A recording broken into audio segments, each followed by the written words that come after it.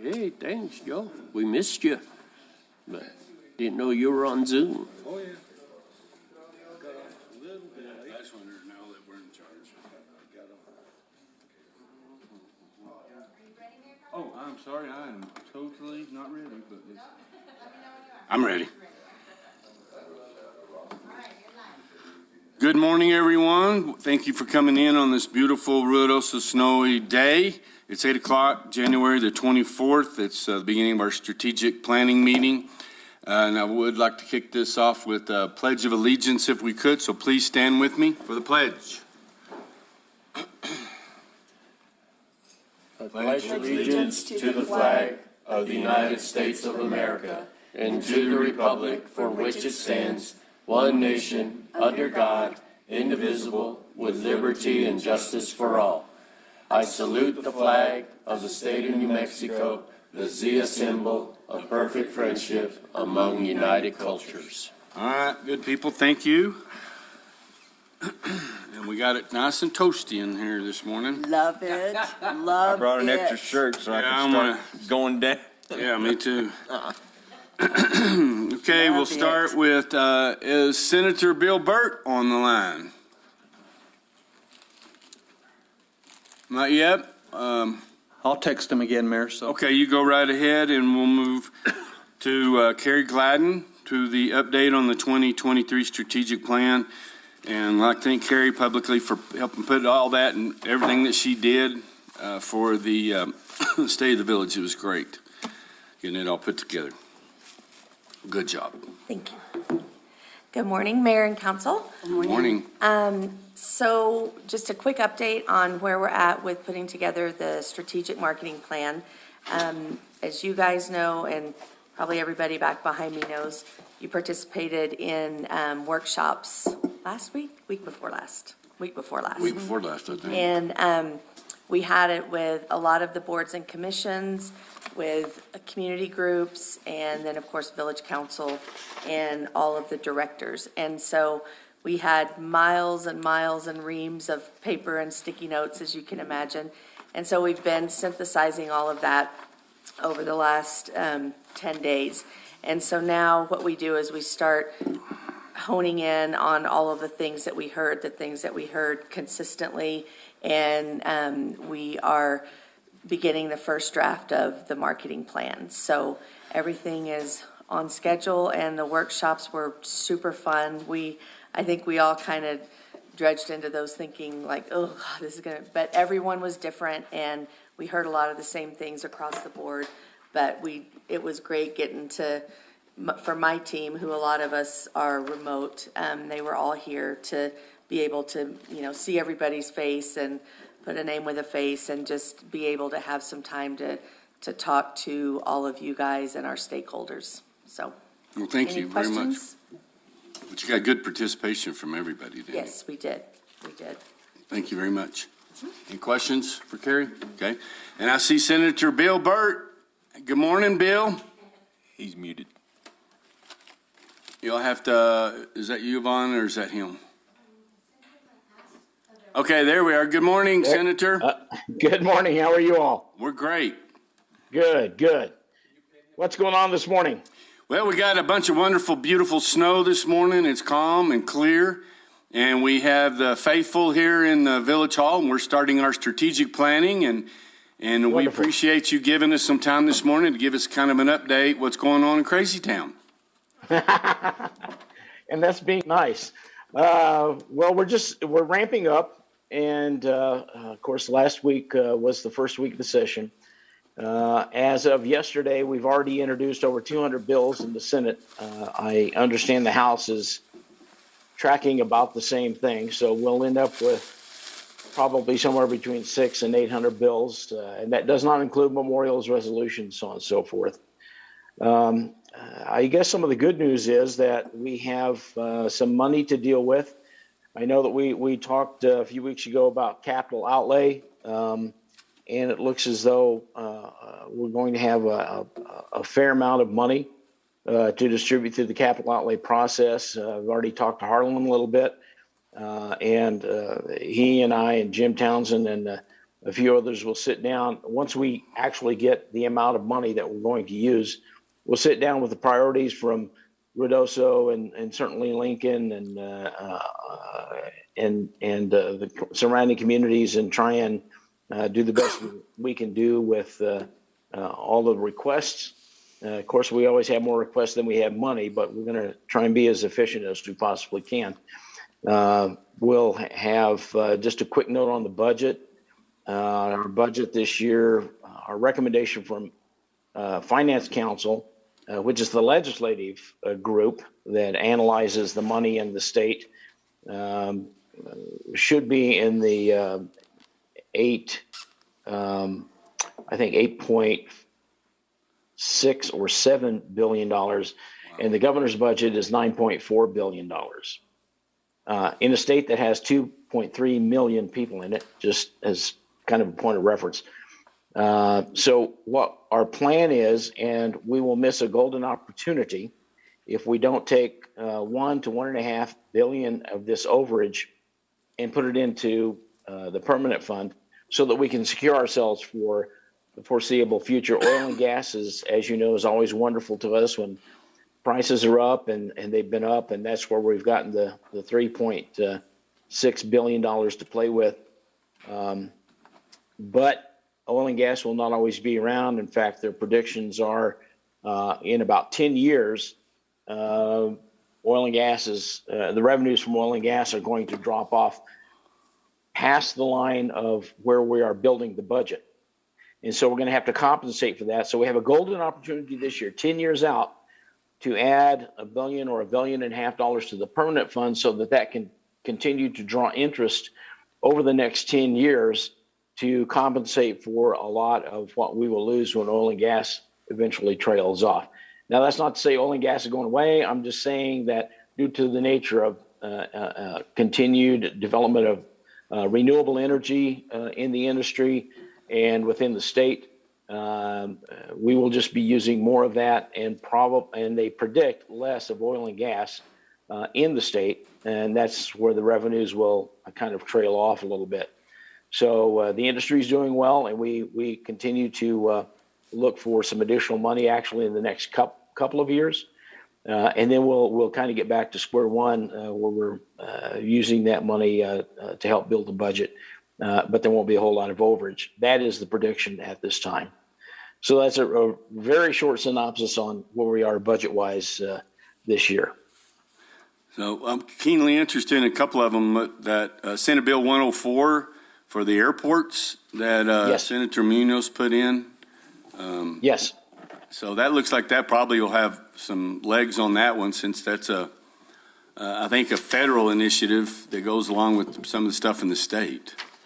Yes. My anticipation is that that legislation will probably pass as long as he's working the issue and trying to get it through both the House and the Senate. But I think that would be very good for a lot of airports around the state, but it would have a very positive impact on the Ruidoso Airport, in my opinion. Yeah, thank you very much. So you Yeah, have a what else? full day today? Yes, sir. We have finance, Senate Finance. We're meeting 2 times a day right now. We're meeting at 9 o'clock in the morning and getting the Legislative Finance Council, which is our economic and finance people, and their evaluations in the morning. And then we're meeting with agencies in the afternoon, 30 minutes or so after the floor session. So we do have a full boat. And I will tell you also, I did not mention, but I will share with you that we had indications yesterday that there will be junior money also that we will work with. And we haven't gotten that figure yet either. It's still early in the game, but we'll have a little junior money to maybe work on some of the smaller projects as well. Awesome. Yeah, that's I heard that they had bounced Lundstrom from the Legislative Finance Committee as co-chair. Who is the co-chair with George Munoz now? And I apologize. I can't remember who they put in that position. What I will tell you is this is kind of a movement that we have seen in the last, probably since 2020. there in the House side especially, and we see a little bit of it in the Senate side in the 2020 election. There are newer, younger people who have an agenda that are coming into the House and the Senate, and it's somewhat reflective of what's going on in Washington. And so we are a little cautious about what's going on.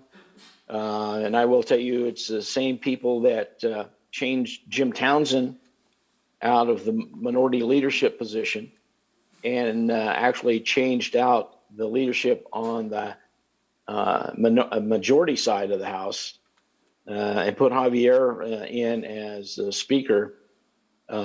This movement is continuing to grow very strong. And those are the same people that moved Patty Lundstrom out, because it doesn't matter, evidently, to them how much knowledge you have or how you work the budget for the betterment of all of New Mexico. There is an agenda there that they want to move along.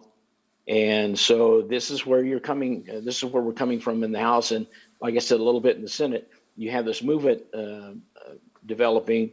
And quite frankly, I think you get rid of a lot of the corporate history of the budgeting process for New Mexico in an effort to divert money to pet projects. And I don't think that's healthy for New Mexico. And that's just my opinion. But if you pay pretty close attention, you'll see that happening. So Jim Townsend on the House side, Patty Lundstrom, probably the next to John Arthur Smith. Patty had as good a handle on the budgeting process and the budget of New Mexico. And now she is not in a position. She's not even on the committee anymore. They took her completely off of Appropriations Committee in the House, and probably will not be assigned to LFC once the session is over. Okay, thank you. Does anybody have any comments or questions for Bill? Well, thank you, Bill. We appreciate you giving us some time today, and we'll be seeing you at the end of the month. Looking forward to having you guys come up and enjoying Lincoln Days, and let us know if we can help in any way, help set that up. Okay, we'll be in touch. Thank you very much, Senator. Thank you, guys. Have a great day. Bye. Bye-bye. Bye. Okay, so we'll move forward, and what he's talking about is there's a super left movement that's been going on up there that's gotten rid of John Arthur Smith, and before that, Mary Pappen, and now then they got rid of Lundstrom, and so they said that this was coming, and they just moved them on out. So, all right, we'll move on to Zach Cook, and he can educate us once more on the forms of government. Nathan Small is the new chairman of House Appropriations. Nathan is? Xochitl Torres' husband. Yeah, he's not. I mean, is he that? I thought he was decent for as far as that goes, but He's part of the movement. part of that movement. Yeah, nice guy, but. Yes, sir. So I am here to discuss with you guys the form of government that we operate under, that you guys operate under. And of course, as you know, municipalities by state law are defined as political subdivisions of the state. So, as you know, the federal government is broken up into three branches. You got your executive, which is the president, you got the legislative, which is Congress, and then you've got the judicial branch. That's the exact same way it is at the state level. I know this is Civics 101, but the governor's the executive, legislature's the legislative, and then the state courts. Same exact setup here at the municipal level. The executive is the mayor. He's the chief executive officer of the city, of the municipality, of the village. You guys are the legislative branch. We have a municipal judge, but occasionally you guys sit in your capacity as a quasi-judicial government body when you're hearing things like planning and zoning cases that affect one small piece of property, or in other cases like that, you sit as a judicial body. And all of our form of government, municipal government, is set up, all the power and authority that you have, or that the village has, that the governing body has of any municipality, is given to it by the legislature. So you can't go on beyond whatever is in the state statutes that says that you can do and can't do. And all of the municipal statutes are organized in Chapter 3 of the New Mexico statutes annotated. And our chapter 1, you've all seen the red books. I don't know how much you've looked at actual statutes, I'm sure in your law enforcement capacity, but you've seen all the red books that are lined up. And chapter 1 of our state statutes is elections. Chapter 2 describes the legislature and how it's set up and what it can and can't do. And then chapter 3 in our big stack of books is municipalities. And chapter 3 is broken down into 66 different articles. So you can think of, I would call it the way I would think about it is like book 1 would be election, book 2 would be legislative, book 3 is municipalities. And that's where the legislature lined out everything, the power of municipalities. And then the articles, in my mind, would act like chapters. So you've got chapter 1, which is general provisions. Chapter 2, these are actually called articles officially. Incorporation of municipality. Chapter 3, incorporation of municipality under a special act. And then it goes on for 66 different chapters. Those chapters are all broken up into varying amounts of different articles. And so Article 3, which would be like a chapter if it were a book, is Article 11, of the municipality chapter is mayor, council, municipality, and a semicolon with the mayor. And then that describes in 7 real quick sections what the mayor does in a municipality. And then it goes to Article 12, which is the governing body of the municipality, and it says what the governing body can and can't do. And they're very short paragraphs. If you've been to Molly or if you've looked at them, it's just kind of general. This is what y'all can do. And then Article 13 describes the clerk, police officer, manager duties. And that's for a mayor council, which you guys are. The alternative is the commission manager form of body where the people elect the commissioners and then the commissioners come in and decide who the manager is. Under that form of government, you have a manager and the manager has a seat at the table. He just doesn't have a vote. So you have a much stronger manager in that case. In a mayor council, you've got a manager, but he doesn't, he's there to answer questions and obviously does the day-to-day grind for you guys, but he doesn't have quite the influence as the commission manager form. So in just a few sections in all of our state laws about municipalities, it's all very general about what you can and can't do. And we have in your pack a flow chart of who is where on the hierarchy in our government. And it's beautiful. It's the way it's all structured is just so nice and tranquil and this is what you can do. And then you add people and personalities to the mix and it all becomes a whirlwind, as you're aware.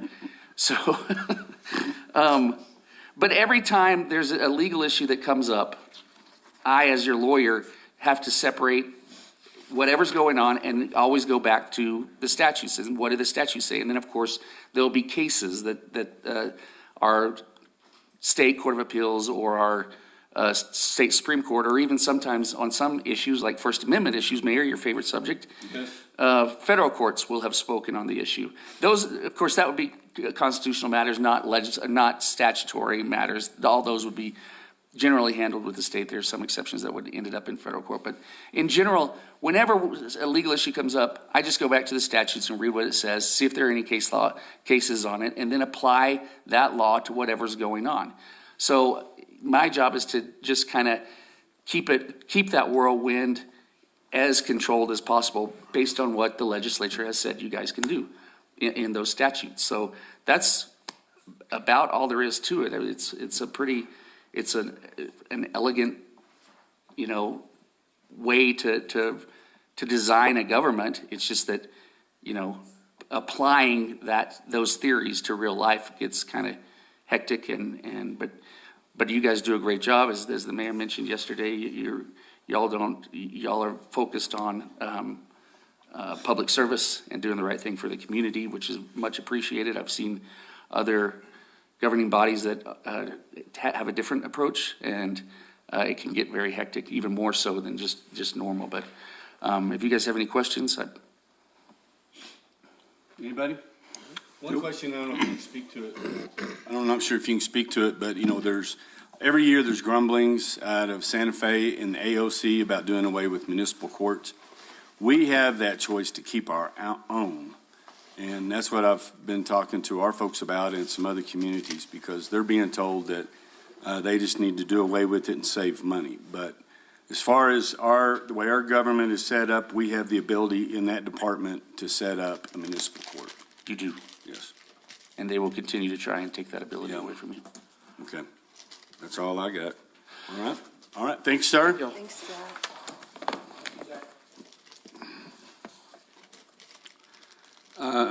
Jenny, you're up, girl. Review village mission and purpose statements. Good morning. The mission statement for the Village of Ruidoso is as follows. The Village of Ruidoso is dedicated and committed to provide friendly, innovative, and quality government services which will promote healthy and safe environment while enhancing opportunities for all citizens and visitors who live, work, and play on nature's playground. Has this statement been in effect for quite a while as it is? That's correct. Mayor Crawford, members of the council, also on your, on the table there, I did provide updated for the Parks and Rec, organizational chart, and on the purpose statement, that's the original purpose statement, so we wanted to include that also.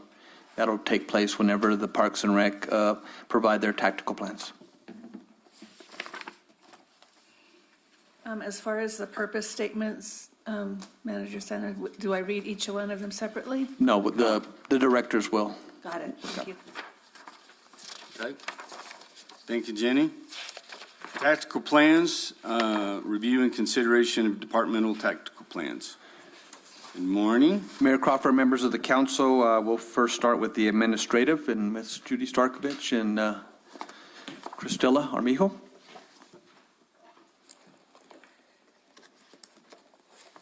Good morning. Good morning. Morning. So, let me get my mission statement.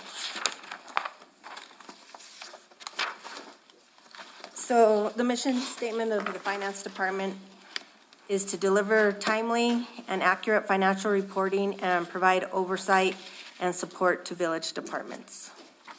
That's kind of what we do in a nutshell.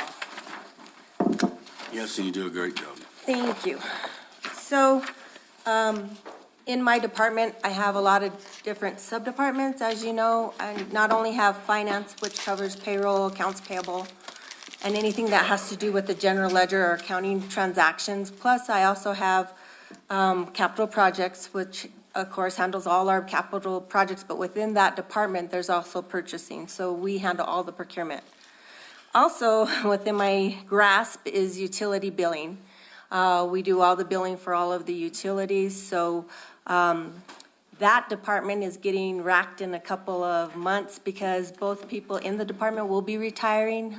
Trina leaves in March, and Toy leaves approximately in April, if not for sure by May. So all the knowledge that we've had for all these, the old cell phone 3G, as of December, 3G went away, so we have to change out all our endpoints. So they are frantically changing out old endpoints to new endpoints and getting readings and stuff going. So that's all in the mix too. So currently, we are advertising for Trina's position, so we should have somebody selected hopefully within the next week or so in order to get her able to shadow Trina and to see just how Trina handles customer.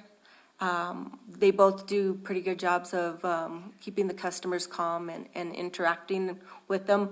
A lot of people say, well, all they do is talk. Well, a lot of times these people, we're the only people that they see, and it's that extra step of making that customer feel very welcomed and learning about what they're doing, because sometimes, you know, these older people, they literally come in just to talk to somebody. So, you know, and they both do a good job. So also within my realm is IT.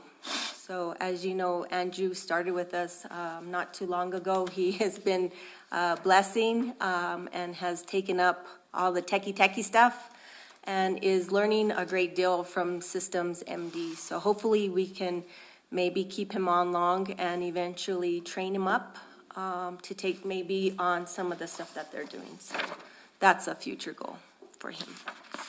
May I ask a question, Mr. Go right ahead, sir. So on speaking of that, Judy, Systems MD still is into us as they have been? I mean, they're still the ones at the end that's fixing things and doing all that? Counselor Hooker, Mayor, yes, they are still hands-on. They do a lot of stuff remote. We have been able to decrease the number of times they're out here on trips. Now they come out once every couple weeks because Andrew is here and he understands a lot of the lingo. And with Zoom and FaceTime and that, you can deal with the people in Albuquerque and get things rolling. Plus, we've learned a lot of things over the years.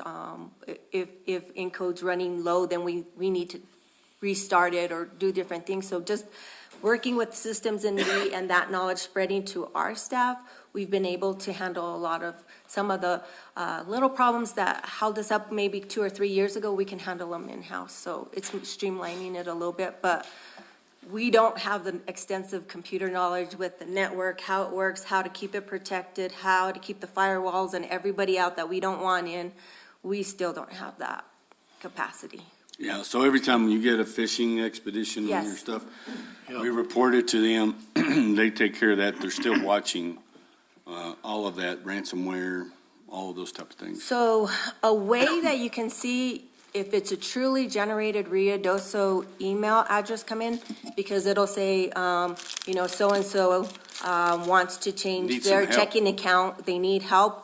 If you look at the return address on the email, if it doesn't say at ruidoso-nm.gov, usually it'll say like net.com, or it'll say some kind of other just totally different suffix on the email address, that's phishing. So if you get that, you just send it to support@systemsmd.com, and then they'll fix the firewall to try to catch those. But, it's probably impossible to stay up with them. That's why we have to be vigilant on our side too, because there's just so many hackers out there.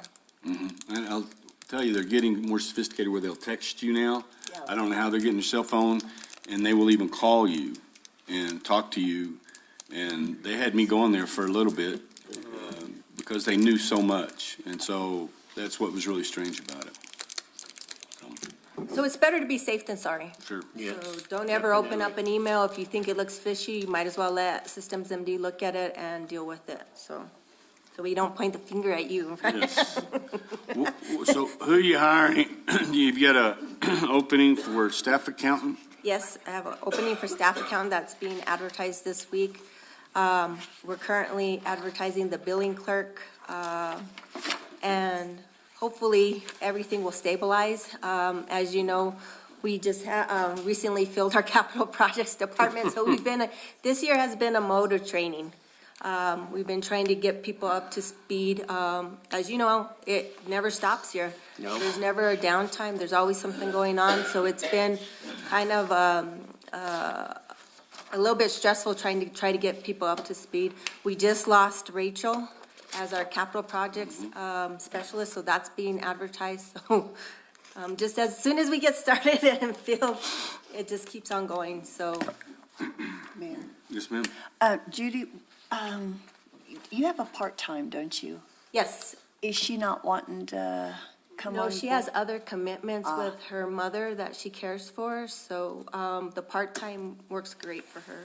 And she's been able to help us in the accounts payable now. We've been able to scoop her because she does have a little bit of a finance background, so she has been a real help. But Does she answer the phones? yes, she answers the phone. She does such a wonderful job. does do a good job. So all the 3 girls up in front do a wonderful job, and because those phones, they don't ever stop either. Whether it's to Well, get you the know number to you're gonna P&M get- or what's my bill, how much do I owe my bill, or just where are you located? They This one do she just real handed me.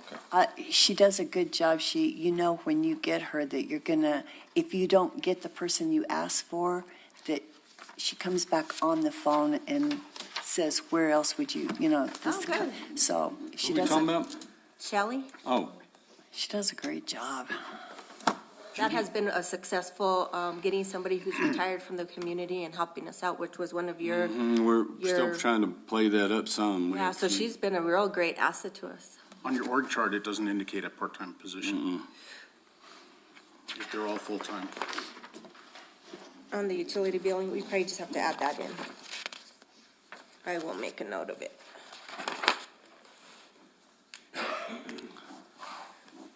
So you're down 2 or 3? 3. 3. Are you getting applications? Good, okay. Yes. But they all want Yep. Do they want to work from home? only 4 days, Oh, and only 9 to 3. Just kidding. No, I'm just kidding. With a 2-hour lunch and 6 weeks vacation. Is valet parking included? Yeah.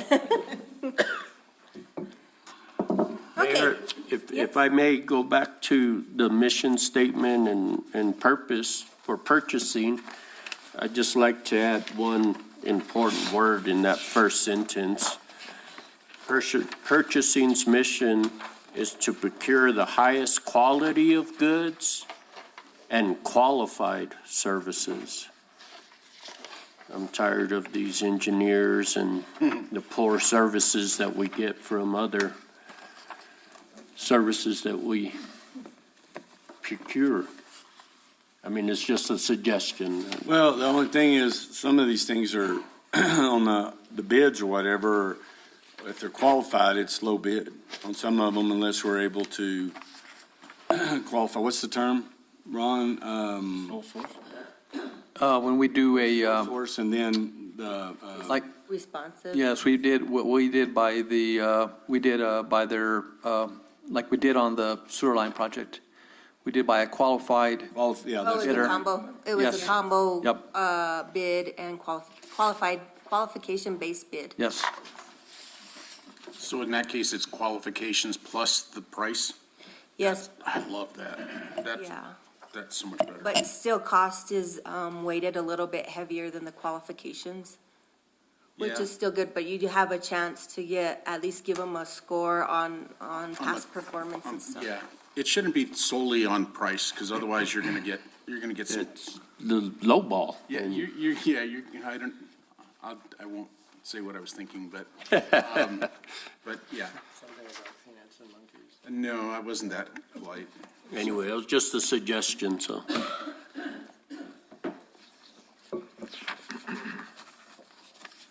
Okay, so let's, we can go on to the finance tactical goals.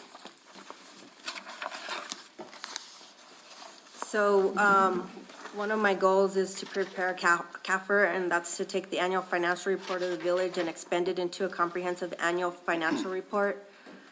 We need to add a transmittal letter, a stat section, and some additional schedules. What this CAFR does is bring a 10-year history of the village within the financial statements. It's an added level of financial reporting, and this has been a goal of mine since I got here. And I thought I was gonna be able to finish it, this past year, but unfortunately, with the changes in personnel and different things that happened, it got away from me. So I do have a meeting, with the auditor in the spring to tie down my format and actually create the template that will do those additional comparative balance sheets for 10 years and income statements for 10 years. And then it will also include some, top 10 property taxpayers and other information on our debt levels and stuff like that. So it'll just be some more financial information that will be helpful to not only bonding agencies and some of our other users of our financial statements. So it is a big endeavor. It's going from our little report that's like that to a report that's like that. So but it just takes time, which I haven't had a lot of yet lately to get the format down. So that will hopefully be done before the end of this fiscal year. Judy, does that make your closeouts easier then, No. having it in that format, or what's the plus side?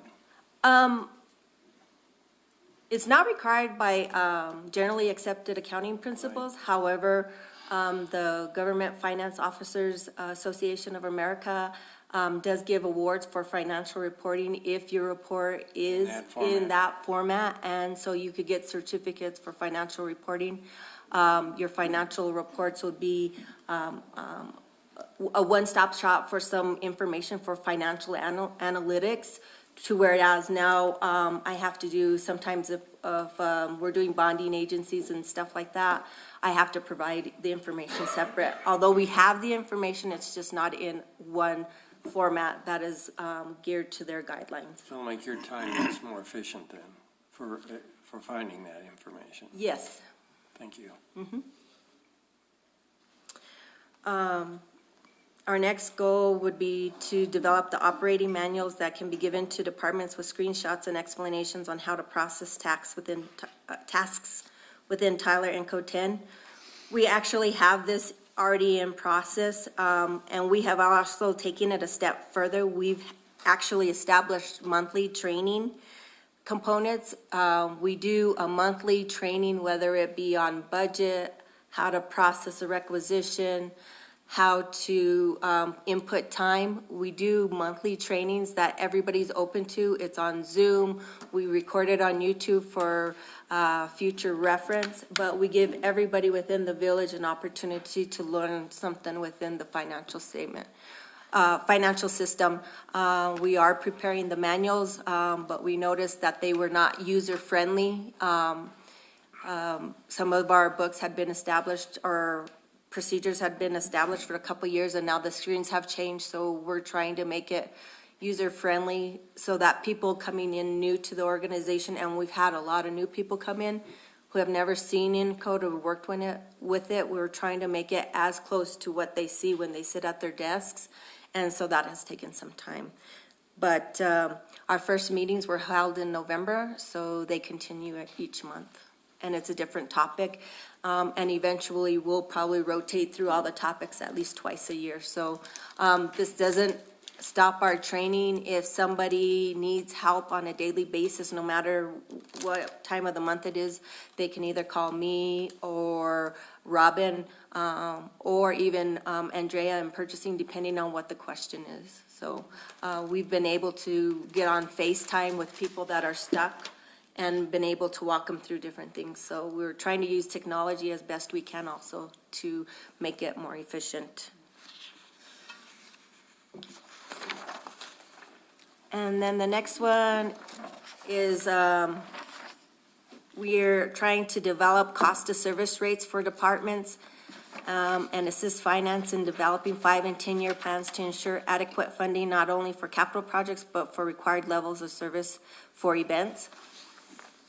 As we're going through our rate analysis, Raf Tillis, who is actually doing the rate analysis, has developed a financial model where we put in our historic expenses and revenues in this Excel spreadsheet, and it massages the numbers to come out with a projection over 10 years to determine whether our rates are enough to take care of continued growth and to make sure that we're charging our customers enough for the service. So we want to take that model, which is already developed, and kind of ease it down or dummy it down a little bit so that we can apply it to the adult basketball league.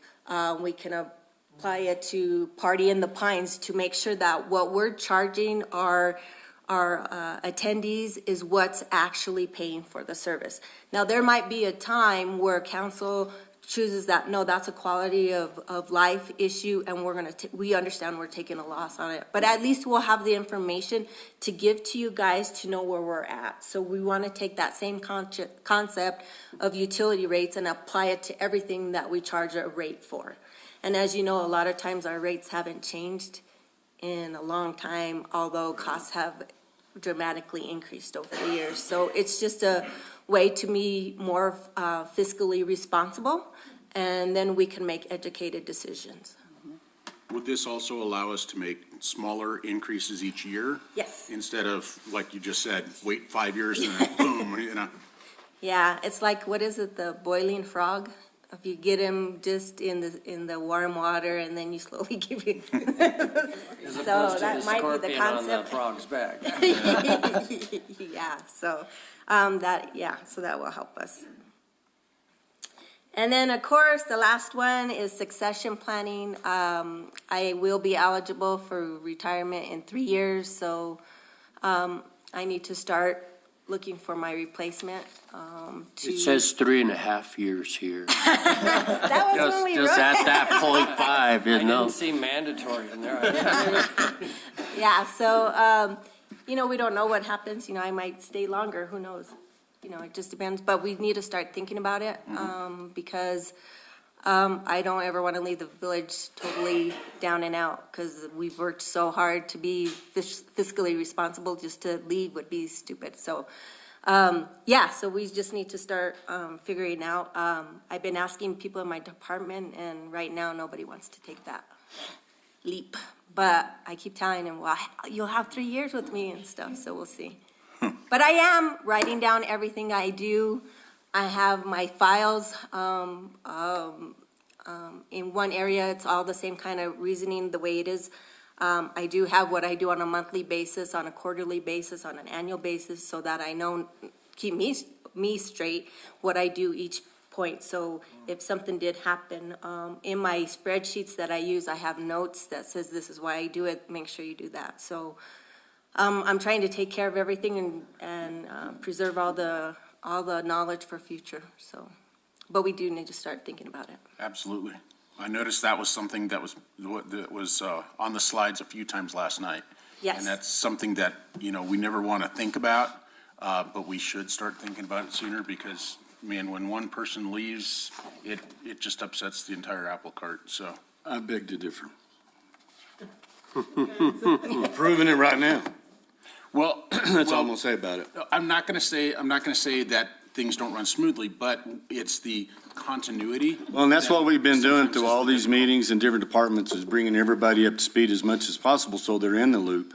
But doing what she does is specialization, which we've already started talking about this months ago, on who do we bring in. But the village, like I said last night, and I'll continue to say, is much bigger than 1, 2, 6 people. Yes. It's a whole process that we're doing.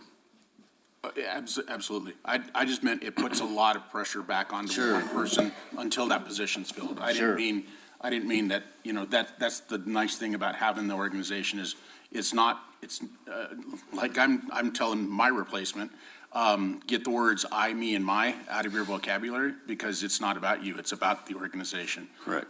And that's where it needs to go. So I'm glad you're thinking about that. 3.5 years will go by really quick. Or it will seem to drag if you really want to go 3 years, so it'll go by quick though. And Judy, I think it has to be appreciated that you brought to the table with your skill sets, your audit skills as well, considering that's what we undergo every year. And so it's apples to apples there. So it's beyond the general accounting principles that we usually deal with. And we're lucky to do that. Ron's in the same boat. He's rowing the same direction. So we've got that there. In the police department, we want the same thing that we're bringing, and then we can still look at outside entities, and hopefully our inside scores higher every time. Right. But that's something that's been working on for some time, but now then we've got to continue in several other departments. Yeah, if we have the people inside that express the interest, then we need to invest in them as much as possible. But sometimes people just don't want that added responsibility. But sometimes if we do it in a way to where they're not gone, like in a month I'm gone. Oh, yeah. If you do it for a longer time, it gives that person confidence. And so I think that that's very, very important. And to me, a good director, a good manager, you teach your people everything you know. To me, that's a great manager or a great director. So I think that's very important.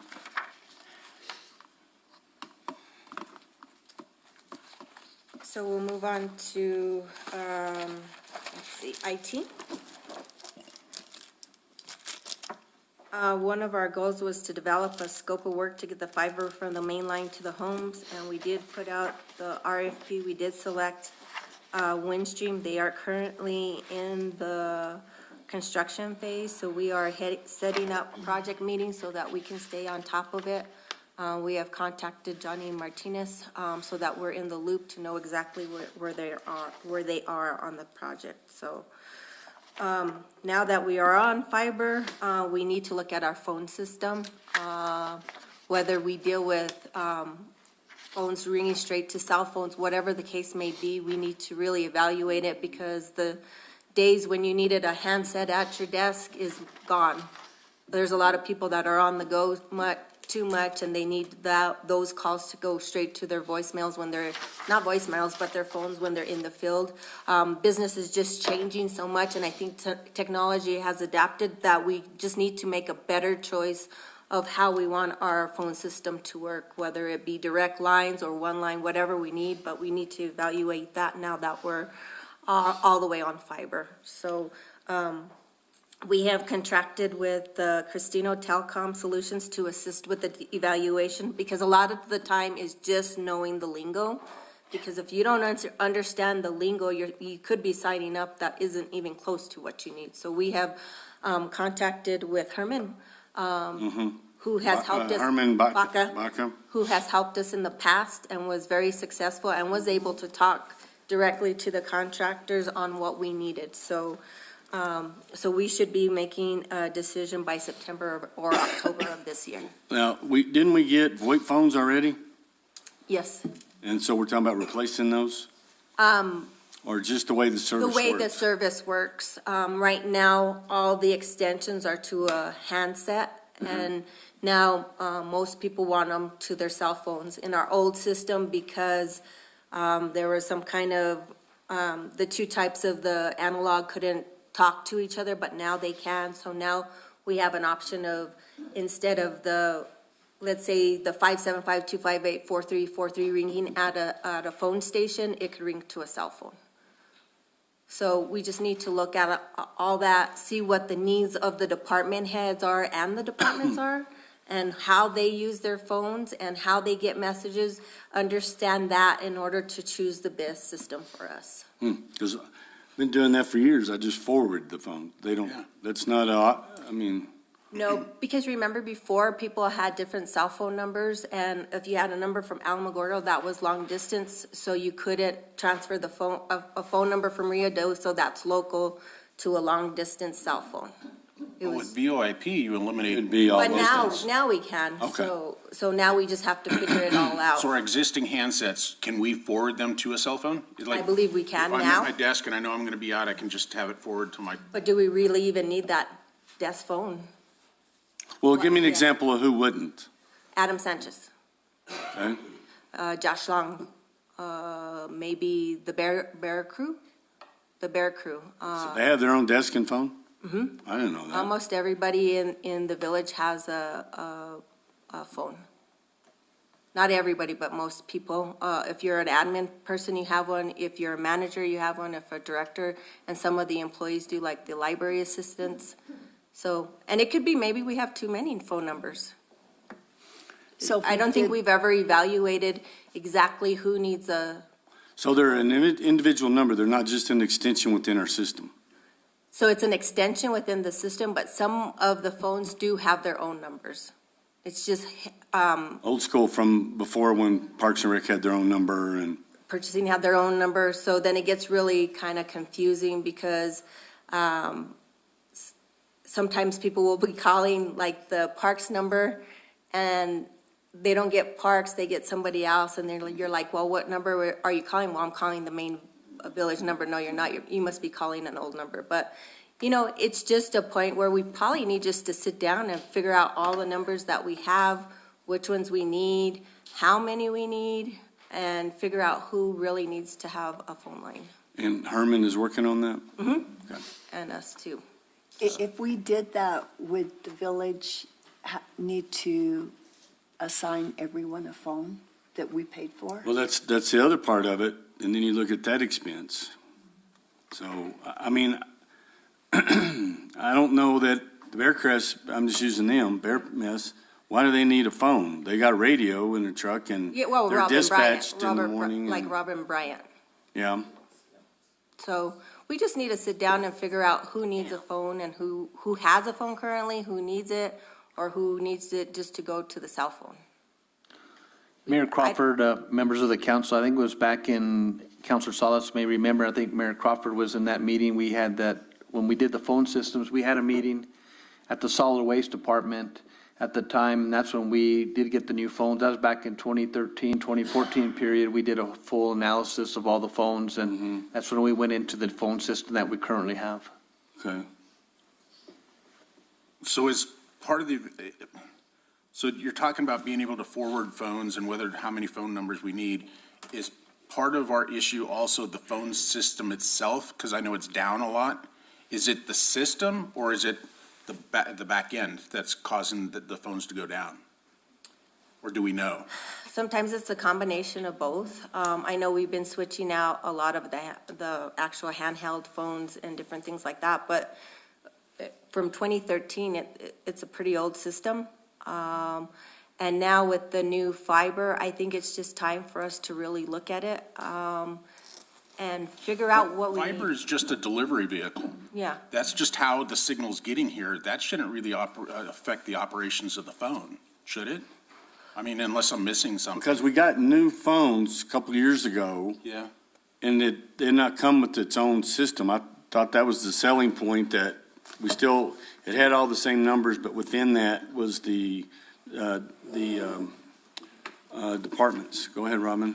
Councilor Coughlin, Council Mayor, we're evaluating everything. We've upgraded fiber, we've upgraded software, we've upgraded some of the hardware, but with Herman's assistance, we are evaluating absolutely everything. We have 150 actual handsets at the moment. We have over 200 phone numbers available to us simply because of the access that Windstream gives to us. And then we have old phone numbers that were never ever disconnected when the upgrade was done in 2013. So Herman, with his assistance, we are evaluating absolutely everything. And so it is a monster task that was once not completed back in 2013 to turn off phone lines that we never needed. And we've never used, we have old fax lines that you could fax to your desktop. And so this is a monster project that we have taken on to try and address and make as mostly efficient as possible. And so we've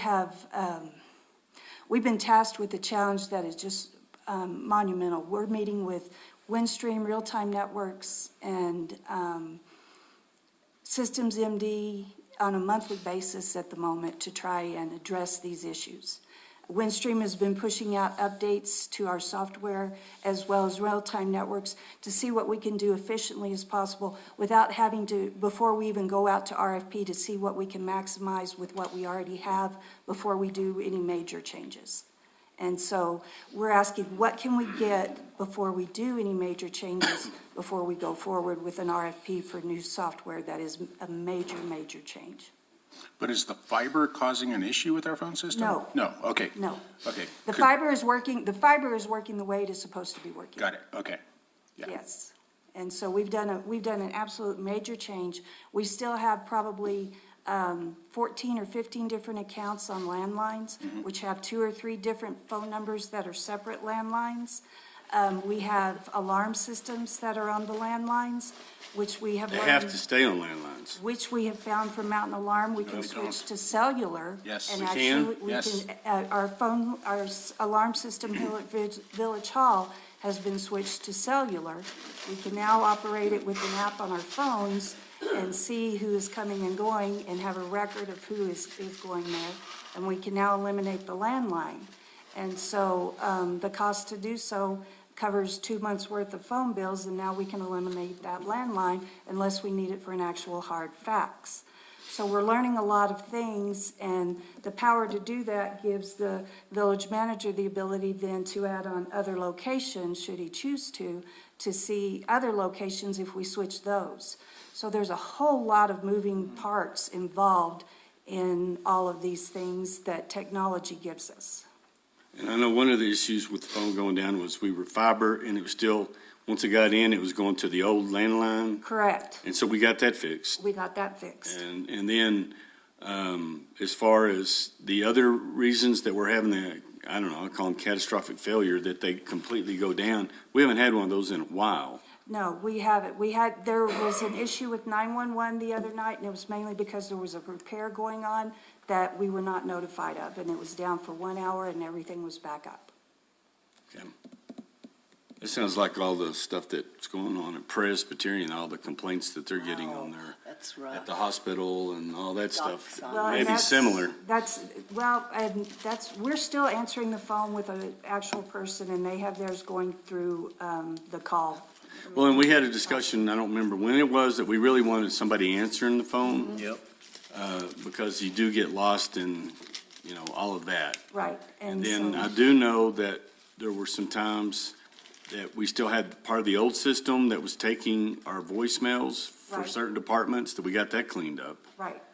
And so, but Herman has been very good. He's the one that's walked us through Right. a lot of this last mile, middle mile, Yes. end of the road mile, and then the end. Right. Last. So he's been very good. So I knew we were talking to him, but I didn't realize he was on it, so. Yes, so he's still helping us with a whole lot of stuff, and we're trying to get things moving forward. We just turned up extra service at the fire department so that our emergency operations center, which we had issues with during the McBride fire, we will not rely on Village Hall. We basically have all of our eggs in one basket because of the way our servers are set up, because Horton Complex did not come online at the same time it was originally planned to. So the fire department will have its own dedicated server over there, so that should the event, we have another emergency, the EOC will have its own independent phone operation to be able to work, so that if power goes down at Village Hall, it will not have to rely on Village Hall. So, Wow. and that should be operational here, hopefully within the next week. So, we have so many moving parts going on right now. It's very difficult to keep up with all the things we have going on in finance. So, Yes.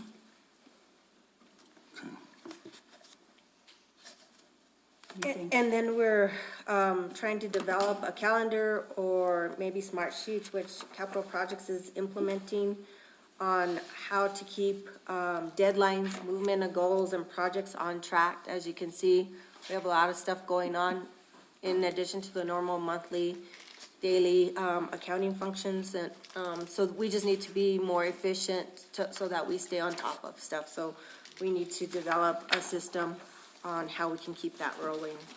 And you guys are doing, I'm sorry, go ahead. No, You guys are doing time, we move that back to finance, payroll, time roll. So is there a way, because that is always a hair puller, every time people trying to get the time in, is there any way that during this process we can analyze that to make that where it's more user-friendly? Because I know I talked to department heads and Ron and everybody, by the time it goes through, it is a deadline race every pay period.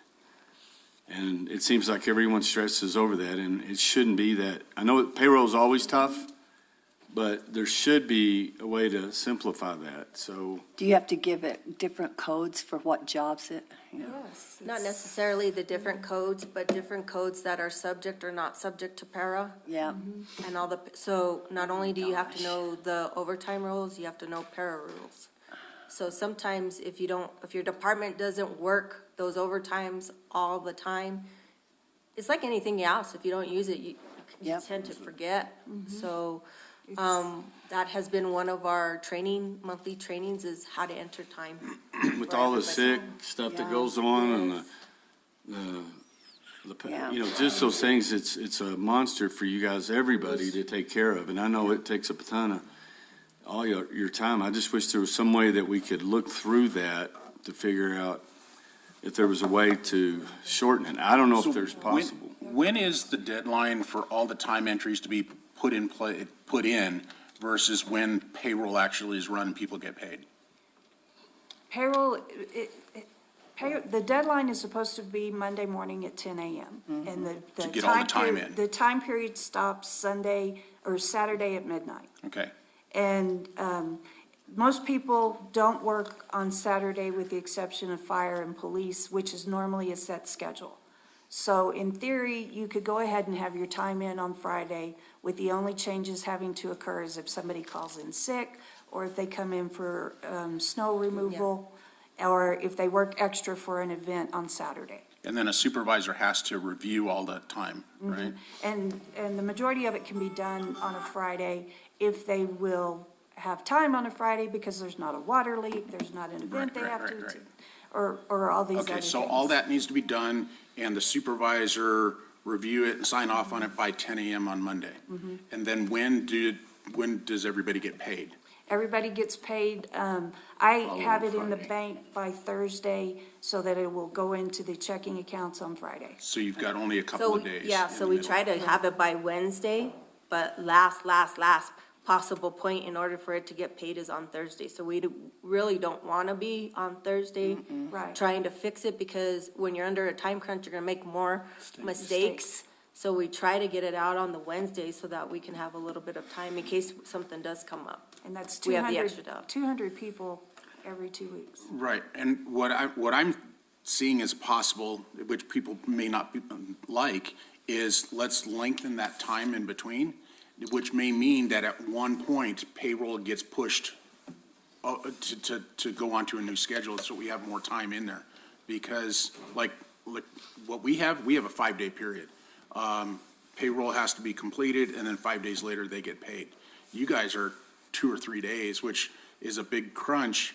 And then if you got supervisors out sick or snow days, and they've got to be out there working, and water breaks and all that kind of stuff, we're on razor-thin timeframes. If we lengthen that timeframe a little bit, and change our pay periods just a tad, that first time, and I've worked with companies that have done that, where we used to be paid weekly, and then all of a sudden we were changed to once every 2 weeks. That first time was a hit, but after that, then it was just smooth and moved out. I don't know if it'll work because you still have to have the payroll at the bank X amount of hours before it's due. And you're Yeah, still you still gonna have your managers out doing things where they can't get in to review. Well, so what I'm suggesting is, I'm just throwing it out. I don't know if it's possible. You guys know that, that process a lot better. If everything's due by Monday at 10 a.m., pay is the following Monday. I think what we need to do is just be more aggressive and saying your payroll has to be in at 10, and we can't let it, do you know what I mean? Well, yeah, but then you also run into supervisors who don't understand that we are legally obligated to Right. pay people on a certain time. Right. And if they're dragging their feet or have an emergency or do whatever and don't get it in on time, those employees aren't going to get paid. But I don't understand why you don't tell the supervisors and managers, this is the time that you're gonna have this in. You have to have this in. Well, most of the time they do. Yeah, but it's- so the big thing is, once we have time and time's perfect, payroll's like that. Right. Well, yeah. Because it's already once the hours are right, the deductions, the pay rates, as long as there's no pay rates and Yeah. we've already checked them, once we get the time in, Then it's it just flows, push a button. it's literally fast. push a button. But it's getting up It's to the- that point. It's getting up to that Right. point, so, And the bank has to have that file at a certain time or else it doesn't go for Friday. And the majority of managers are getting much better about doing everything on Friday. And so, we're not having as many issues, even with snow events, holidays and everything else. The majority of managers are getting everything in on Fridays and only changing a few things come Monday morning. So, they're working very hard to get things done on Friday, so they're not having to deal with it Monday morning. And so that they know the only thing that they have to deal with is somebody who called in sick or the snow events. Mayor Crawford, members of the council also on vacation and sick, to make sure they go in and they approve those. That's another, they may have a payroll and they say, well, those days aren't there. Well, they need to go approve the vacation and sick. So that's another, on another side, they need to get, that needs to be also handled correctly also and on time. It just sounds like we need to continue to train everyone to report and to do the things in a timely manner. Because I know once the manager that comes all the way through to the director, is that the final approval? Yes. Because if So- if an employee or if a manager knows, oh, well, if I didn't get in by 10 a.m. and I've got until Wednesday, I mean, there are procrastinators out there. So, One thing we did 2 years ago, I think it was 2 years ago, we sat with the department directors and we said, do you, as a director, and you have 40 employees, do you have to literally see all their time? Or can you rely on your supervisors, that the supervisors are gonna take their people down and approve it, and then you just do your supervisors? And a lot of people have transitioned the way they approve time. So before they were approving it 3 times, now they're doing it once.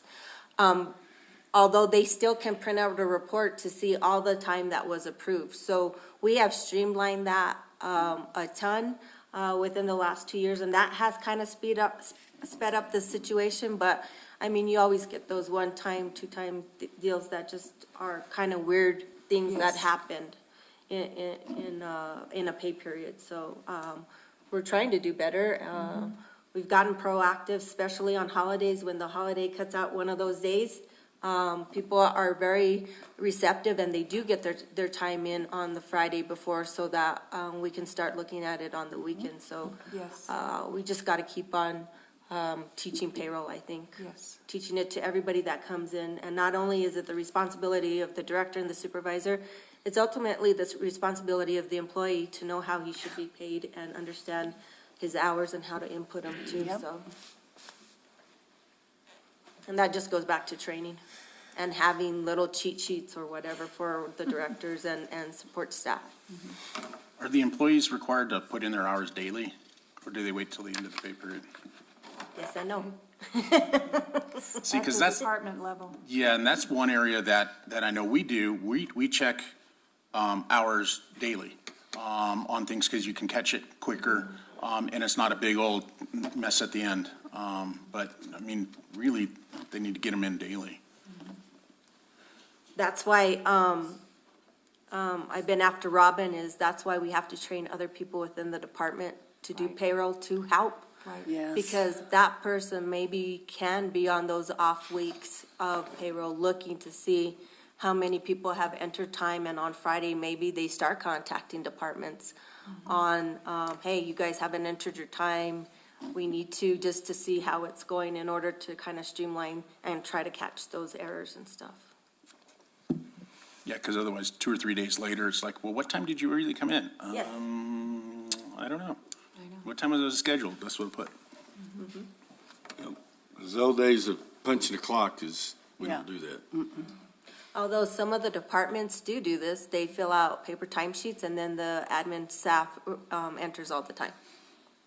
So we do have that option too. It just depends on the department, how they want to keep track of their time. On a different note, can I say something? Sure. For cleaning up, what about the emails, when we get emails and, you're looking and all these employees that are not here anymore? How do we clean that up? We clean it up. I'm getting a list from Kelly right now and getting all those names off of there. And so, in fact, I need to email her and say, okay, you didn't send me the list. Kelly Ed Systems. Systems Indeed. They control that list, and same thing. I was like, Kelly, we've got to get these people off of Yeah, there. the other day I was looking, I was like, oh my gosh. Exactly, yeah. Okay. So when we hire an employee and assign them an email, how is that new email put in to create it? How, it's sent from. Is it Systems MD that creates that? Okay. It's sent from, Human Resources. And then when that employee's no longer here, access is cut off, so. Right, If somebody's Just still sending because. emails, they just get lost, and that's another issue. right. But just like we have a process and a checklist of when we hire somebody, we do XXXX, create an email. When somebody leaves, it should be XXX, delete that email. Exactly. We should be dumping it, Systems ND should be dumping them. Correct. Yeah. Okay, Okay, thank you. Next. thanks. We are moving to utility billing, so their mission statement is, utility billing's mission is to provide reliable billing and friendly inquiry services to assist in efficiently monitoring and managing customer water usage.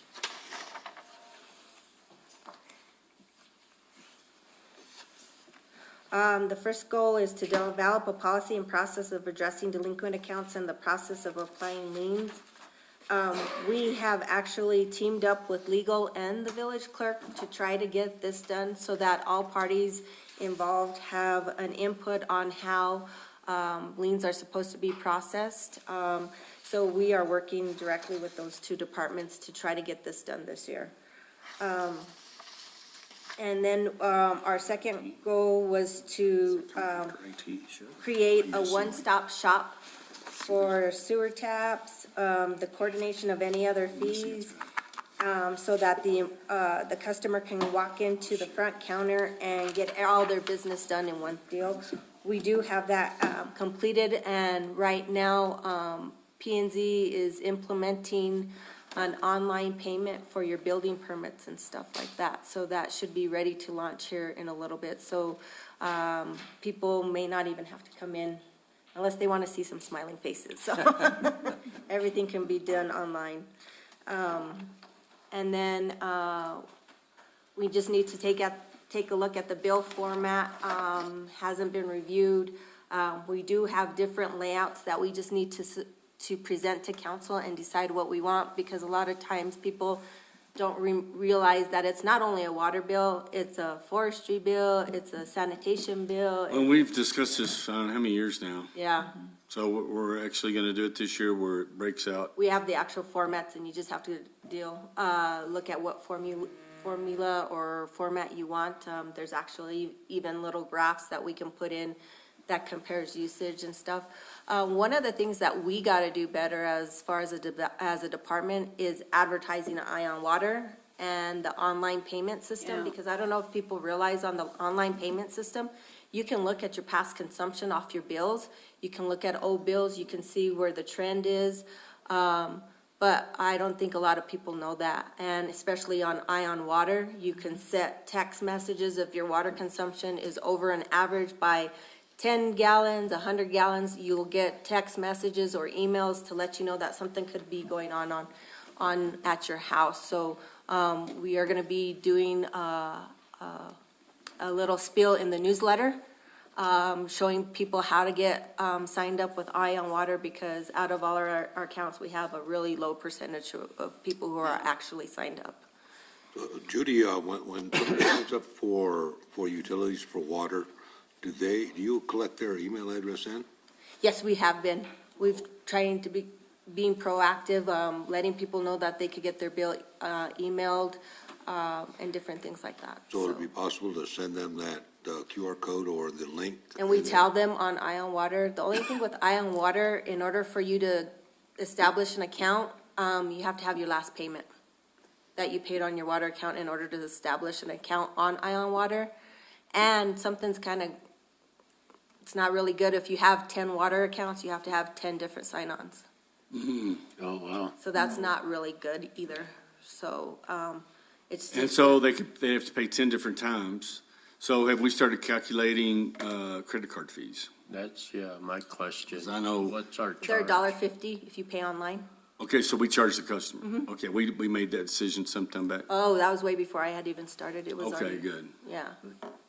Because I know we're just now doing that out at the track, and it's saving us thousands a year. And the other thing that, there's just a lot of information. I think a lot of people don't read our bills. Even though Ion Water's on that, our messages, I think people are used to just paying whatever they think the minimum is, and the only time they get a call is if their payment is higher. They'll never call you if it's lower, but they'll call you if it's higher. So sometimes our bills probably aren't even opened, I would imagine. So we just need to be able to spread the word about stuff and information that we have for the customer in a better way. And whether that be through Facebook, through the newsletter, maybe a spiel on your radio show, that might help too. So Yeah. we just need to get the information out there to people, because I don't think people read the bills. Judy, They do read the newsletter, though, Yes. so. It's true. so Judy, on the bills, you can elect not to have a bill mailed to you, just a PDF on your email every month, correct? Yes. Okay, because that's, Yeah, I just have mine automatically charged, so I never open the bill. I mean, Yeah. Unless I see something, and it's $1.25 for the charge, not $1.50. Yeah, and, At least, maybe I'm getting a discount.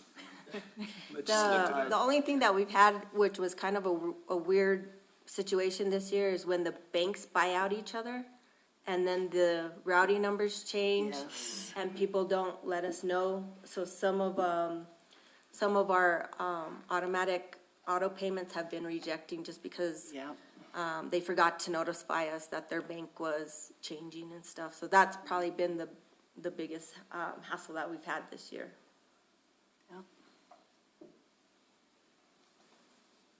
And the next one is succession planning. As I had told you before, is that 2 of the positions are retiring, so we're just trying to keep it moving. So we've been very lucky.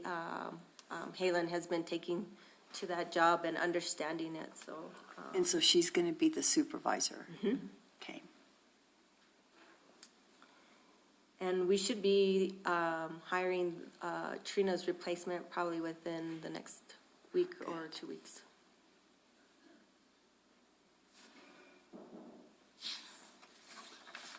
So those interviews are all completed? We're just gonna start them. I just selected the people that were, Because I don't remember seeing that one. I was looking online of jobs available. it's been probably for Maybe the I just last missed 2 or it. 3 weeks, Okay. something like that. Because I've been talking to a lot of people, yeah, I'm trying to find a job. Go to the village website, son. Here's, what do you do? Here, let me look up for For it. that job, we only had 4 applicants. Oh, wow. I thought we would have had a ton. It is what it is.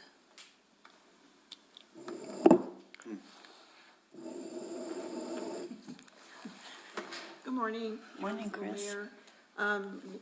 I was kind of wanting to observe how this went so that I can make sure that I'm ready to go, but I'm gonna wing it. So, the mission statement for the capital projects section is, capital projects will establish a standardized project management approach that will provide full support to our village departments with all aspects of project management while maintaining fiscal responsibility. And I think, coming in when we had a whole new section, we were kind of, all of us were unsure what we should have done or what we needed to be doing. So the approach that we took was, we're providing customer service to all our directors and all our managers. When they come in, they need to let us know, what can we do to make these projects happen for you? Do we need to be on the project management side of things? Do we need to really help you on the budget side of things? So we're trying to make it like, if you will, a one-stop shop. So whatever they need from us, we kind of say, have a meeting with them and say, let us know what we can do. And in this case, like with Ashley going on maternity leave, we've been meeting with her ongoing so that we can have Leonard provide whatever support they need while she's gone. So that's kind of the approach that we've taken, and the staff that I have had is doing a really good job in that regard. They provide daily updates, they're out in the field. Sometimes they're a little bit eager to know all the details, so we try and dial that back a little bit, but. So it's you, Leonard, John. Yes, and Andrea. Well, Andrea's been helping she's the- too, because especially with Rachel leaving, she volunteered to try and help with that in the Okay. interim with some of the emails coming in and the payments. So when Rachel left, she sat down with her and I so that we could talk about what the responsibilities are and how she could support us until we hire somebody. But we have already gotten 2 applications for that position, so I'm hoping to wait another week and start interviewing people. Okay. So, in that vein, when we were looking at the goals for our department, there was already one that was set, or I guess, maybe it's the wrong section. As you know, with our sewer line project, the majority of our issues that we run into are dealing with easements. And so looking at it, it's been, you know, a change of hands of who's doing what. We've got, you know, High Water Mark helping us. We've got poor Ron trying to deal with it. We've got Zach. So I asked Zach if he'd be willing to help me develop a SOP on how we should approach this. How are we gonna keep track once we have these easements in place? You know, are they permanent? Are they temporary? How are we gonna make sure that we keep them in a system? So we're gonna come up with a standard operating procedure and then work with Ashley to make sure that we can also have them mapped out. So when we have a project going, we may already have an existing easement. And from what I understand, talking to Adam, there's some historical information that is available. So just to look at the whole process and find a way, because we have other big projects coming along and we don't want to have to be, you know, delayed doing the same thing over. There's a lot of lessons learned, I think, that we can put into place for that. So in this SOP, you're going to have a tracking system that will pop out critical dates and stuff like that? Yes, and then also talk about how do you approach the homeowner? You know, we've gone through rounds and rounds and rounds sometimes with homeowners, and maybe establish timelines. You know, how many times? I don't know. It's kind of hard. Are we going to go to somebody 25 times? Well, and we've extended and bent over backwards on some, and then finally, until you bring the hammer, they don't respond. Yeah. And so Ron, I knows, in the emails back and forth on this one particular shows exactly, others sign it and send it in the mail. Yeah. And so you're right, I think that's a good deal to develop an approach on how we, especially if they're local and if they're not, you know, what does the language look like when we're reaching out to them? Some people get just anxious when they see something official come in. And so a lot of the wording, I think, would be important. And I think also, you know, it doesn't just stop when we get the signature. You know, we have to file it and we have to pay them. So we ran into some issues where some were We didn't get filed. filed Had or to do it again. or they haven't been paid. So just to set up that process, you know, make sure that it's complete and track it in a better way. But it sounds like a tall order, but poor Zach said he'd help me. And we've already, you know, we've done some research internally on how other municipalities and cities do it. So we may be able to use what, you know, need to reinvent the wheel, just try and tweak it a little bit. Yeah. Okay. And then, also now with all this, federal funding available and as busy as poor Judy is, I think that we should have, developed an SOP for, managing grants. I mean, we go out, we get these grants, and sometimes, you know, the finance department doesn't even know that, you know, we've gotten a grant, so then we have to find the match, and then we have to know what, you know. I agree 100%. We just went through this the other day where we applied, Airport. and yeah, I went over and asked you, do we have the $194,000 earmarked? And, you know, no. And so, but we were already at a timeline. We had to sign and get it in if we were going to be considered. So there needs to be a process. I mean, we can always decline them, I know, but you don't want to get in that habit of those people that are approving them saying, well, these guys will probably turn it in anyway. I think one of our objectives for this upcoming budget is to just set aside X amount of dollars for grant matches, because with the amount of money coming down, or I think it would help us a great deal if we had set aside $400,000 just to provide matching on grants. Because like this 9 million, I don't know, was there a matching? I didn't read the whole bill. So there was a matching. 9.7 or whatever. There is that's a matching, but it House, was, Senate Bill 104, that's the one we're talking about? oh, On the capital outlay? oh, I thought you were talking about the grant. we The other already one, had. The other one. I'm assuming there would be a grant, at least a small one, I would imagine. We've been lucky that Jane at the state level has been able to subsidize our match, so that in the end, our match was only like 2% or something like that. Yeah. But That was clear just the other day, that they're coming in so fast, and the directors are bringing them in for me to sign, and then I'm asking, have you talked to finance? And not yet. So we come down to your office and stop what you're doing and look at it. So you're right, I think an operating, just SOP on how, when these things are going for them, that needs to be discussed. Right. And then, before we fill out the paperwork and say yes, and that needs a meeting, and maybe we could set them up once a week to review, because there are a lot coming.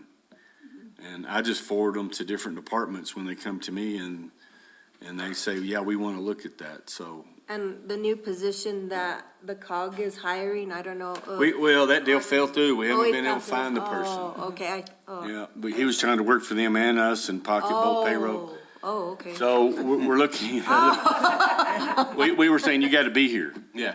And he kept him on. Then we found out, his boss just found out that he had applied, and so he dropped us like a hot potato. Because we were going to require that he be in the office, and I was going to be in his back pocket because, you know, I told him I have plenty of time till May until we can find somebody in-house to work with them. And then he didn't want to do that. So we're still looking at other options and working with the county on something that they're agreeable to. So that just happened yesterday, or what's today, Tuesday, Friday? Friday is when it happened. We're looking at another option of maybe even using a consulting firm where they're able to pay them directly, so, and have more than one. Because we can't find an individual that has that skill set and the ability, because even with this individual that had that, they still had other people in the fields that would do specializations that they were going to hand off stuff to, and then they would run the paper. And we wanted it all done so that when they worked with project management, that they would help us implement that and walk Leonard or John through their portion of it. And that's what we had done. Well, that didn't happen, and we interviewed a gentleman on Friday, Scott Williams, and he was one in the department of their company does things like this. They do grant writing, go after grants. So we're looking at those options, and we've got it cleared through the COG that we can do that over a 3-year period. So, you know, we may get somebody that actually is here, but we're working on those things. So in the meantime, directors are writing grants? Yep. Do we have any type of grant writing workshop for them to help learn how to write grants? Because I know a lot of times in grants, it has to do with the language that you're using. Counselor Coughlin, Mayor, was it about 6 months ago, we went through a training course with New Mexico Municipal League. Yeah. And they did a grant writing course, and they gave a few pointers on how to write it and how to gear it. So we did go through. Okay. So it's just a matter of getting used to writing grants. Eric was really good, so we learned a couple of tricks with what he does. A lot of it is just staying in contact with the department and letting them know that you have projects that may qualify, and sometimes they can take you under their wing and help you too, so. Especially if they're shovel ready. Yes. You know, if they're already on the shelf and they're fitting with your ICIP, or they're fitting with all that, and you have to tie that in so that it's congruent. And then you look at what the governor's initiatives are and all of those things, we've been tying those together, and that's what we're gonna have to do, pick up where Eric left off.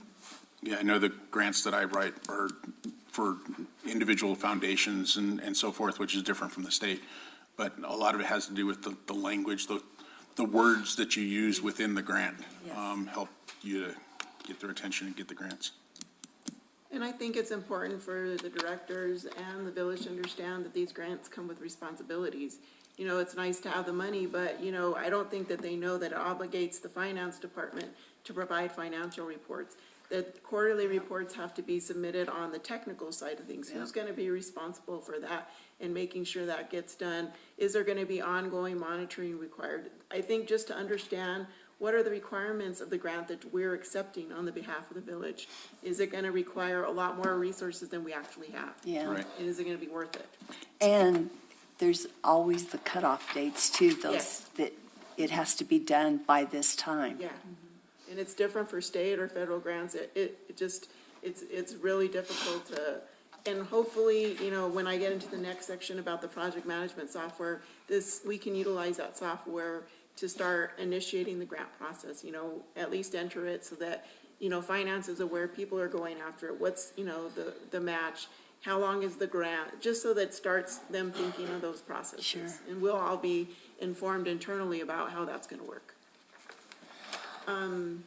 When we walked in, they wanted us to implement project management software, and they'd already been looking at a couple of different options. What we finally settled in internally is Smartsheets. I had everybody in my section look at all the different types and decide what are the best things about these types of software, and we all settled on Smartsheets. It's easy to use. We decided to go with just 10 chem licenses so that we can start evaluating and learning it internally. We're bringing Andrew in as well so that he can be our subject matter expert internally.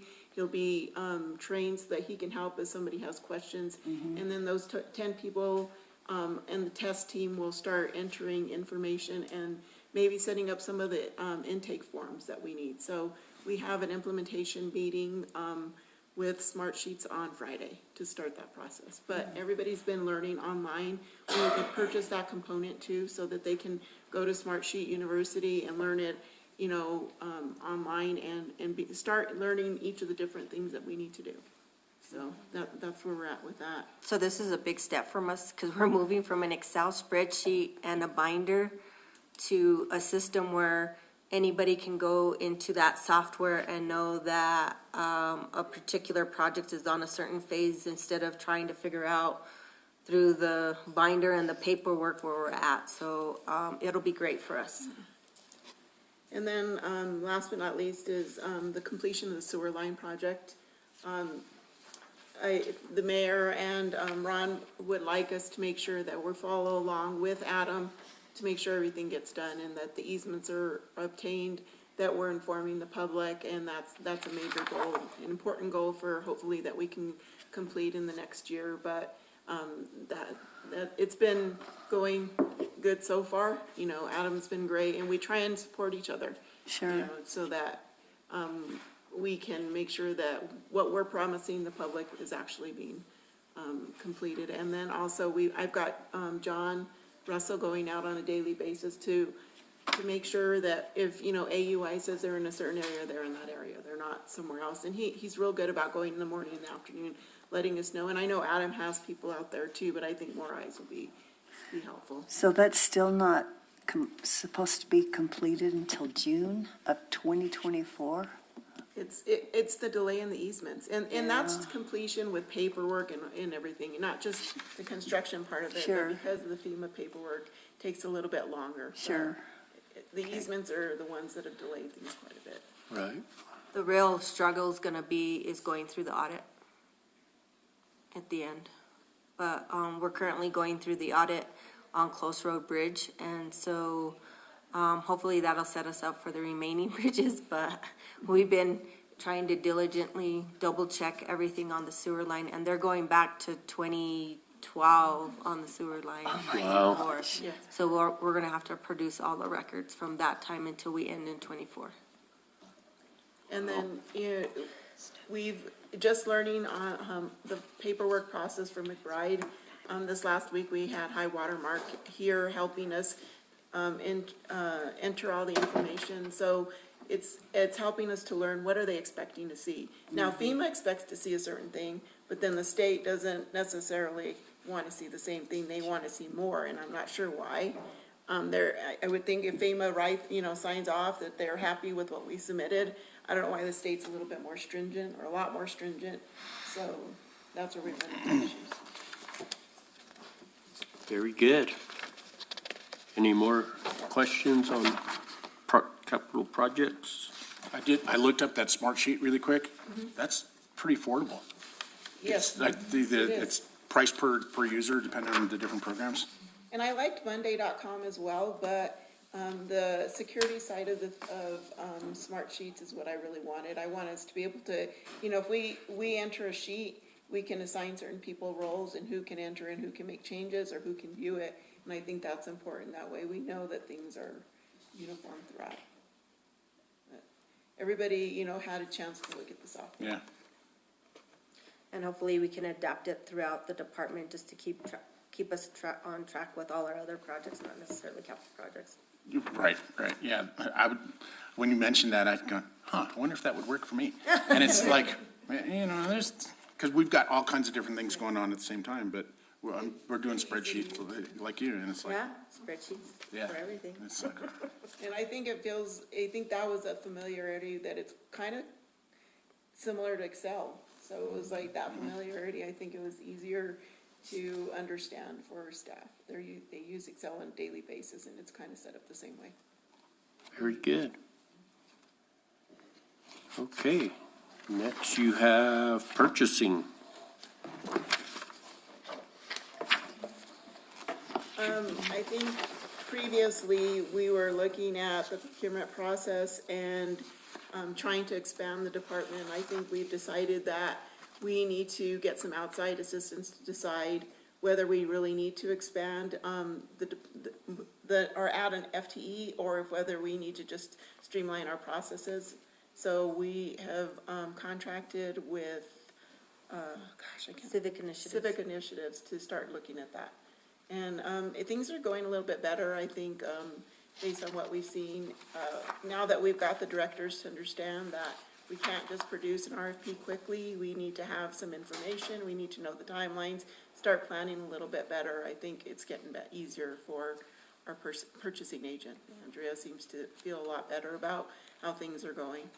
Good. Also by us signing up with Buy Board and getting exposed to Sourcewell. There are two new purchasing cooperatives that we can use. So people have been able to find, Jerry just found a trash truck on Sourcewell that he is able to purchase. You know how trucks and cars are like 6 to 8 months out? Somebody ordered the truck, and then they couldn't get it after all. It rang most of his specs, so he was able to get it. So by exposing our departments to these cooperatives, now they understand that if they go check all these places first, sometimes it cuts out a lot of the work. So we've been very successful in using those cooperatives. And I don't even think they have a fee like CES does. Oh, Most of okay. them, so. That's even better. Going on that. Yeah, and I think people are finally understanding also to look at the state price agreements. They don't have that fee. A lot of them are mirrored, you know, if CES has them, the state has them. So we've kind of moved a little bit away from CES just for that reason. You know, we can issue the PO and start work and not have to issue a PO, then send it to CES, then get their approval. So it's a little bit easier. And then I think I took, on an annual basis, the purchasing policies are updated. We just recently updated them. I think it was in November. And so we're hoping to have the next update in May. One of the requirements in CDBG, if we do community development block grant, is that your purchasing policy has to be updated annually in order to qualify for the grant. So we just made it an in-house policy of ours to update it. So in case we do decide to apply for those grant monies, we're already compliant with one of the requirements. And I didn't realize it either, that FEMA also requires that you upload your purchasing policies, and they want to make sure that it's updated. I didn't know that. So- Wow. And then we're trying to also develop a policy and procedure to evaluate lease purchase agreements for equipment. You know, some of the large equipment, sometimes a little bit cheaper for us to just lease it versus purchase it. Right. So that's something that have not yet started, but hope to work on and get that process going. I don't know if there's been other SOPs in place for it, or if we're just updating. We didn't have a formal policy. We were just doing an analysis to see what the potential repairs and maintenance versus the time that a machine would be down and stuff, and sometimes it's not the easiest, but we do need a formal way to assess that. And the only ones that I always think of is the street department and water department leasing their heavy equipment. Do we have other departments that, well, besides copiers, I guess, but Production, water production. water production has? The wastewater treatment plant, Okay. but it's just something to look at. So Chris, are you wanting 2 more people, or you said that you're looking I at think it? last year, we were looking at possibly having another, 2 people, a contract manager, and then also a staff person to help with purchasing. But I think the contract manager, I think that went away. I think that was absorbed into what Civic Initiatives is gonna be helping. Okay. And then we didn't want to just jump into requesting another position until we knew and evaluated the processes. Okay, So sometimes you throw extra people, doesn't mean it's gonna make it better. So we need to make sure we're streamlined first, and then, we're gonna use Civic Initiative to do that. Got it. That's very good. Okay, any other questions for Chris? No? We'll move on. Thank you. Thank you very much. Appreciate all you do. Human Resources.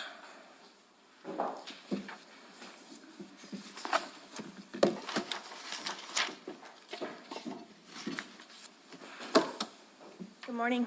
Good morning.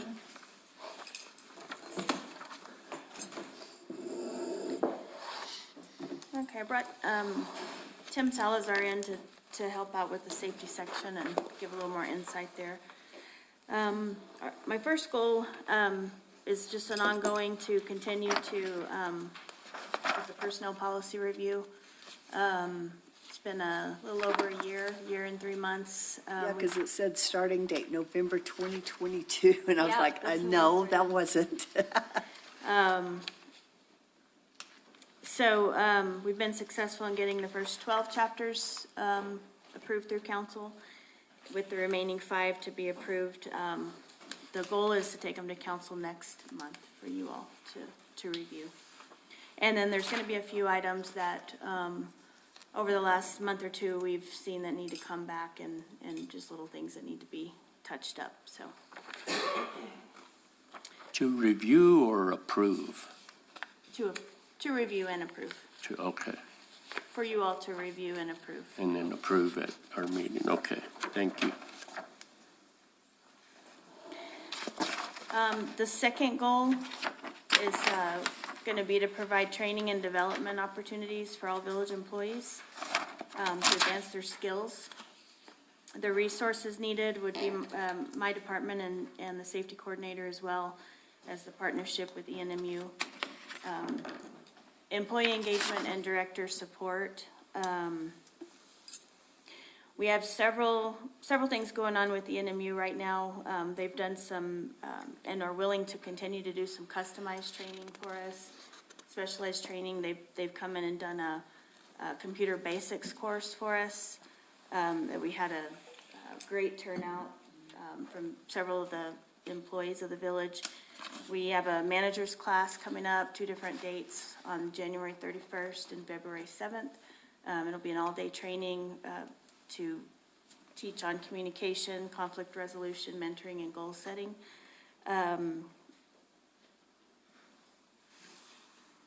We've been in the works for quite some time on developing a CDL class that our staff will teach. As you all, you may or may not know, but after coming out of the pandemic, the state made the decision to require every CDL, anyone trying to obtain a CDL, to go through a 6-week course at a cost of $6,000. Where before you could basically do it on your own, or you could take a class if you wanted to. Now it's been mandated. So we partnered with ENMU Ruidoso, knowing that we need several CDL drivers out there.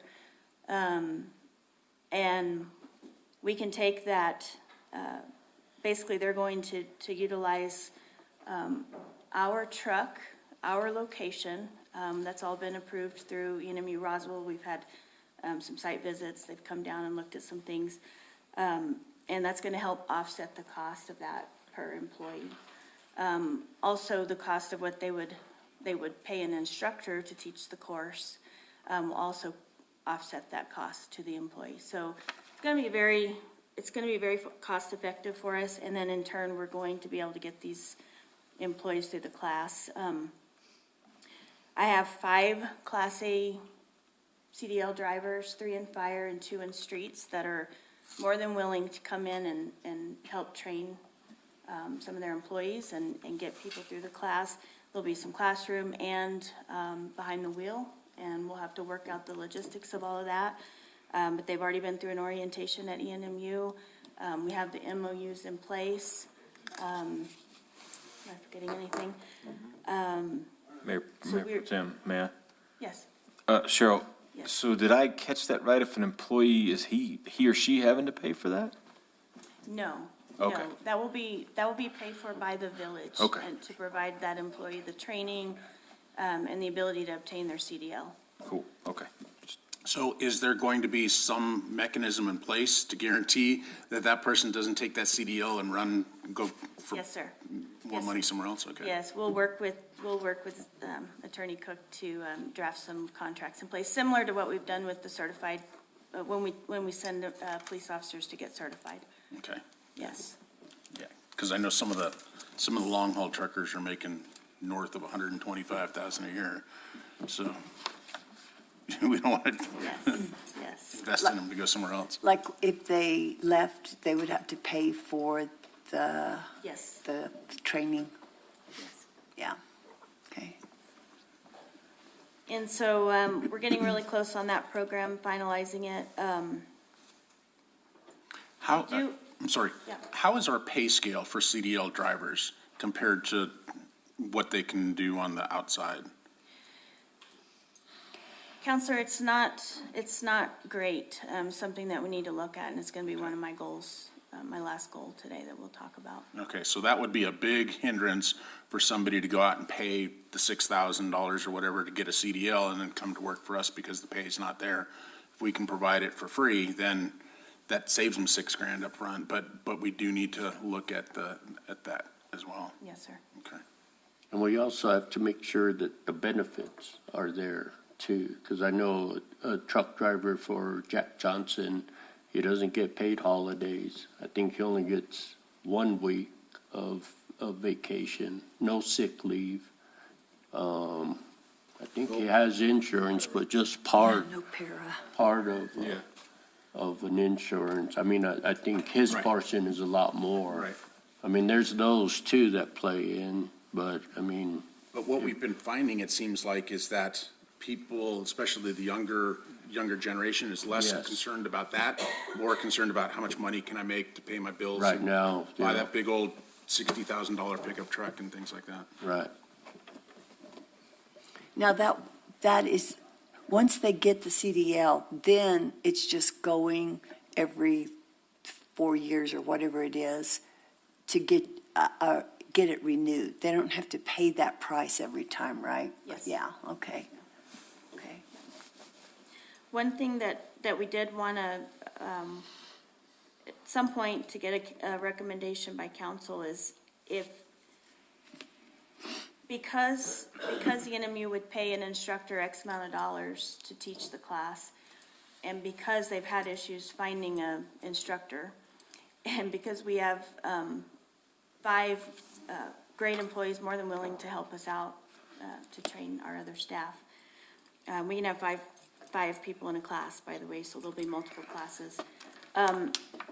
We wanted to know if there was a recommendation on if those trainers should receive any kind of an incentive for doing so.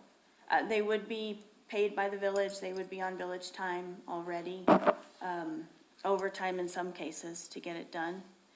But just something to consider if any kind of an incentive should be allowed for that. Would those classes through ENMU be open to the public? Not at this time. They would only be for village employees, okay. Yes. Because that would be something to consider. If it's open to the public, then those people are paying, where do those funds go? And at that point, maybe something, but, I mean, since we're paying them already, I don't know. Yeah, that'll have to be something we discuss at budget time and stuff. Well, how soon are we looking at starting these classes? I believe within the next few months. I do have Ian and Muradoso coming down to do a presentation for the February council meeting, just to show some of our initiatives and answer any questions that you all may have. We have an MOU with them as well, just on our partnership. But we're pretty close to finalizing this, and you think we're about at least 8 weeks out? Probably so. Yeah. So Probably that- the next 8-week session. So that decision would have to be made prior to budget? Because Yeah. budget it'll happen too soon. And it could be that, I've thought about when police officers are training new officers, they have an FTO program, a field training officer program, and they get an extra 50 cents per hour. during that training period, which is, I believe, Counselor Hooker, is it 4 weeks, 6 weeks, something like that? I think so. Steve would be able to tell you quicker, but it's a length of time, and they get that as an extra while doing that. That's not a bad deal. No, that's totally appropriate, I think. Yeah, I do Yeah. too. So Cheryl, with that, you were saying that the ENMU would be paying the instructors. Now, of course, we'd be probably paying ENMU in order to have that class and run these people that want to get their CDL through that class. So you're saying that we have individuals here that might want to help. Is there any way that, since ENMU is paying the instructors, that we tried to talk with ENMU to actually pay the village employee that works with the class? That way, it's not really a payroll issue for us, but it would be an agreement between them and ENMU to help with the class, because they're getting their money from the village as far as us paying to conduct that class. Counselor, yes, that is something we can look into. Definitely. I'm kind of lost. What did you just say?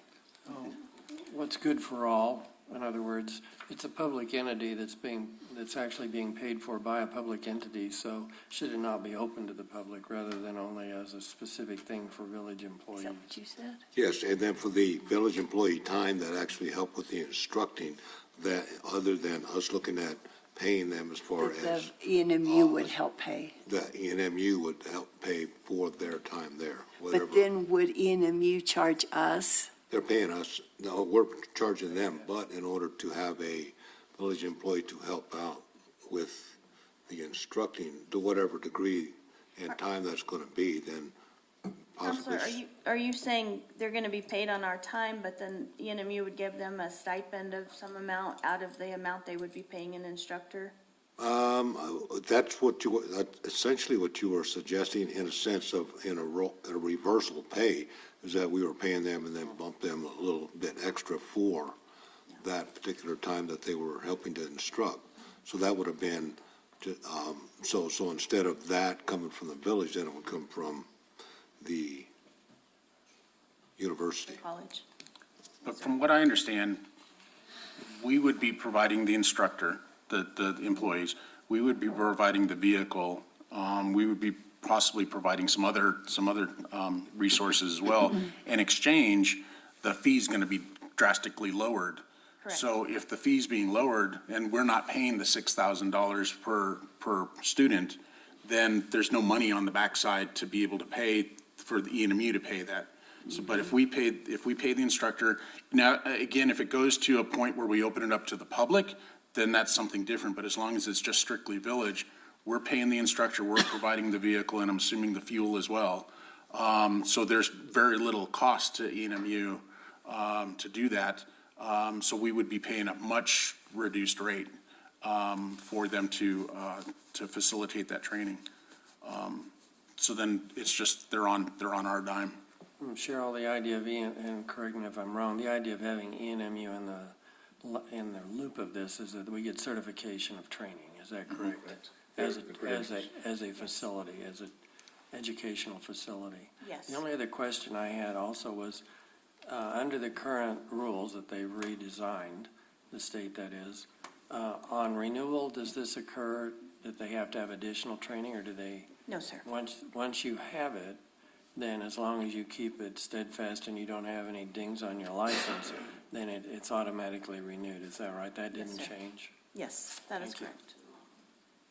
Is there a fee to that annually, To the, to keep your To renew it? CDL?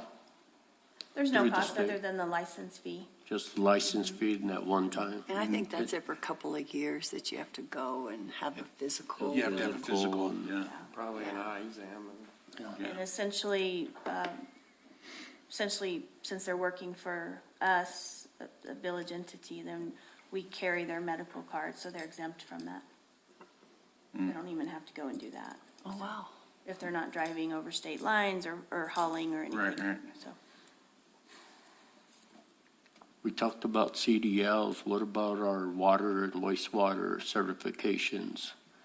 Is ENMU willing to bring that up? Because right now, I believe they're all going to Albuquerque or Las Cruces, right? We've had a lot of discussions on that, Mayor Pro Tem.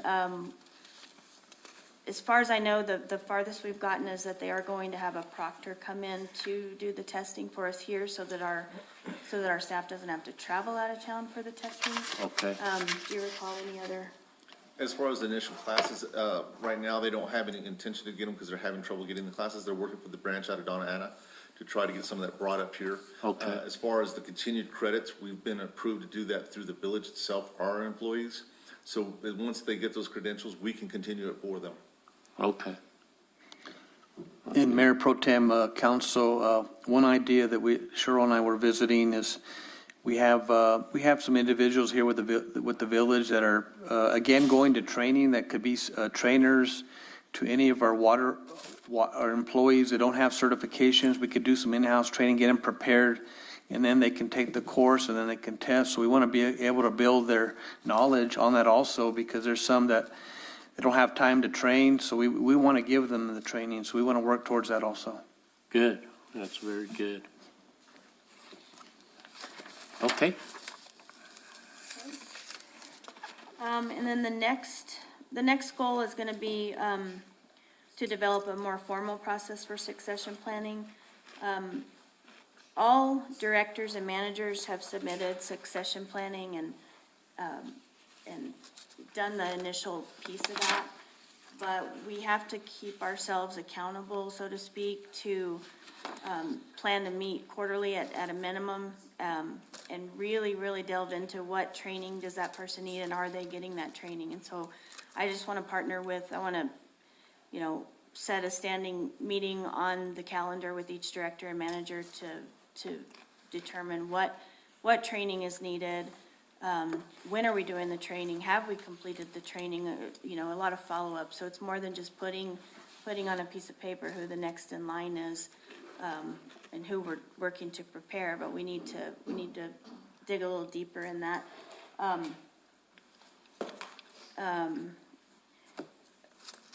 From my calculation, we have, at the director-manager level, we have 5 directors and managers that are eligible right now.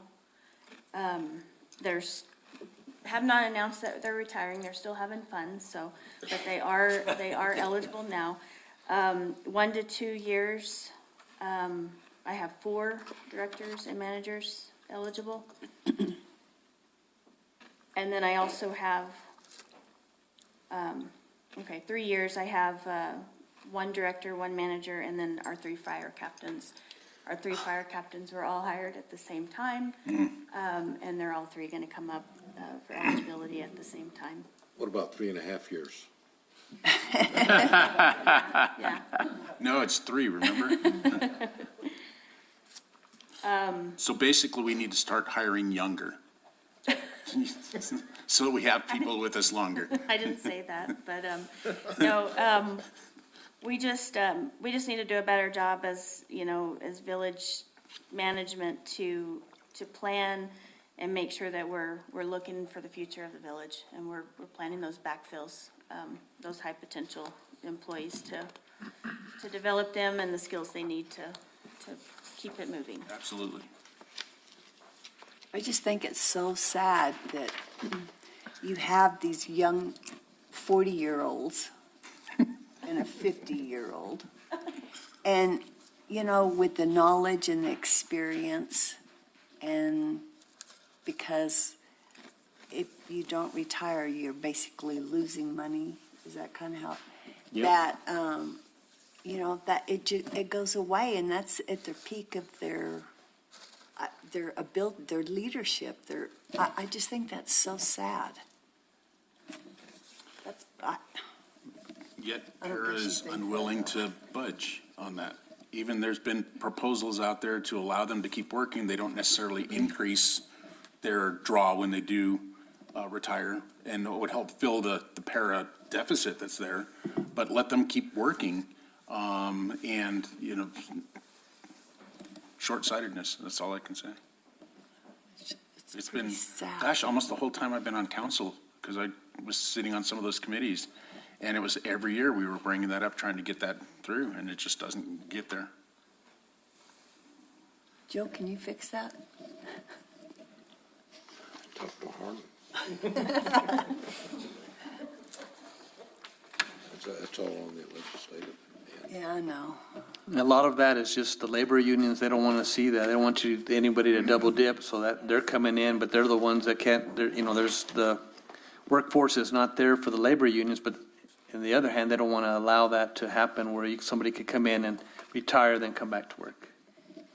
It's just so sad because those people are mature and they're knowledgeable and, Still healthy. yeah, leaders. I think it's a sad situation. Especially in those highly skilled positions that are so hard to find. Yep.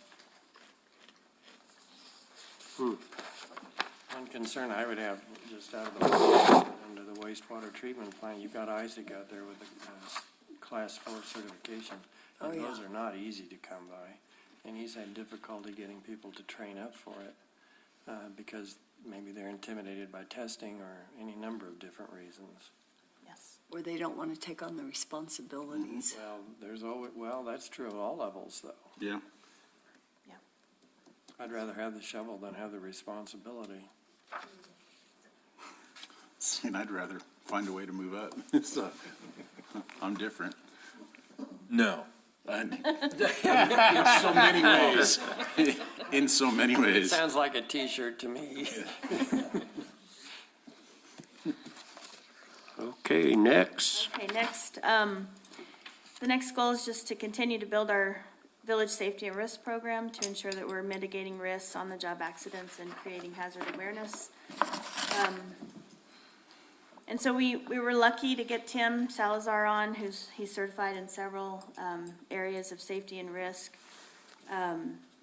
He's been providing quite a few safety classes for us. One thing that we'd like to do is get a 12-month calendar in place, starting ASAP, so that staff can see, they can plan ahead of what class they need. Gone are the days of counting hours and taking classes that you didn't need to have, underwater basket weaving so that you could get your 3 hours or whatever the case. We've developed a required training list that Tim feels is, and I'll let you jump in there, Tim. What we're doing is we're looking at the required courses through the OSHA requirements for standards.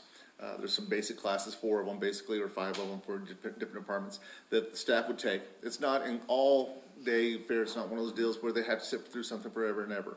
It'll be basically, if we come through the initial time with us, let me back up a little bit. What we started doing a safety orientation when people are hired. That gives them the basis. That gives them the knowledge of this is what you're required to do every year, and this is what we expect as a village. Then we can do a class with them in person within the first year or two. That way, that gives them the groundwork. Then we just do annual refreshers, which will be brought in through Learn program, which has already been implemented. We're building it as we talk. A lot of the trainings that they need, defensive driving courses, we're going to do those in-house. We're going to do first aid CPR in-house. We're going to do a lot of these things where no matter what the circumstances is in 2 years, the Village of Ruidoso still has a training program, an opportunity to teach their people and build those people. One of the things I noticed when I was brought on is this counseling, safety counseling program. It was a lot of video. People hated that. It was a lot of, well, you got to do this many hours or you're just not going to get it. That's not fair to the employees because if they're not being trained to do their job, they're not doing their work. Yeah. So we're trying to aim towards departmental needs, not just the general population of the village. We're going to get into departmental trainings. We're going to start looking at doing a lot of things that will build them into better management maybe eventually. A lot of that comes through the point of certifications and accreditations and things of that nature. Eastern's, ENMU Ruidoso is very good about having some of these programs, but a lot of them we want to do in-house because we want it to be specific to be an employee of the village, not just a general worker. Village Ruidoso does something different than this other village, or this other municipality, or this other county. It needs to be job specific to what they're doing here. As far as the water credits go, we work with Santa Fe and they've allowed us to actually enter safety programs that we do through my trainings will count towards their credits. So that'll help them maintain those and maybe build them into being confident to take on that level 4 certification. We're trying to look at bringing in maybe some junior instructors of natures or associate instructors that already work for the village. Why? It's a succession plan that somewhere down the road, I decide I've had enough, I'm gonna go sit on the beach. We have somebody else who walks in, and it's not a changeover. It's not a stoppage of 2 years. Yep. We have those things in place. We've already identified a few people we'd like to approach with this. And the reason behind that, because they already have proven they're gonna be long-term employees. They're not old like me. They're gonna Trust be me, around that's a only while. relative. They're gonna be around a while. So that's the people that you wanna build up and you want to, include in these plans. One of the things I'm really looking at is, I want employees to come to me and tell me, I would really like to know how to do this. I would like to be certified in that, and staff are starting to approach that. Bobby Simpson, we've been able to get him on board. He's been teaching a code awareness program. Believe it or not, guys love that. Why? Because they're always curious, well, why is that dumped there? Why is that dumped there? Well, now they know, and they see what's going on in the village. It's part of what we're doing here. So we have a lot of plans. It's just, we're starting from zero, jumping off at zero, and we're having to build. We have the safety liaisons, by the way, I'm very thankful for. They have helped me immensely. Right now, they're being tasked with doing a lot of the written programs that we should have had already built up and been annually inspecting, but they're building those. You're talking about staff that have very little training in safety and risk, but they're getting some of it and they're starting to enjoy it. And they're building more and more.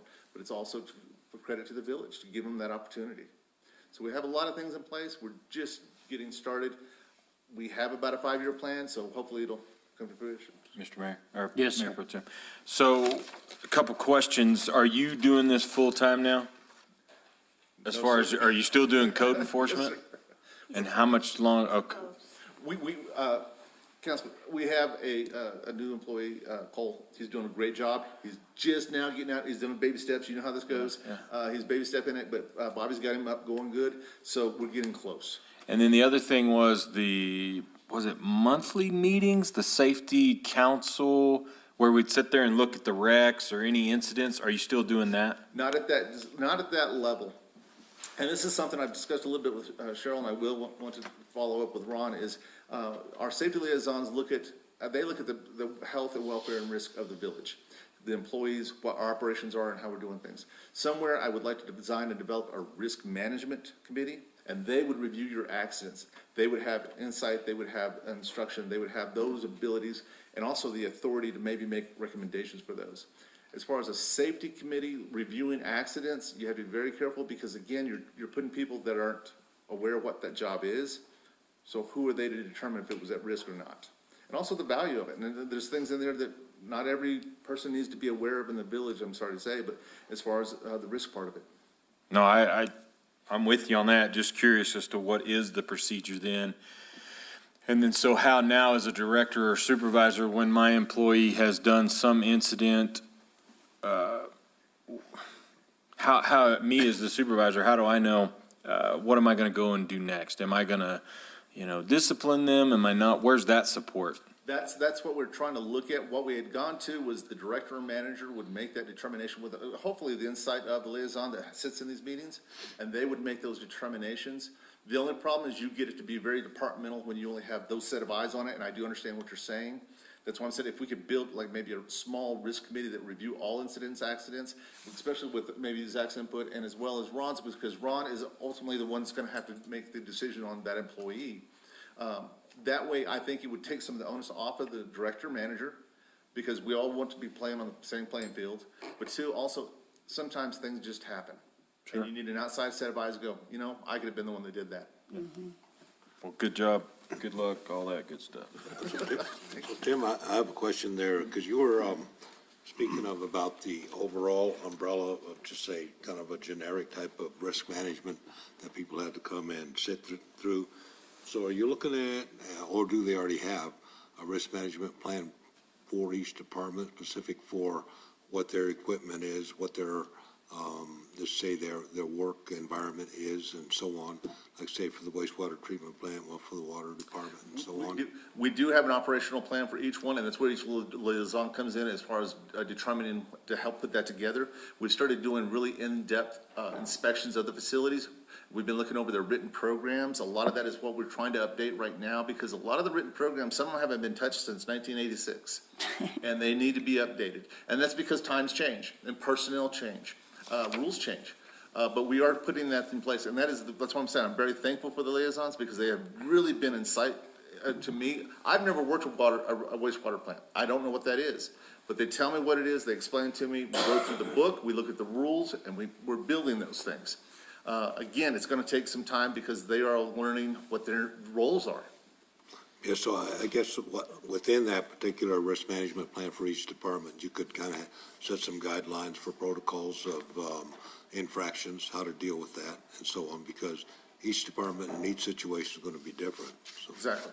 And Council, that's the truth. That's why we're trying to look at each department as an individual, but we want to make sure we're playing underneath the same rules the village does. That way, nobody's doing their own little thing, and we make sure that we're following exactly what we need to be doing. But yes, each department should have a set of, this is the infraction and this is the consequence. Thank You had a question? I do, Cheryl, Tim, okay, so we have our individual departments. What about those trainings, like a sexual harassment that has to be really, is that one of those things that you train when the employee comes on, or is that something that we do every year? Counselor, we train during orientation. We train with videos and policy. I didn't know if we had videos anymore. We do have, we have updated videos, which Okay, are nice. and so an employee, let's just say at the banquet, they'd say, okay, it's time for sexual harassment training. Get this done in the next 2 weeks. So then, is that kind of what we do? Counselor, yes, it is, and we do need to look at making sure that we're doing an annual training. Currently, Ron is trying to get someone from the league to come down and do some in-person trainings. In the meantime, we've reached out to ENMU Ruidoso to see if they have a trainer or someone that can come in and do, we need multiple sessions, obviously, because we can't pull everybody. But it is something we need to do annually. Well, and I'm sure there's other trainings that all employees need to do, not just that, but, I can't think of one right now. Mayor Pro Tem, Counselor, we wanted to utilize the New Mexico Self-Insurance Fund and their staff to do some of the training. We also want to do some disciplinary type trainings for our supervisors, directors, and we use Dina Holcomb, our attorney. We've done that in the past. We want to bring her in again because we get some supervisors that don't have any knowledge or training. They're promoted, and then now they have employees they supervise. So we need to follow that on the ways of, write-ups and documentation. So we want to do that with Dina, and we'll bring her on too. Okay, I appreciate it, thank you. So Tim, as far as your plan goes, is part of it also risk assessment for the various facilities we have? So we've got some facilities that we have outsiders using. So for instance, the Horton, we've got the gym that various groups are coming in, and sports leagues and whatnot. We have the Boys and Girls Club. We have the community center where there's various people coming in to assess the risk of overloaded outlets is one, or whatever it might be, to reduce the exposure back onto the village. Yes, sir. Counselor, one of the things I've actually spoken with Deputy Chief Ross Coleman with the Fire Department, and I told him what we need to do is have a joint venture and go and evaluate all of those places that we loan to people. Right. Because again, what our rules are one thing, but they need to follow the same rules, that we don't have that risk exposed out there that would say, well, we're paying you, so we get to do what we want. No, it's our facilities, and we have rules per facility. Right. But we are starting to look at that. Even like as far as like Plant 3 out on the hill and things like that, we have people that we rent to. Right. And it's like, some people go, well, they have to follow the same rules, because if they have something that exposes us, we're the deeper pockets. Sure. And that's how that works in government work, unfortunately. But yes, we are trying to work on that. And like I said, I've been trying to work with Ross, and we're trying to decide how we want to approach this as far as not just an inspection, but an overall sit down. Let's talk about fire exposure. Let's talk about risk. Let's talk about safety. Let's talk about employee health, and put it all together. Right. Yeah, because some of those are, within the department, that's fine having policies and procedures within that. But when we've got outsiders that are using our facilities, and minimizing the risk. I mean, I welcome it. To me, it's a learning experience, and like you said earlier, having another set of eyes from the outside. Yes. Because you can walk into a room and see the same thing every day, but never know that there's a big hole in that wall. Well, how's that lunged up in there? I don't know, and I'm watching them, they're out front mopping the lobby, and it's like, so I got a limited view. I can't see if there's a wet floor sign. I can't see if there's a fan set up to dry it because it's open, things like that. But slips and falls are major issues as well, so. Yes, sir. But we are trying to put things, like I said, again, we are starting from zero, and we are trying to build these things, but we want to do it correctly, and we want it to always grow with the village. We don't want it to be one of those things that's dated ever. Right, yeah, okay. And then the last, you want to cover that one? This was one of those insight things we were talking about, and there was a need for it. We have talked about becoming a training hub for the surrounding areas, and that includes the county, Downs, Carrizozo, Capitan, things of that nature.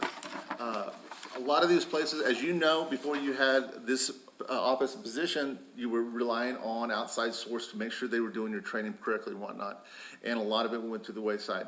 A lot of entities cannot afford to have a training program, a safety coordinator. They just can't. That's just the bottom line of business. We were thinking if we were able to invite some of these surrounding areas, and I mean invite, but not for free. We charge them a fee per employee that we assist in training, but we could become a central hub for some of that, and that would alleviate some of the problem they have as far as training their employees. It makes for good, neighbors. And then also, it'd give us an opportunity to, and I know, dare to say this, but maybe draw from those that might want to come work for the village. It is a great recruiting tool. It really is. Hey, we do this training. Hey, we have these things. And it really is a draw. But with the credentials we currently have and we're building, we could offer them a lot of things. Again, for a fee. We do not want to do this for free. We want to make sure we're building something back towards the village. But we can do a lot of things. One of the things we talked about with the Downs is pretty much interested in it. They just wait for us to give them more information. I've been in contact. Capitan is curious because, again, they're in a situation where it's a small entity, no money. And then the county's in a position where their trainer's going to retire. He keeps telling me every 2 weeks that he's going to retire in 2 months. Kenmore. But we'll see where they are because they don't have a succession plan at all. And we might have to visit with them. But I think we could offer them a good quality product, benefit the village in many ways, but also it would help make good neighbors. That's very good. Okay. Sounds great. And then the last goal is to assess the village's current pay plan. It was conducted in 2019. And coming out of the pandemic, we feel like we're not aligned where we should be to be competitive. We are currently a participant in a pay study for the city of Artesia. That company that's conducting that is doing 21 entities, communities and/or organizations. And I should have the results of that summary of that report by the end of this month or early February, I was told. I'd like to just select a committee that can come in and look at our wages compared to those. We're also looking at Alamogordo's current pay plan and doing some comparisons for you all, as well as the school system, just for their maintenance and custodian positions. They've just upped their pay as well. But we can go out and do another pay study. However, I believe we're gonna have quite a bit of data from this one, and lots of communities to look at, to be able to see if we're in line, if we are competitive or not, and where we need to adjust. What was the time frame for the pay study being done? Late January. No, when did they go out and do the surveys? About 2 months ago. Okay, so it's Started. relatively recent, okay. Yeah. And Mayor Pro Tem, members of the council, Cheryl and I had been having discussions on this. As she mentioned, the Ruidoso School District, they did raise their to $15 an hour. And that's say with the janitorial and some of the maintenance level, the basic levels. And then Alamogordo, we've been receiving some information from them on their water utility and street department, and we just want to assess those and look at the different rates on for Adams still has those vacancies, or the water department has vacancies, and we still trying to recruit, and we're not having any type of success, so we just want to look at that. So Ron, do you know, with the school district raising the pay to $15 an hour, is it attracting more applicants? That's a good question, because that doesn't always attract. Correct. I think they're sustaining, they're able to keep, but I'm not sure on that. And I know, as you mentioned, when we had our meeting might have been last week, the week before, regarding on the minimum wage went up to January 1st, and some of the entities did raise, and that was probably why the school, did that also. And also Alamogordo, I guess they were just trying to recruit. And I know the mayor had a conversation with their mayor, and they just went ahead and raised it all up. And they said, well, we'll just worry about paying for it later. So but we're just looking at different options with our pay per performance and things like that to be able to sustain that. It's all about being able to afford it, so. Well, and part of it is, like for those positions, you're competing against McDonald's and Subway and all those other things, which they've already increased their pay. And for them, it's easy because they just raise the prices. We end up all paying for it. But when, with the village or with some of the nonprofits, raising pay is a little bit more difficult. But I'm finding that raising pay doesn't necessarily increase the number of applicants coming in. So Right. Are we doing it to maintain what we already have, or will it really help us also at the same time for bringing it? And then I believe I voiced my opinion before, when minimum wage goes up, I believe that everybody needs to shift by that same amount. If it went up 50 cents, everybody should go up by 50 cents. You keep that pay separation by position and responsibility intact. Otherwise, if you're only bringing the bottom people up because of the minimum wage increase, they're now getting close to people that are above them, and what's the point of having that added responsibility? Right. Mayor Pro Tem Salas, Councilor Coughlin, the state now, there's legislation now to raise the minimum wage to $16, so we'll see what happens there. Oh, you knew that was coming. So- As soon as they got the 12, that was kind of like, we're not going to say 15. We're going to go to 12 right now, and then we're going to keep going. So Yeah. we'll have further discussions on it and really going to work on it. But yet the state raises the minimum wage, and based on reimbursement contracts that they issue to various entities, they don't increase the reimbursement on that. It's still set at predetermined rates. So it's crazy. Yep, it is. Mr. Mayor Pro Tem, there were two questions I had. In that assessment, and I can only speak from medicine, there are actual organizations that look at regions and then state and then country for different assigned positions and employment. And it doesn't have to be just physicians. It can be anyone below that. It can be someone that's a tech, or someone that's in nursing, or someone that's going up in nursing. Are there such organizations here? It looks like what they're doing, or I don't know that they're doing this, but it looks like Gallagher is basically looking at different, sourcing out information from specific groups that are within, say, a geographical norm. And then they're looking at that in terms of an average of pay scale for different positions, or how is that working? I'm not sure if I understand the question, Counselor, but this is like the City of Alamogordo, City of Albuquerque, City of Artesia, and then the Artesia Public School District, and so those are the entities that are being surveyed. Did I understand you correctly or not? I wasn't probably very clear. There are organizations, I'm just asking, are there organizations that actually, that's their focus? That you would go to them, I don't know that Gallagher is the one, but that actually look at that as databases for just regional villages or cities versus state. I mean, you're jumping. And do we have that availability? It looked like Gallagher was looking at, I understood what they were doing, but it was very targeted and specific to those particular villages or cities. And is there a larger national organization that does this for just that purpose? Counselor, I would imagine there is, and we can definitely look into that. Well, and I was curious too, because I noticed the other day, flipped up on the TV, that the education, or the instructors and teachers in, say, the greater Albuquerque are getting a blank bonus sign-on. So that would be my other question to that, and I'm sorry I wasn't very clear, that maybe there's that to look at as well. Not only what are the pay scales, but what are the incentives for signing on? And then the other question on the backside of that is, how is that addressed with those that are already employed, because now they see folks coming in with a higher perhaps pay scale than those that they're getting, and also getting a bonus. So it's not easy. I would argue that it's most difficult. Does Gallagher do a cost of living index associated with each of these communities that they're surveying? Because I know, like, looking at Carlsbad, they've got a much higher cost of living. You can't compare just, we pay this amount, we pay this amount. I believe it will be it's gonna be an aggregated summary of all the data, and I believe they're gonna do it just like Mercer Group did for us this last time in 2019, which they did look at that. Okay, because I get a report, I think it's done every 2 years, JCCMP, and it's positions that are available, and it gives nationwide averages, but then it comes back and says Lincoln County is 82.3%.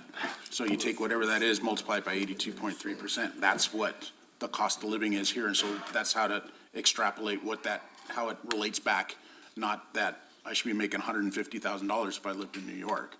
I think the cost of living has something to do with it, because if we're just trying to compete on an hourly basis or a yearly basis with some of these other communities that have much higher cost of living, or some have a much lower cost of living, then it's kind of a skewed result there.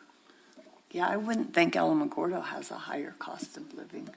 Well, Socorro has a lower, I'm sure. Yeah. But then you start looking at Amarillo and Odessa Midland, Odessa. and Carlsbad. I mean, they have a much higher cost of living. So you go over there and sure, you're probably making $18 an hour working fast food, Because of the oil fields? because that's what you have to pay to attract the people because of the oil fields, yeah. So I'd hate to come back and say, well, we need to be paying our custodians, not that they're not worth it, but we need to be paying our custodians $20 an hour, when I figured that we would need to look at communities that were tourists like us. To me, that would be really important to. Well, we need to get a compete comparison. regionally. Because what's happening is those communities are attracting the ones that we're trying to get. They're saying, well, instead of moving to Ruidoso, I'll move to Roswell. And I just recently saw the pay scale for the top people in Roswell, and it's like a lot of them way over $100,000 a year. And the ones that have left can't find jobs because nobody can pay that. Yeah, 199,000 was the top pay For the manager? for the city manager, yeah. Wow, But there's a lot of other people that are in the $100,000 plus range wow. over there. I had another question on that survey, kind of spinning a little bit off of what Councilor Jackson and Coughlin were. But they are, you have the different cities on here, and what we're going to be doing is getting numbers that they're spending on as far as your departments, say for water, for this and that and the other thing. But I think a couple other key elements as far as in statistics, I just wondered if they if you could get something like cost per resident that they have, we would be different with being a tourist town, but also since we are here to serve the residents of the village and also them with the cities, that what is the, let's say, customer satisfaction, the residents' feedback as far as, let's say, their police department or their garbage and so on, solid waste. Because if we could look at a number and say that, well, they're spending a whole lot less than we are, but then they might not be serving their community very well. So there could be a negative feedback there or very positive, one or the other. But I think that would help a little bit as far as determining what's, other than just looking at raw numbers.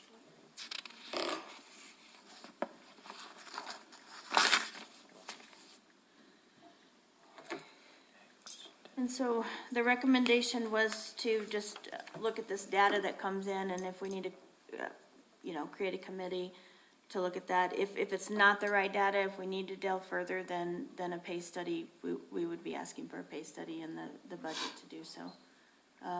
With Mercer, it was around 8,000. But we'll have to get that data and get it out to you all and see what the best decision is for the village. Good. That's it. That's all. Mayor, may I request a break for 10 minutes? Absolutely. I'm hungry. Thank you. Well, we're gonna eat lunch. What are we having for lunch Thanks, Tim. today? Thanks, Cheryl. Thank you. I didn't hear what? Schlotzky's. Oh, Slotsky's. Yes. I thought I heard Sloppy Joe's and I was like, that sounded pretty good too. That does sound pretty good. Yeah. Oh, good. Where's that from? Oh, okay, good, thank you.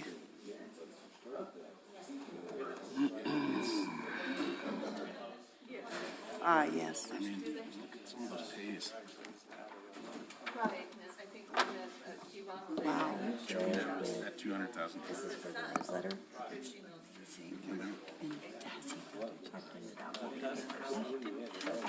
It would be a normal newsletter, village council actions. Like, We have the Eye on Water, and then this would be like the center. Juan Fuentes is like the, State of the village, obviously not the whole thing. is Full 124,000. outlay It's finances. kind of like, what was that? Yeah, I am, and then, The library person makes $6,000. you heard, they were mentioning the Allen Water, you would do that like. And they wonder why the Oh, you had it in there? Yeah. Look at this. Oh, yeah. Oh, yeah. Well, Pecos Trail Transit, that's their Wasn't this in transit last month? system, $104,000. Glendo? Fire departments, What's this one? you've lost a few. Well, and we started on next month before we're even through this one. No, I think he looks awesome. She runs Okay, their, I just wanted to be sure you thought that was enough for state of the village. Yeah, I think that's plenty. I was supposed to do a deal today at Rotary and they canceled it. So that works out even better. Holy moly.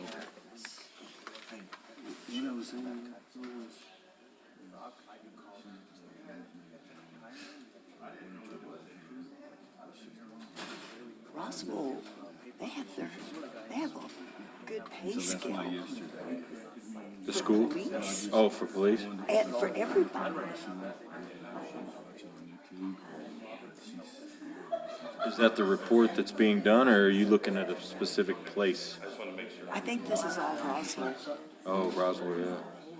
Oh, yeah. Oh, yeah. Said Philip Smith, do you know him? 145,000. He's the chief. He retired from Massachusetts Oh, and came here, and he's been the chief there for probably 6, 7 years. okay.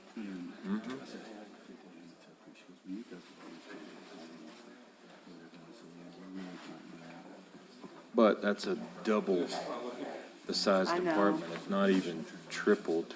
Who's Christopher Bradley? He's a police department. That's,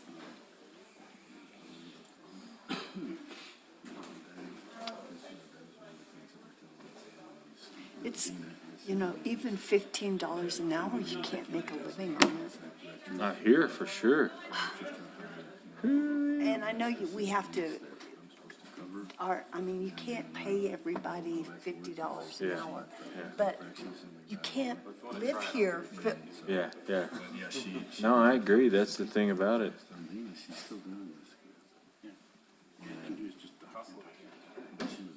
no. Even from Hobbs, from Lubbock? Is it?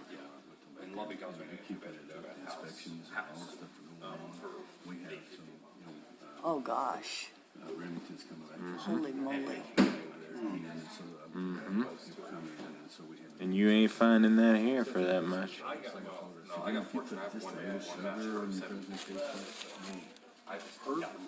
Yeah. That's yeah. great. Yep. Oh, a trailer house? Is it warm? Okay, good. Is it all electric? That's what I'm worried about, our trailers over there. That's a lot of money. They're if- paying water bills too, aren't they? I think so. I think they're paying, these that we've got over here, I think they're paying all the bills. There's water and electric. Over $80. I just worry about that. It's basically, Poor Matt. Learning exotic birds. Red is another one. I don't know how to do that.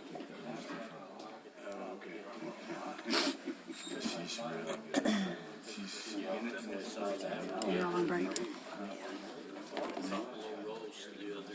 Oh, yeah. Am I? Is that? No.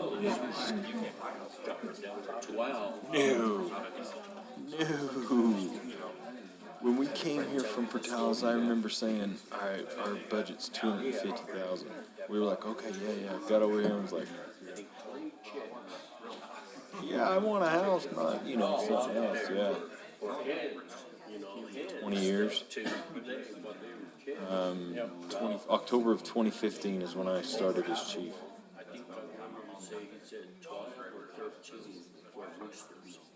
Okay. Well, and so my wife taught there. She finished out that year into 2016 and then came here and started teaching at the high school, and then she got the principalship. Yeah, I went to Portales in 96. Oh, it was great for us. I mean, but my wife grew up there, and she was like, the first train leaving, I'm on it. I'm like, I know, and then this kind of happened, and it's like, okay, you want to go to Rito? So, well, heck yeah.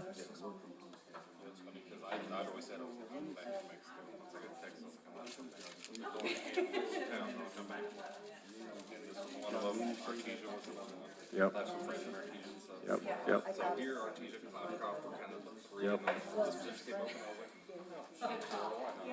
Well, and that's why whenever I got here, they said, so where are you going when you retire? I said, right here.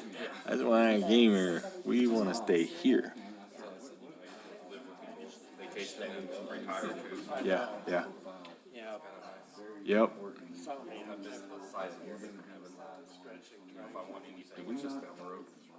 Yeah.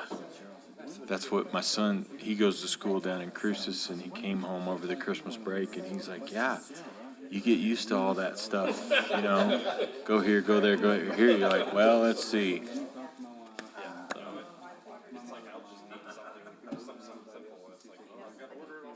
Yep. Just wait a few days. It'll come in. Yeah. It's different. Yep. I better. Yeah. Yeah.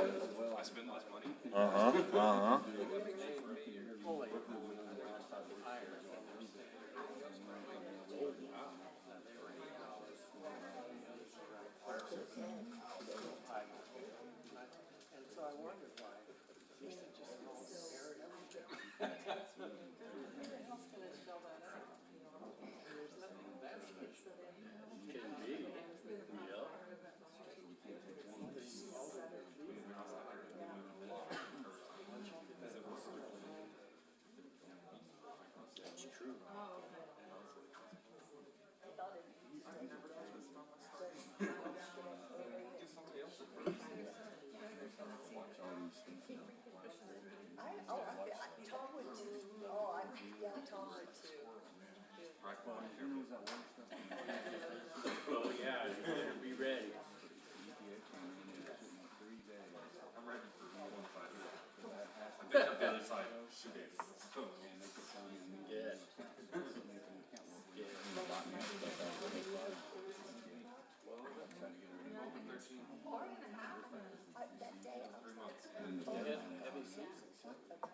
Or you're fixing to get them.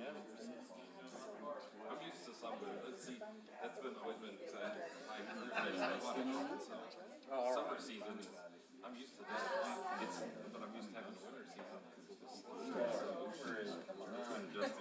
was talking about that seasonal employees with ice cream. I'm not used to talking about seasonal employees in the wintertime. You talk about them all summer, but wintertime I'm not used to a seasonal employee. It's different. Yeah, it's a. I was really amazed how much I saw. It was a big success. I mean, everybody. This last weekend, I'm betting this weekend. Last week I had a total of 50 skaters over 3 days. But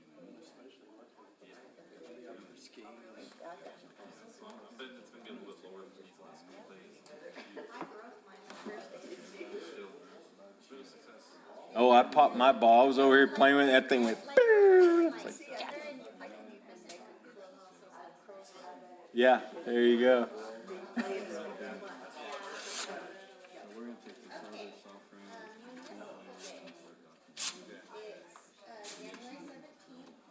February 17th.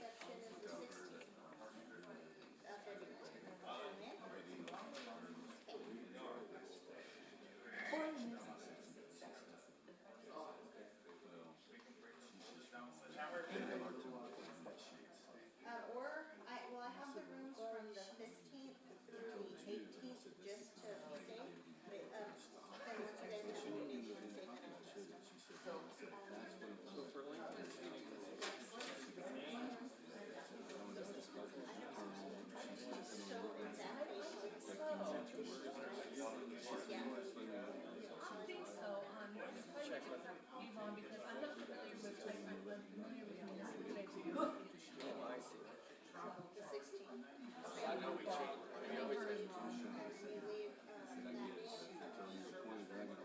Trying to finalize numbers down for both events, if we're holding a bunch of rooms.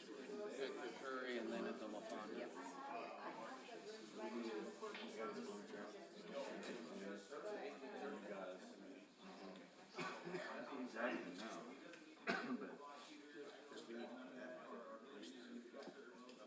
Well, we recognized him at last council meeting, that he was gonna be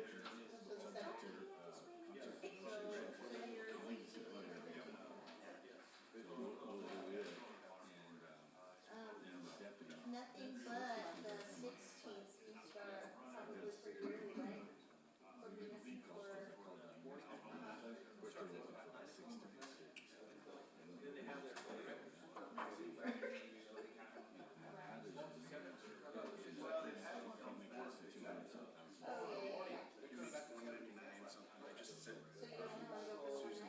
List of the. Oh,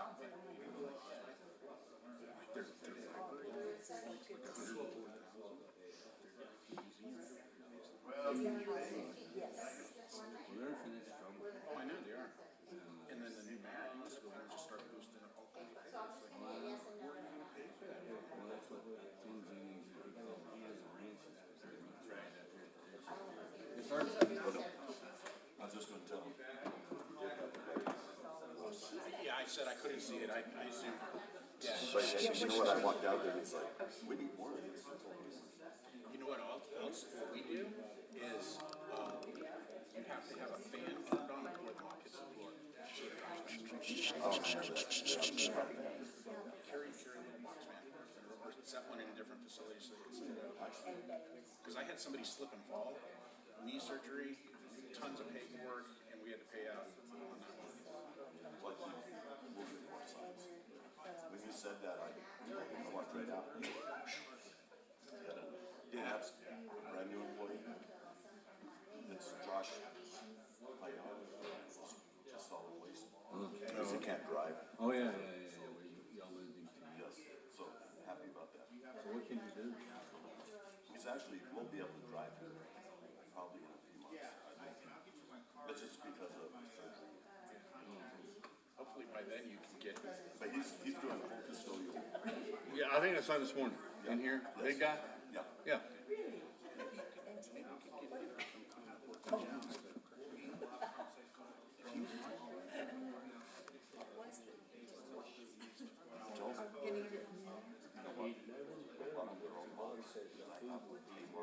$10.43. I kept looking up at Susan. She was playing with us, and I'd look a couple times. She had it hung around Yeah. her glasses. I didn't know what she had down there. Dadgummit. You did not get to participate in our fun and games. Oh. That's the remnants of that. I was just looking at it, I thought.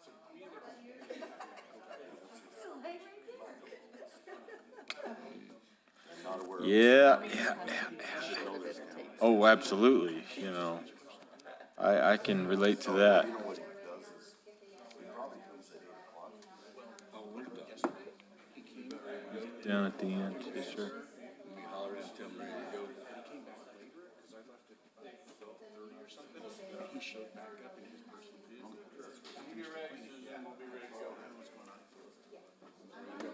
good, buddy. You?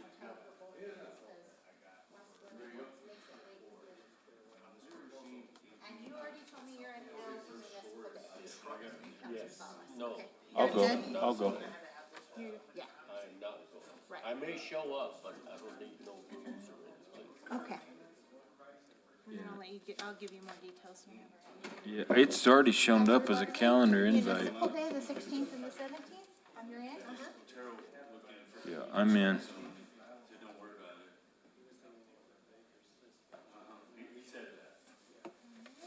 I missing? Coughlin.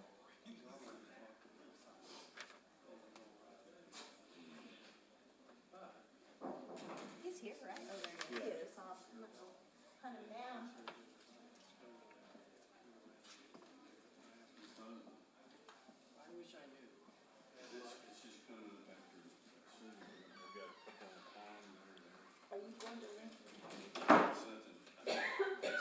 Cause I gotta get inspected. And I suspect that may be. Could be. It very well could be. It's just right there, and it's where you pick up stuff. Some years back, Yeah. I used it really bad across there. But the ones in the palm of my hand, they're just coming. Okay, well, he said some stuff to me, and he. Welcome to Ask You Will Sup. Bothered me, so I left, and he said he'd call me later. But that, typically, what they used to do when they were larger, they would break them. They called the Bible test, big family Bible. But they usually always came back because they are assessed. So it's better to have them sized. Okay.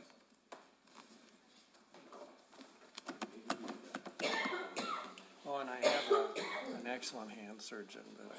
Do you? Where did Mr. Coughlin go? On the I was on the phone? Okay, so we'll go ahead and move on. And now we're on community services? Is that correct? No, we're still. No, we're with the clerk. Village clerk. Oh, I see her. Not too short. Jenny. She was hoping.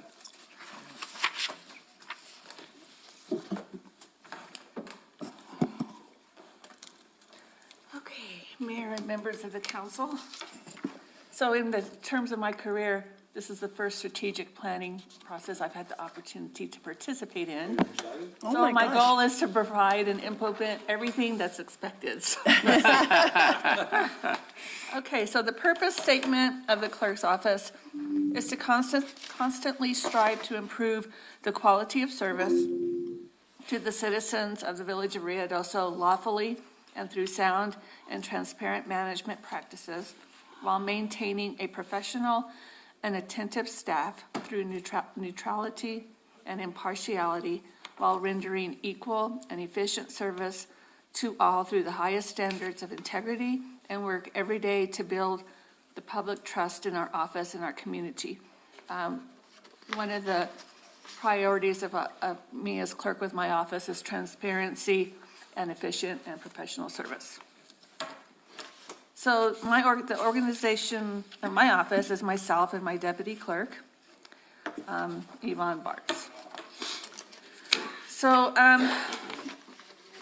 my goal number one, and I apologize, I don't have a starting date in there or ending date, so is to provide a suitable location to store village records, whether that be constructing a new building or finding space in a building once we start destroying all of the records that have met their retention period. The clerk, myself and my deputy clerk and department personnel will be part of the records retention destruction process. But as far as funding to construct a new building, I'm not sure how to speak to that, Manager Sena. I had visited the purchasing building and I saw all the numerous boxes of all the records that need to go that have met the retention period. So once that happens, we still will need a place to store all those that are considered permanent records, such as minutes and ordinances and resolutions. A lot of planning and zoning permits and things like that are all permanent, even though we can scan them into Laserfish, they're still considered a permanent record. As you all know, I've taken some very little baby steps in destruction. I've tried every month to put a certificate of destruction on the agenda, and yes, they've been small things, but I'm starting. I've been working in the vault in my office, and I pulled out a bunch of stuff yesterday that, I cleared 2 shelves of stuff that can be destroyed, and going through stuff that needs to be rearranged and reclassified, if you will.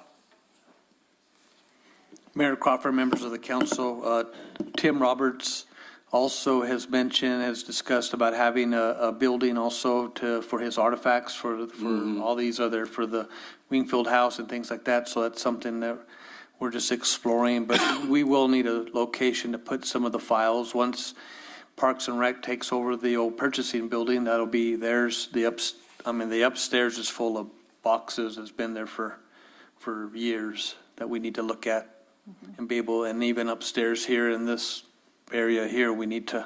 Wait a minute, Parks and Rec is doing what? Taking over the purchasing building purchase. over by Wingfield Park. They're going to Store all their tents and. utilize that for events and have access into there. There's a lot of plans for that too, so that's the plan. That's where Adam Yeah. has his stuff, so Yeah. once they move over there, then. So Jeannie, at one time, we were talking about scanning documents, and once they're scanned, it becomes a permanent record. But do we have to keep the paper permanent copy as well as the scanned? So that's the million-dollar question, if you will, when clerks get together and they discuss records management. And it's normally a call of the municipality, if you will. I prefer to keep hard copies of things that are considered historical and of permanent status. That's that's what I prefer. So how many square feet do you anticipate that you need? I have no idea. Because I'm not sure if there's storage of records at another location other than that purchasing building. That's all I recall And is then there I and think upstairs. there's a lot here. of stuff I know upstairs too, where IT is. Remind me again what we're doing with that building over, across the bridge, over by solid waste? The Ford building, Yes. that one there, that's part RJU and solid waste, and that's one location we're exploring about building the convenience center. Oh, And that's being right. able to have some storage and things there. That's a nice building, just, Do we still have records in one of the Connex containers out here? no, Are those empty? They're gone. they're gone to Parks and Rec. There's water and sodas in them now, I believe, right? There's ice cubes and frozen sodas in there now. Yep. Yeah.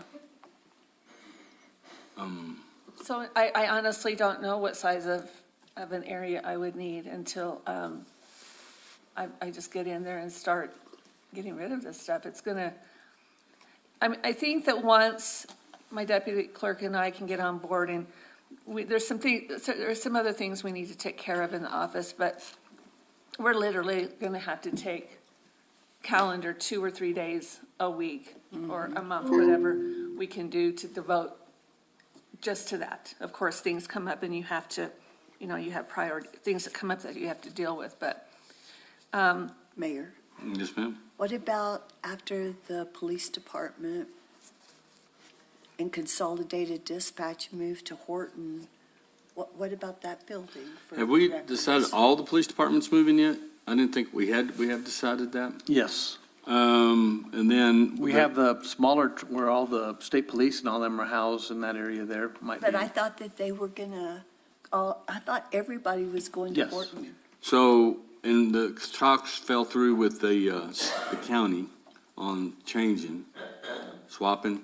That fell through, didn't it? Yes, we haven't had any other discussion on that. We talked about the county just swapping the buildings out or. But the area where the Menors here, where you have your officers, where your officers are, their workstations, and you have the state police in that section too, that could be a possible place to have your storage, that area?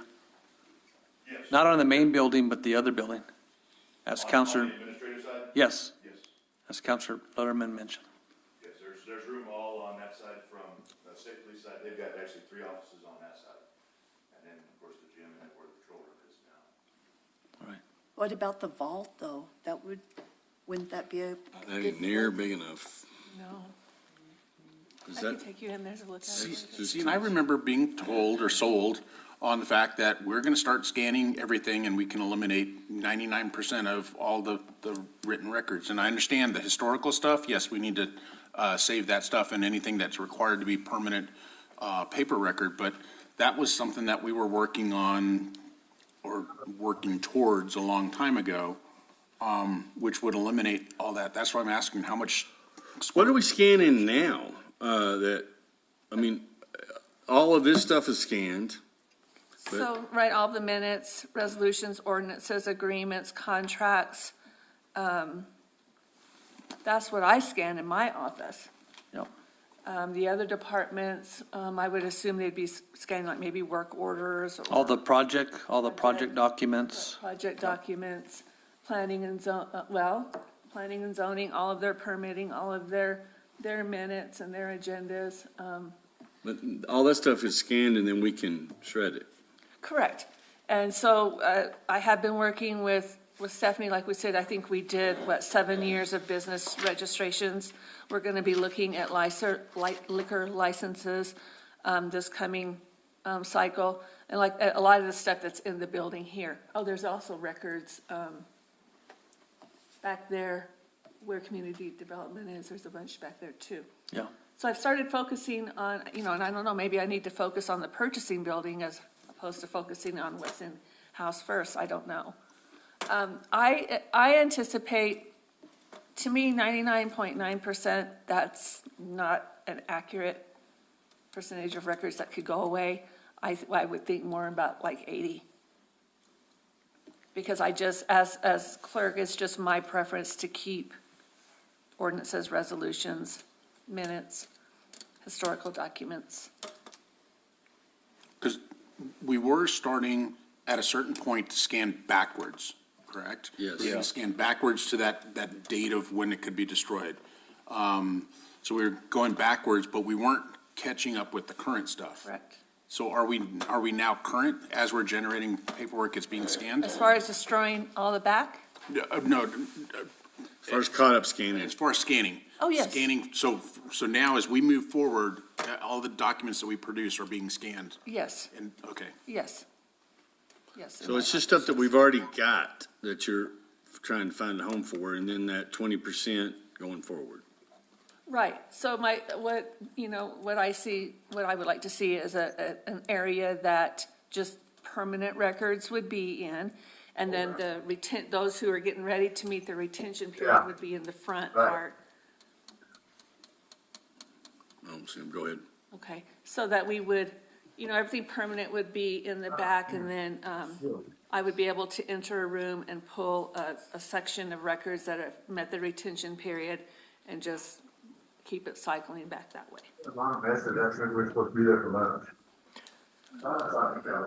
Somebody on Zoom, you're not muted. Joe? Okay, He's got he it just now. got it.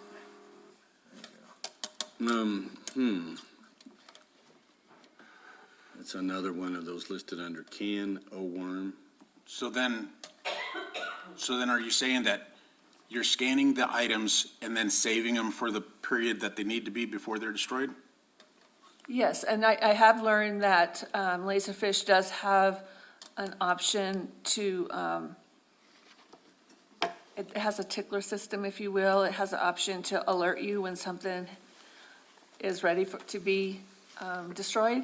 There's a lot of functions in Laserfish that we haven't been utilizing. So I have been, Ashley had set me up to start some more detailed training with Laserfish, because there are some things that we aren't utilizing that we have been paying for. And that's one of them, is that you will you can, when you enter a record, there's a place that you can ask to be alerted when it's ready to be destroyed. And, the destroying part, we don't have to be on site to watch them destroy these records. That's what No. these bonded shredding document companies are for. What I see happening is I move a bin into my office, and nothing goes in there but what's going to be destroyed. And then I have the certificates that you all approve at the governing body meetings, and then when the shredding company comes and gets that bin, they also provide me with a certificate of destruction, and then it's all documented, it's done. But, so in the past, if there's been an idea that you have to be present to watch the records be destroyed, that's not the case anymore. That's what bonded shredding companies are for. But except for the items that you would like to maintain for historical value, like ordinances and the list that you went through, other than that, once it's scanned, can't those items then be destroyed? You're talking about the ordinances and resolutions and No, all I'm that? talking about, we set those aside, so those we're gonna save. Oh, until they've met their retention period, no. Even though they're scanned in, because of the what-ifs with IT, it's just, Do you have like a 5-year, 7-year retention? Yeah, that's what we were told, is once they're scanned in, it's stored, and we've got our backups that are being done off the server, so we've got it stored in multiple locations, and then we have those documents, but then the physical documents You're could then saying- be destroyed. I see what you're saying. So that way, we don't need as much storage space. And you don't need this whole retention thing, almost doesn't go away, but it Okay. gets much smaller because you're like, hey, we've got this document. All you gotta do is produce I it. get it, I see where you're coming from now, okay. Yeah. But, so that way, it will greatly reduce the amount of storage space you need. And you mentioned something about maybe you guys need to focus on the purchasing building. I would probably agree with that, because who knows the last time we put records over there? They're probably all old, ready to be destroyed anyways. And that way you can clear out a whole lot of space over there. To me, if you can reduce the actual physical space you need for those documents that need to be maintained in a paper format, it seems like it would be better to keep them on site. I know there's various reasons why you want it off site in case something happens to this building, but for accessibility, if you need to access them, then you don't have to drive over to wherever to get to them. But the goal is to reduce the amount of space. That's a huge cost to businesses and municipalities and everybody, is record storage. There are companies that make billions of dollars doing, just providing storage space. And if we can reduce that. Off-site? Do we have updates to where we do then take those records and do off-site? Off-site in. Like in case there was a fire? I don't know if is the vault in my office, is that Yes. Yes. It's a fire? Yes, they're all fireproof safes. So there's a lot of stuff in that vault that can come out and be placed elsewhere, and I think almost a big part of all the permanent records could fit in there if that's all that we put in there. I mean, right now, we have office supplies, we have board and commissions meeting stuff, we have JUB stuff, we have agreements and contracts and terminated contracts. So I think with that being said, if you pulled all that out and used that room only for permanent records, I think they could all fit in there. I do. Because if any of you want to go in there and look at that vault, you'll see that there's just a lot of stuff in there that we could pull out.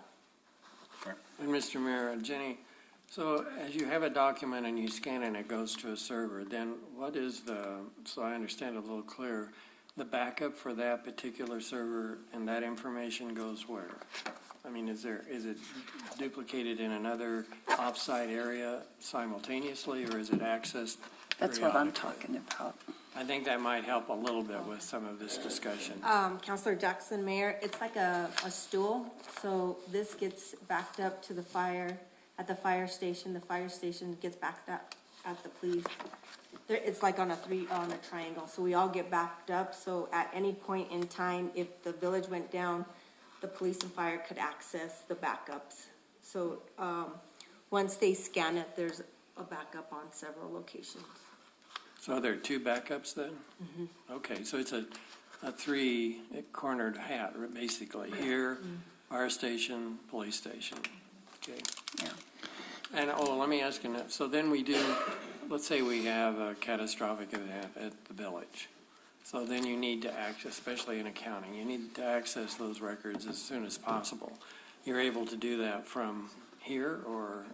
If this location went down, you could go to the fire station and actually pull up everything. And then you'd have your own workstation and be able to continue business as usual. Thank you. Mayor Crawford, members of the council, we use Laserfish, to manage our scanning our documents. Last year, we had an issue with them, and we had the originals, but we did lose some scans that went in, and they were corrupt, so that was that's only one of my biggest concerns is sometimes you have those situations, then you lose some documents. Yes. You have to be very careful, or it's all crooked and Yep. you read it. So those are. Okay. Well, you'll need some help figuring this out. Yes, sir. Okay, we'll work on it.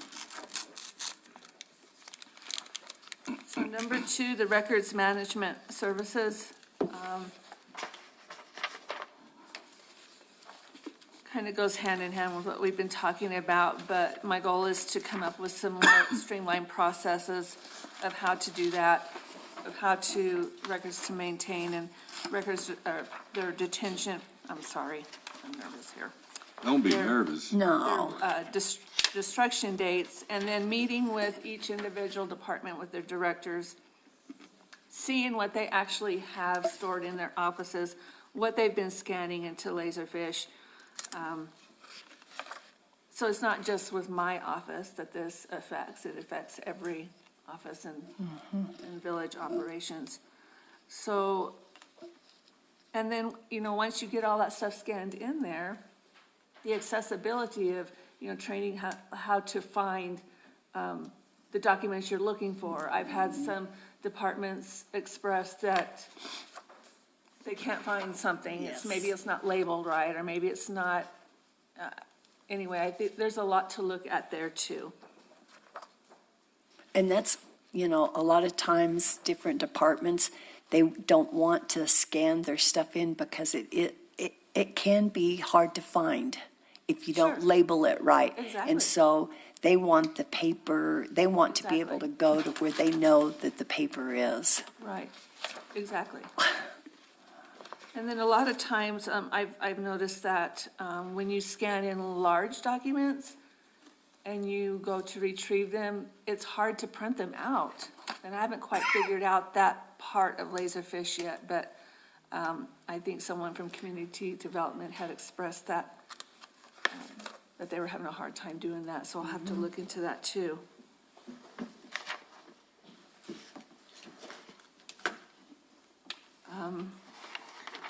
Also in there, at the last bullet under that goal is to develop a formal process for IPRA management, the Inspection of Public Records Act management.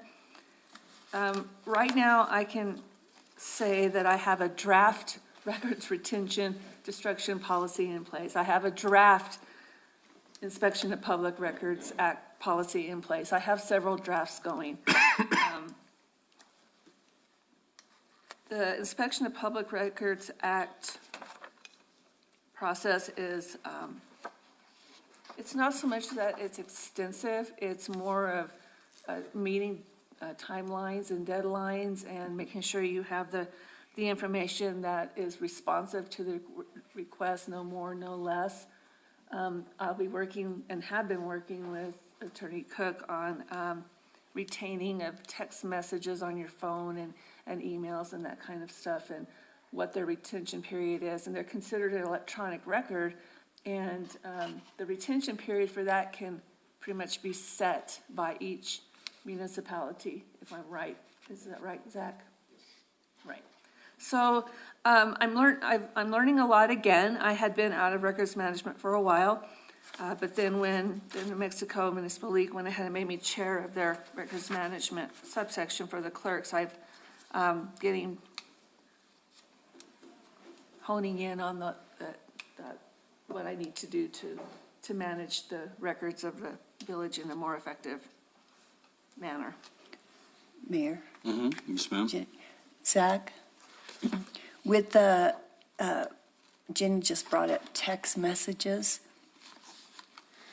So is it okay, I mean, it's my phone, but is it okay if I clear messages as long as I don't have anybody requesting to look at any, I mean, as a public official, can I clear my messages as long as I don't have an IPRA on my phone or my messages? Okay. It's once you're notified, boom. Yeah, right. That's when it But stops. before, okay. So start deleting your messages every night, and then there's nothing to, Well, I don't have anything, but I just, through all the workshops that we went through, New Mexico Municipal League, they were very, told you, be very careful about your phone messages, about what you write down, and because that Exactly. can all come back to haunt you. Right, and Councilor Mayor, that part of the policy that Zach and I have been working on will address that. Okay. And just because you delete it off your phone, they can call up Doesn't mean Verizon and they can still yeah. get all they want. It's out there in the clouds? They can still get it. Okay. But I can say, I don't have it. That's what Yep. I do. Yeah. as long as they're not recording the conversation. Always assume they are. Yep. Because New Mexico is different than other states. Only one If side of the they conversation needs to know. record the phone call and you don't know about it, Then can they it's use legal. it in Yep. court? Only one party to the conversation needs to know it's being recorded. So next time you call me late at night after you've been drinking, be careful what you say. Okay, I will. Susan, slur her words. Exactly. Tim? Mayor, Just don't call him after 9 PM. Okay, thank you. So the third goal, training for administrative support staff to maximize resources. A lot of this will be with my deputy clerk, getting her involved in the training that she needs as a clerk, as a deputy clerk. A lot of those classes are through the New Mexico Municipal League. There are classes with New Mexico Edge. And then there's classes that the state auditor and Attorney General's office will provide. Most of them are usually webinars on the Open Meetings Act and Inspection of Public Records Act. And, a lot of the stuff, a lot of the information that you need to know changes from time to time. And I can remember someone I worked with in the past saying, what you don't know can't hurt you. So that's why training and staying up to date on legislation and all training is so important. If you don't know it, it can hurt you. It's not an excuse to come back and say, well, I No. didn't know. So that's an ongoing goal. I don't think that goal would ever go away. It's ongoing. But for right now, we don't have a replacement for Yvonne, so, yeah, Close. okay. Software development, continued development and implementation of Granicus Novice Agenda for managing the council, board, and commission meetings. I'm grasping Novice Agenda pretty quickly. I learn something about it every time I prepare for a meeting. The simplest thing, this has nothing to do with anything, but the simplest thing is pressing that save button and losing, and by not pressing that save button, losing all the minutes that you prepared for a meeting and having to redo them the day of the meeting. So Oh my you learn from that, though. Yes. Let's see. On that software development, the starting and ending dates, are those correct? Oh, probably not. No. Okay, I didn't think so. I was just curious. That's to make called sure. efficiency. Yeah, just be using them. Finished before you even started. Already, that's way off.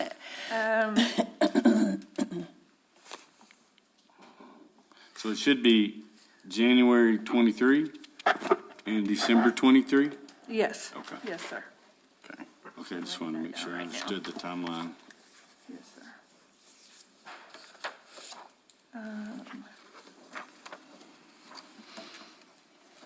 Jenny, on that item there, you know, if we need to get a trainer from Granicus, Novus Agenda for you and Yvonne to assist, you know, just more training, we can arrange, we can get that Right, done. I already have. Okay, I'm sorry, good deal. I should have brought that up. Yes, I already have. And actually scheduled a training date too on the streaming side. We had a training set up for, I think, January 4th, and Granicus had to cancel due to sickness in their training staff, but yes, I have those in place. Another goal would be training for boards and commission members, and whether or not we want to have boards and commissions go through Novus Agenda for their meetings, to form their agenda in Novus and their notices too, because, Well, then we'd have to provide them all with We'd have to, laptops. yeah, get them all laptops, so that wouldn't. so. I right, mean, and here's another thing. I mean, I'm on several committees. They don't even know how to run a meeting. I mean, Like, just need to tell us which committees. We have to get somebody in charge to run them. well, it's getting the people there to, because we did have, last year or the year before, I think it was last year, they had a big, let's all get together and have a little training. Zach's been doing training with them Yeah, and now. it could, yeah. I mean, recently. So we maybe just need to go back through those. Because whatever. every couple of years, then you have a whole new people that come in, and here we go again. And Mayor and Counselor, one of my concerns is that any of the Open Meetings Act, when it addresses boards and commissions, the kicker, I think, is if they are policy building in any way, if they vote in any way, if they're subject to the Open Meetings Act, it makes me nervous if notices aren't posted in a timely manner, how minutes are done, how agendas are done. Because if they're subject to the act, they're subject to the act. Well, we're doing all that. Every meeting is posted publicly. And minutes taken And then I know the that. minutes take some time sometimes to get They do. down, and we had to go through a stage where we were training more than one person to do them. Like the Watershed Committee. Well, Well, that's not, No, that's, They're- you're right, that's not that's, you know, you, Yeah, no. they just need this, but we post all those. yeah, we do. So I don't know, Right, and that's why I wanted to discuss that as to Yeah. whether, what extent we want, who do we want to, other than the governing body, to use Novus Agenda? If Yeah, anything else. I think right now, the governing body is really the only board that needs it.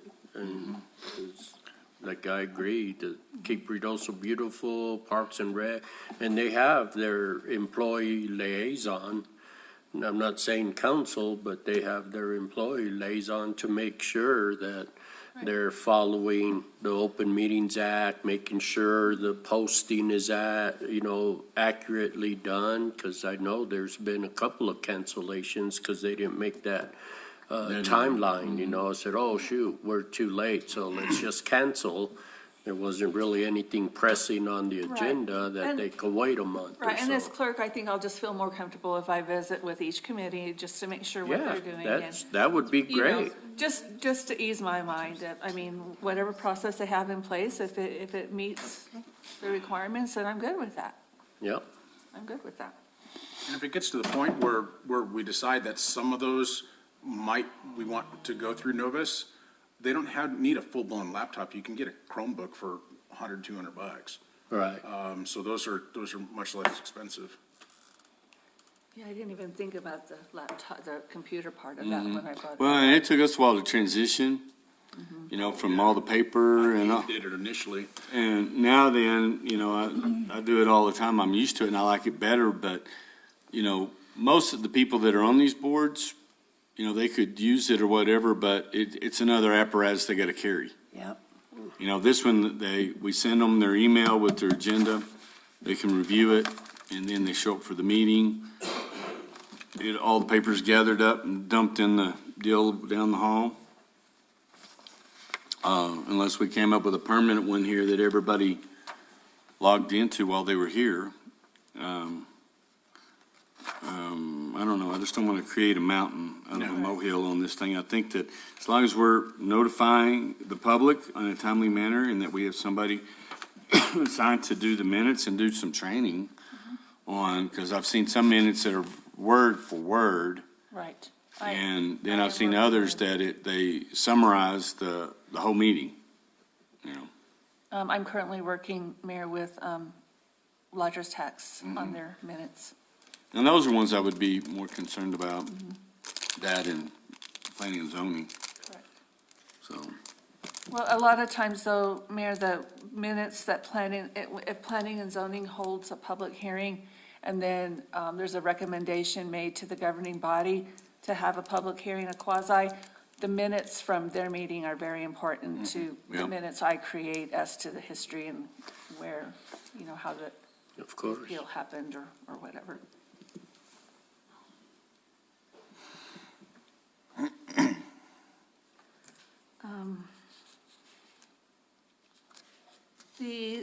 The goal of live streaming of council meetings, I have that struck out. It shouldn't be. It is complete except for the, it's not complete. We still have the training open for being able to push that one button and not have to go through And Mayor Crawford, members of the council, that would eliminate using YouTube, and that'll be on our website next to the Novus agenda. They'll be able to just click that and watch the meeting live from our website and not have to go in through YouTube. We won't have to worry about trying to get YouTube to work. It'll already be. and so are we going back and deleting meetings off YouTube? Is that part of the Records Destruction Act? Yes. So we are deleting those off of Right YouTube? now, right, so after you all approve the certificate of destruction, and I had been in contact with Carrie, and of course, strategic planning's been busy, but her and I have a timeline of ones that will be taken off, and we were gonna keep 6 months on there right now. Okay. I think I went back to, I can't remember, 2009, Well, no. there's some on there for a long time. 2020 was Was the first? the month or so after everything shut down, when. That's when we started using YouTube. Yeah. Yeah. Well, we started over at Horton, then we moved to the convention center.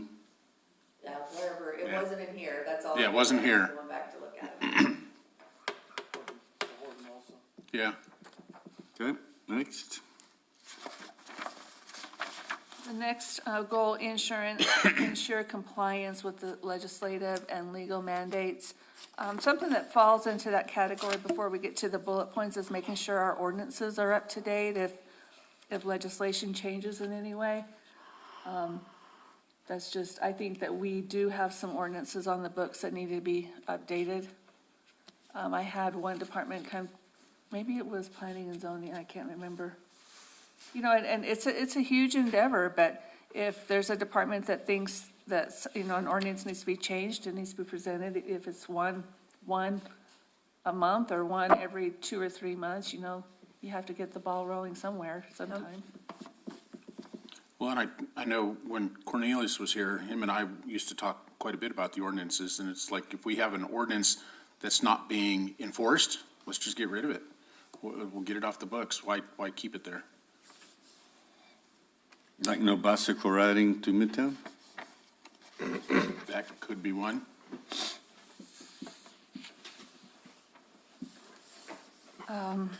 So we will have an election coming up this, let's see, 24. 24. So myself and the deputy clerk will need to attend election training if and when they provide that. The league right now is, I think they're, on some of their sections, they're starting to get back, their training back online that they used to have before COVID, which is very beneficial.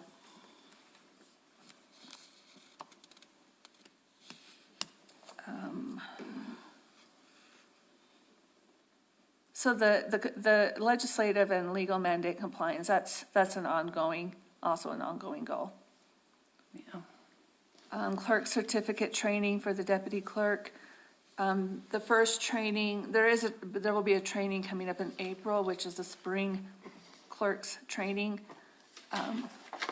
They have spring training, fall training, and then they have the institute and the academy for certification in October of each year. I did send in the membership to the league for Yvonne as deputy clerk and myself as clerk. One reason that's very important is that when Yvonne starts attending, she has to have that designation to be able to use her certificates to go towards her points for certification. The institute is a week-long class. Yvonne would be on site on a Sunday evening, and it's through Friday at noon. And they have a series of classes. It takes about 3 years, 2.5, 3 years to get your certified clerk designation. And then after that, another probably 2 years to get your municipal master clerk's designation, which I have. I have all of those. And in October of each year, the clerks meet and they do their clerk certification, and then the master clerks come in the middle of the week and do their continuing education classes. Right. So a deputy clerk, she's your right-hand man. Yes. And the certification is not just attending classes that the league offers. You have to have a certain number of volunteer hours or professional volunteer, or serve on organizational meetings, or you can attend FEMA classes. There's a whole bunch of different things that go into the certification. The Clerks Institute, as an example, if it's a 40-hour course that you go to, it may be only worth 3 hours towards the designation, towards your designation. That's why it takes so long to get. Yeah, we've been through this with all of our clerks. Yeah, something has to be done. Yeah. So, and then streamline the process for tracking of contracts and agreements. I did come up with a detailed worksheet of all of the contracts and agreements we have and placed it on the R drive so that each department can go in and look at their dates that are coming up for expiration of their contracts and agreements. And then I reach out to them 3 months ahead and say, these ones are coming up, what are we doing? And I know Aren't we already doing that? Yes. Yeah, we are, But- okay, because but- we had some issues before, and I thought we had Right. policies and procedures in Right, place. and then purchasing has come up with a new guidance, if you will, about renewals. Yeah, Yeah. which has helped a lot. Update, now Yeah. do multi-year contracts Mm-hmm. instead of coming every year and following the council agenda with renewals. Okay, but we're tracking those dates that we notify them early, the departments, so they start the process. Yeah, because we had an issue once before, Yeah. and we fixed all that. Mm-hmm. It's due a month before the next renewal date. And then, as Judy mentioned earlier, Clerk's Department is working with finances to find the lien process. That's all I have. Okay. That was a lot. I have Yeah. a question, Jenny. Yes, sir. I'm kind of interested in your compliance with legislative and legal mandates. So Senator Bill Burt earlier was stating that there were 800 bills that are on the slate. Now, of course, all of them will be heard. and not all of them will be passed. But, so with this, and who really in the village is responsible for keeping up with the new legislation that gets? They notify us, but we also, New Mexico Municipal League, they have to, we stay abreast of these things, but then they notify us as what applies to whatever. Whether it's the police department, whether it's whatever that they've passed, and then it's up to us to Okay, so. give us the time to implement it. So you're probably talking about possibly setting up with you, planning and zoning and legal, a meeting to see what you need to go over. Correct, and I do check each day I check what's been filed. Yes. You can go onto the New Mexico Legislative website and go to Bill Finder and look at everything that's being filed. So that, like, there was one that I found that had to do with sidewalk repair and on private property, and how municipalities can require a private property owner to maintain their sidewalks, kind of a thing. So it's interesting to see what comes through.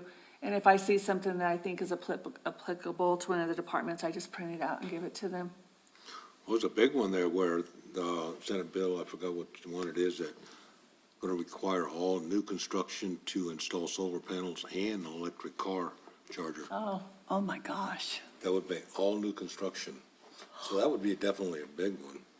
Well, that would come down to the building codes and Yeah. all that stuff, and we would know about it. I mean, there's none of this that happens in a vacuum, believe me. But that- So we just need to fight that one. Big time. Because Mayor, if I'm correct, that there's the resolutions and policy meetings that they discuss all the. Yeah, it's not all just on you, believe me. There's a Correct. whole lot of Oh, stuff yeah. that comes through when these things happen, and then we have to make sure that it's implemented. Correct. So, yeah, I hadn't heard about that one. That's Okay, anything else? Talk about the cost of a new home. Oh, my gosh. Okay, the food's here, so thank you, Jenny. Thank you. We'll take a break, and everybody gets you a sandwich from Slotsky's. All right.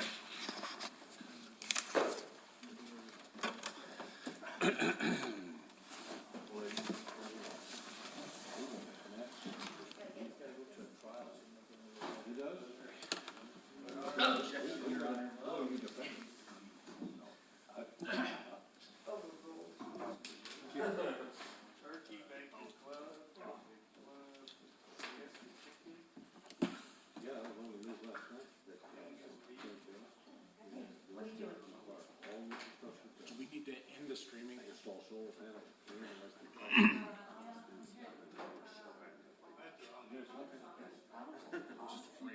Somebody do something silly. Don't do it. I'm like, exactly. Congratulations on getting the combined title.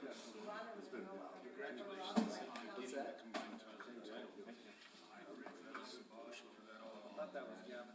My thing was. You remember who it was? There's only one captain. Get you a sandwich. What's that? Get you a sandwich.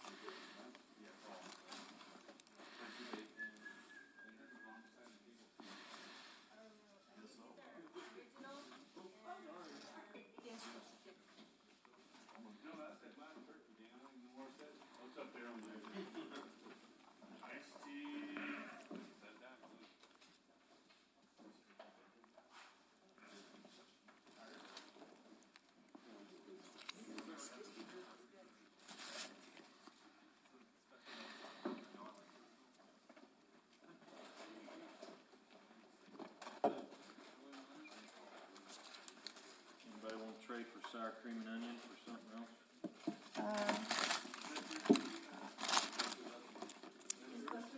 You want cracked pepper? I'll trade it if you want. Perfect, thank you, sir.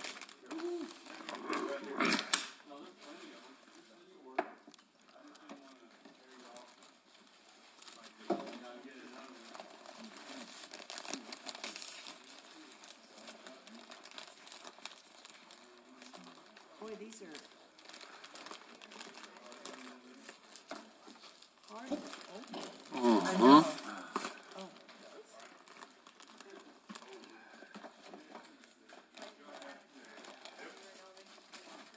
So what did Dr. They brought me and looked at it again, and then, they're checking all my blood pressures and all that stuff, and then they called it. He said the other name of it, but they said it's like a cyst.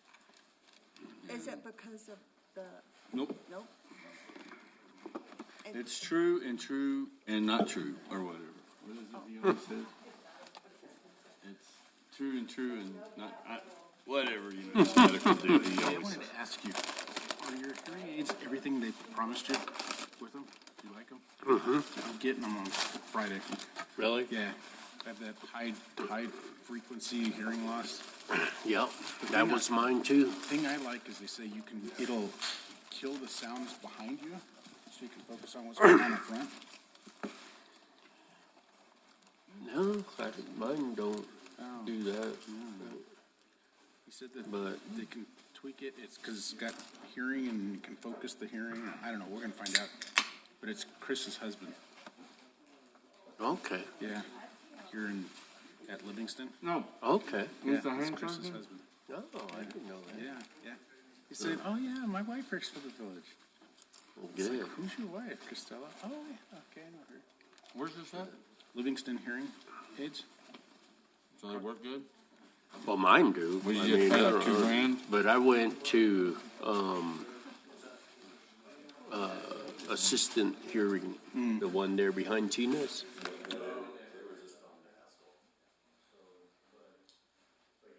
Looks like they were just checking to see if it was leaking.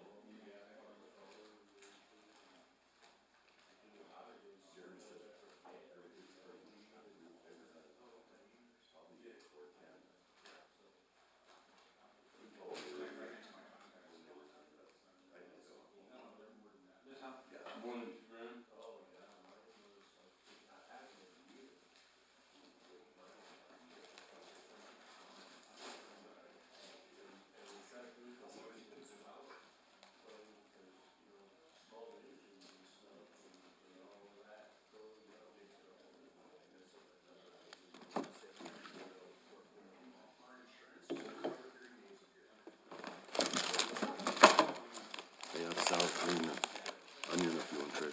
No, I already shuffled through the boxes and got green one. I didn't even think about that.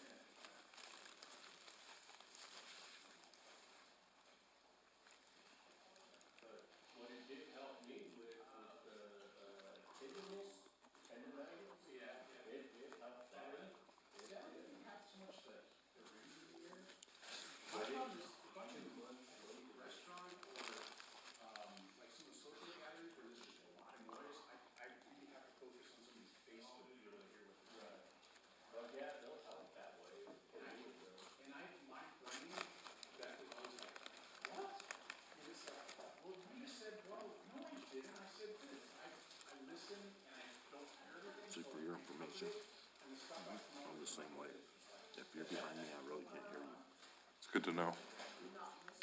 So I can talk behind about you behind you. Yeah, I won't hear you. I used to have a friend that when COVID started, that's when she found out she was going deaf. Because she never knew it. But she was having to read people's lips and never realized it when everybody started wearing masks. Oh, yeah. She couldn't, yeah, she couldn't And she realized then, she was like, oh, I can't. So on the hot shot crew, I started out as a squad boss, not a squad boss, the saw boss. Well, I'd run a saw, but I had a radio, so I had to listen to the radio too. So I had the mic right here. But man, for years, Yeah. It's not like today's day and age where you can get the headphones with the speaker in them. Yeah. So, yeah, I have a issue with like someone talking to me.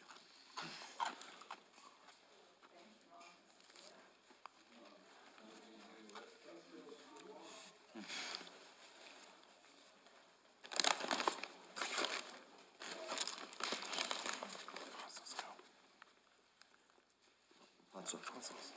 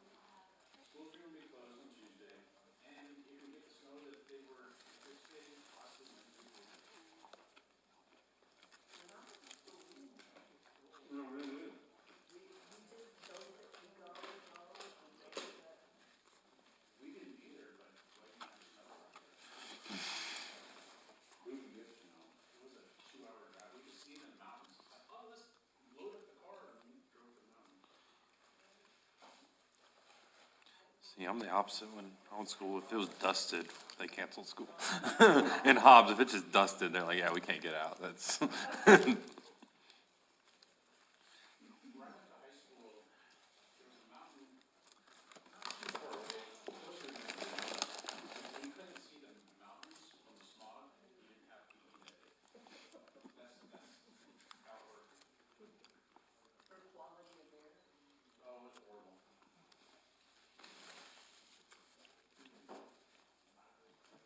That's how El Paso is. You get an inch of snow that closes down. Well, I still get Lubbock's news all the time, and they closed everything. I mean, every school district's closed today, every preschool, I think the city closed today. Not a ton, but they did get some.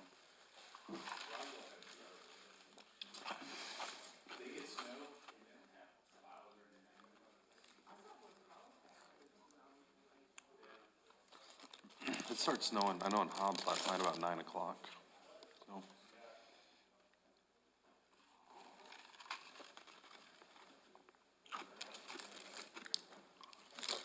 You see Hobbs and Lee County schools do a 3-hour delay.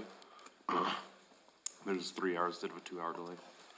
Because there were too many times, and it started when I was in school, because there was too many times that they would get to like the 2-hour delay, and when they have to call it, and then it would clear up, and they're like, oh, well, we could have went to school. I've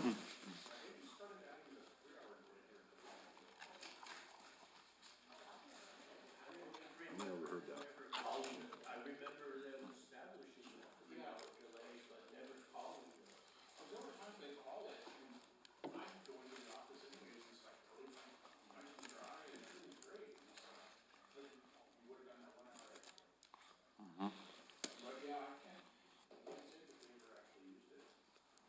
That's all Lee County does anymore. They don't do 2-hour delays anymore. It's just all 3.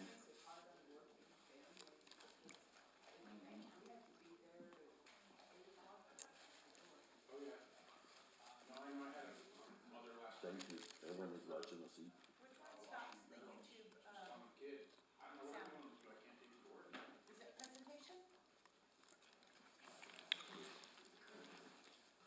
We were fortunate, my mom being a teacher, if we were out of school, she was out. If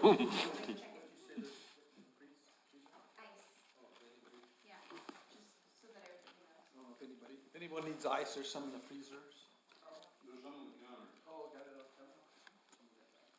I laid it out for people to get.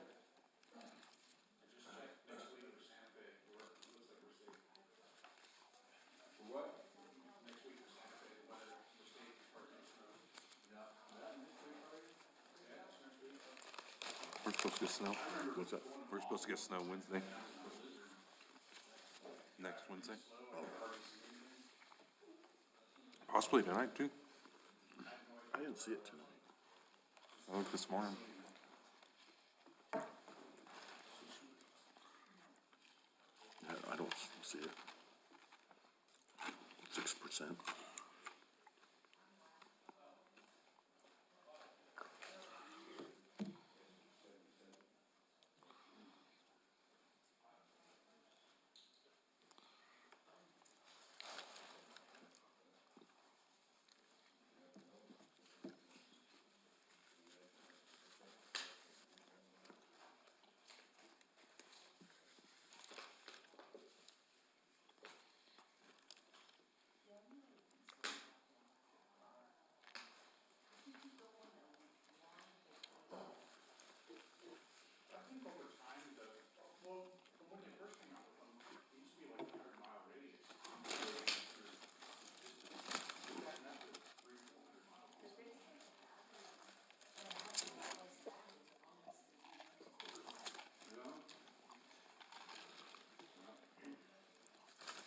There's a company in Europe right now that's that's a electric car company, and they swap out the batteries. And so it's like a mobile car wash, and just pulls the vehicle in, the machine comes up, pulls the battery out, swaps out the fully charged one, and then you're on the road again. And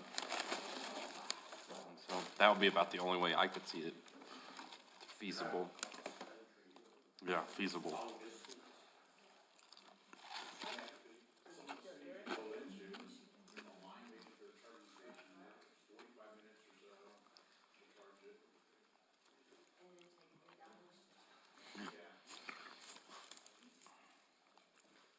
Well, then here, I mean, we only have a couple of charging stations in town. The one hotel. Yeah, Comfort Inn has them. And that's the only place. And I don't know if anybody else. And the track, yeah, the track. Not unless it's new.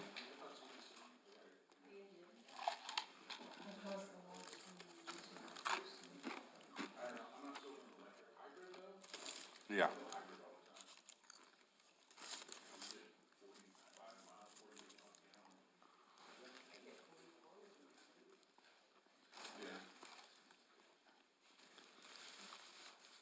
I get that going downhill, my truck. Just don't flatten out and don't go back uphill.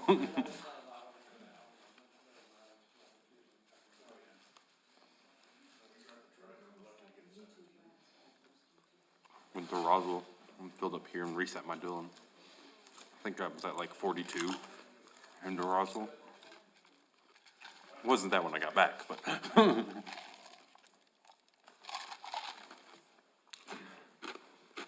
our trip to California, I used medium grade. And then, while we were there, I think I used medium grade until I was ready to fill up. Coming back on regular, I got better mileage. My truck gets better miles on regular I than think it it does. was because of the wind, that's all I could figure. My truck does better on regular than it does premium.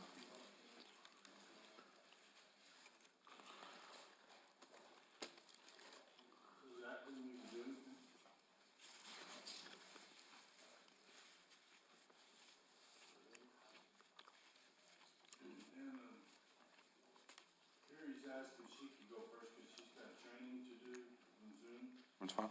You don't mind? No.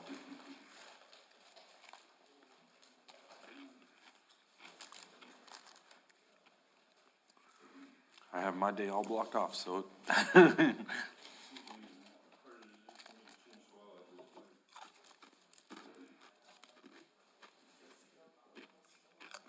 just swallow them sometimes if it's on.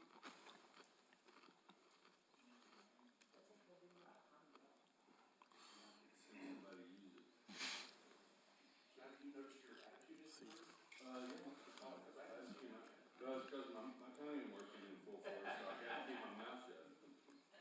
That's when? Tonight. Mine doesn't show. It doesn't show it on the daily, but it shows it on the hourly. What was the percentage? 30. 6 PM. To win. All night. In the morning. It just goes to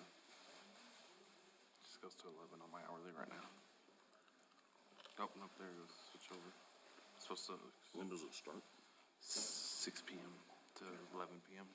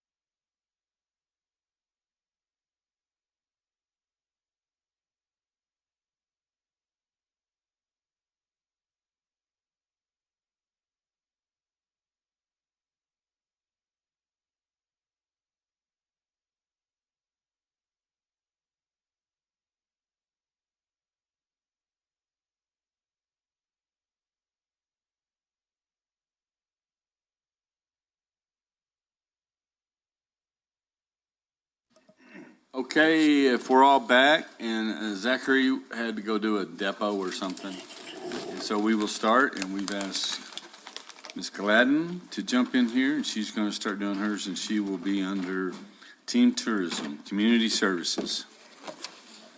Hello, Mayor and Council. Hey, Yo. I'm gonna, unless anybody has, oh wait, come back. So we don't have a mission.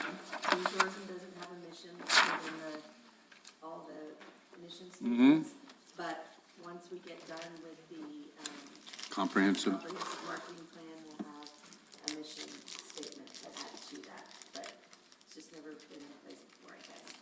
And our purpose is Team Tourism will focus heavily on crafting the brand of Ruidoso To deliver a quality product that continues to grow and develop Ruidoso as a destination, as a place to live, and as a place to do business.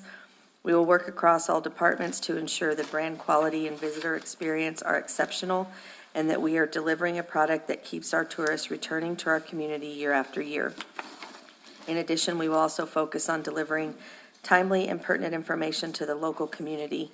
We will work to maximize lodgers tax funds to make informed marketing, advertising, event, and tourism-related marketing decisions. So if everybody's still good with that. Yep. I'm going to skip the first one unless anybody has a question, because that's what I gave you guys an update on at the beginning of the meeting.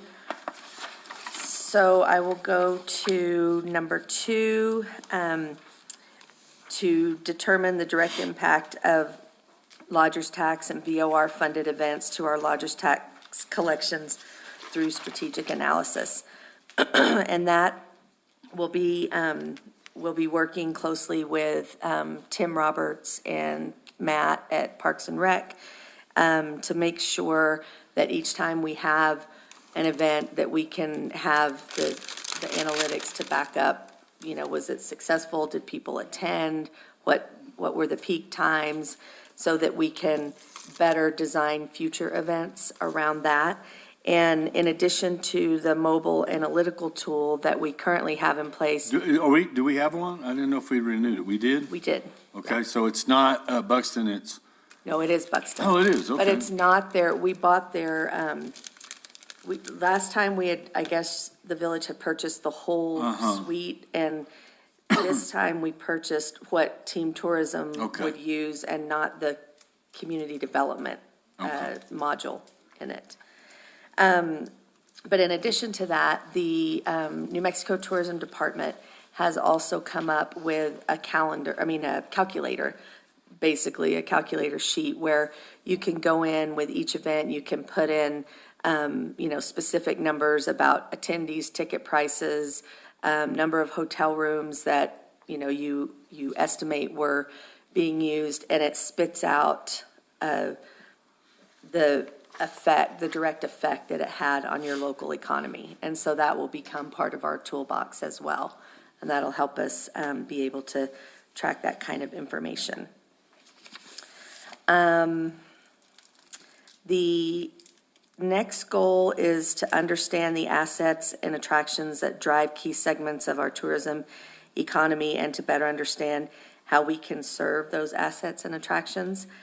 And that is, you'll see that doesn't have an ending date, it's ongoing, because that's something that we should always be paying lots of attention to and knowing exactly where those numbers are.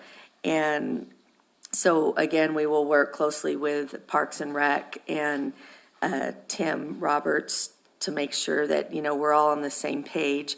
And a lot of this information too, we got some really good stuff to add to it from the workshop meetings that we've had over the last 2 weeks.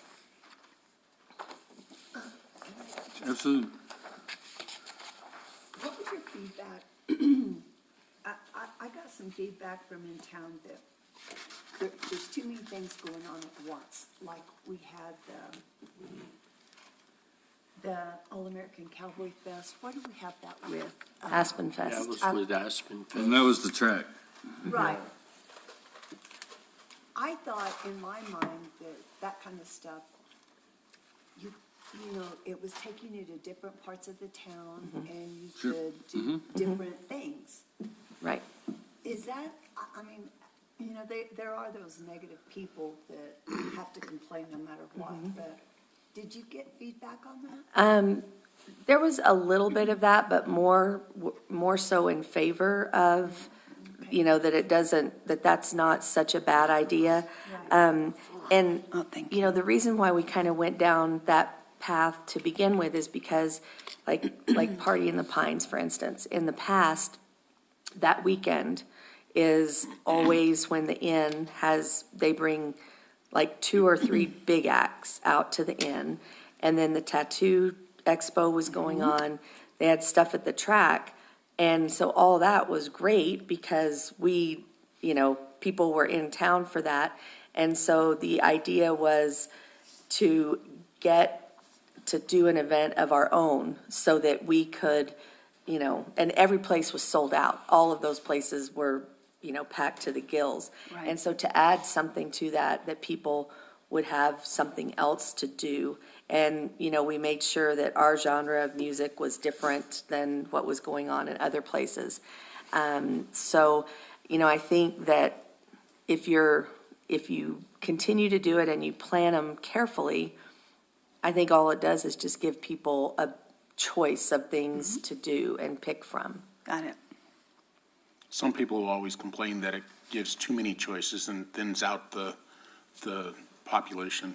And then I say, well, which one did you go to? Oh, None of them? well, no, but I think the majority of the naysayers would be ones that were involved with a certain event, Oh, sure. because now Right. you're lessening our impact because now you've got all these other things for people to choose from.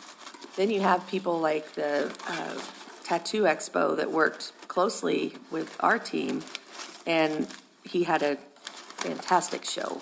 And, you know, so I mean, I think if you work together as opposed to, you know, you're trying to steal my thunder, I think they can all be more successful. Did that answer your question, Susan? Thank you. Okay. Okay, the next one, utilize analytics to determine performance of our statewide competition and identify new potential audience growth. And again, we did, if any of you looked at the competitive deck that we sent to you guys prior to the workshop, you'll see that we dove headfirst into that. And so we have a ton of information on not only our nearby competitors, but also across the country and up into Canada. And so and we can just continue to, now that we have that baseline set, we can continue to monitor that as we go. That was very interesting. Yeah, even for us, we were like, some things, we were like, wow. I couldn't believe we had 1,900,000 visitors. Oh.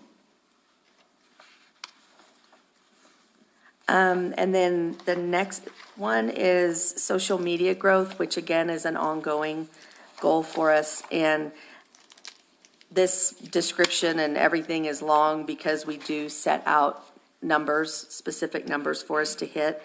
And when we submitted this, we weren't at the end of the year yet, so you'll see some things that are highlighted in yellow.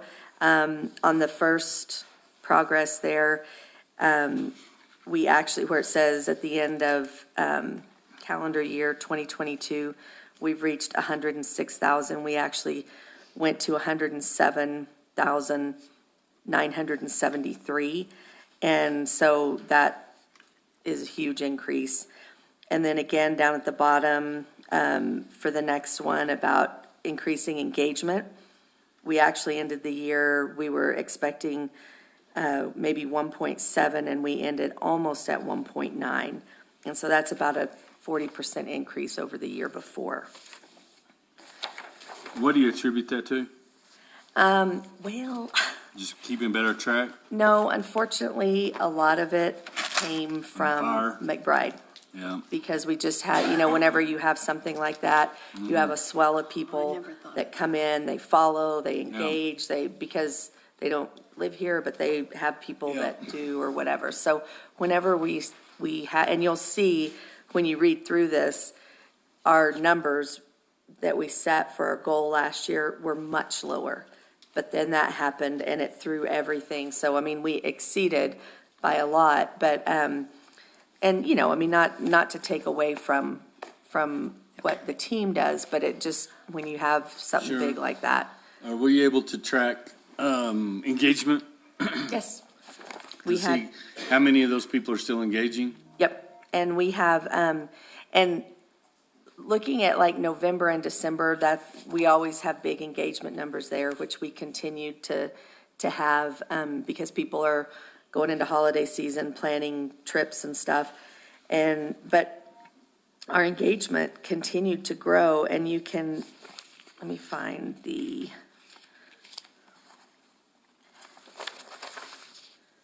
yeah, the 1.9 was the engagement number.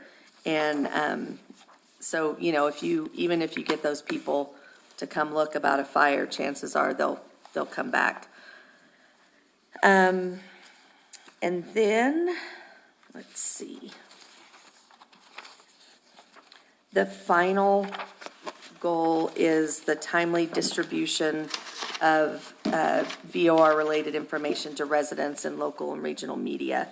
And that is just tied back to more of my PIO duties and just making sure that, you know, via whatever the channel is, whether it's social media, website, statements, whatever, that we get information out in a timely manner to, not only to the media, but to our community and beyond. How can we effectively track the Rudos Insider? Because, I mean, I get more comments. So do I. On that than anything, that people read it from cover to cover. Yeah. And that maybe I mean, it's obviously working. But, you know, I think it'd be 20 pages long if we kept after. Now, we got people wanting to advertise, we got, so, you know, I think that shows that there's an opening there.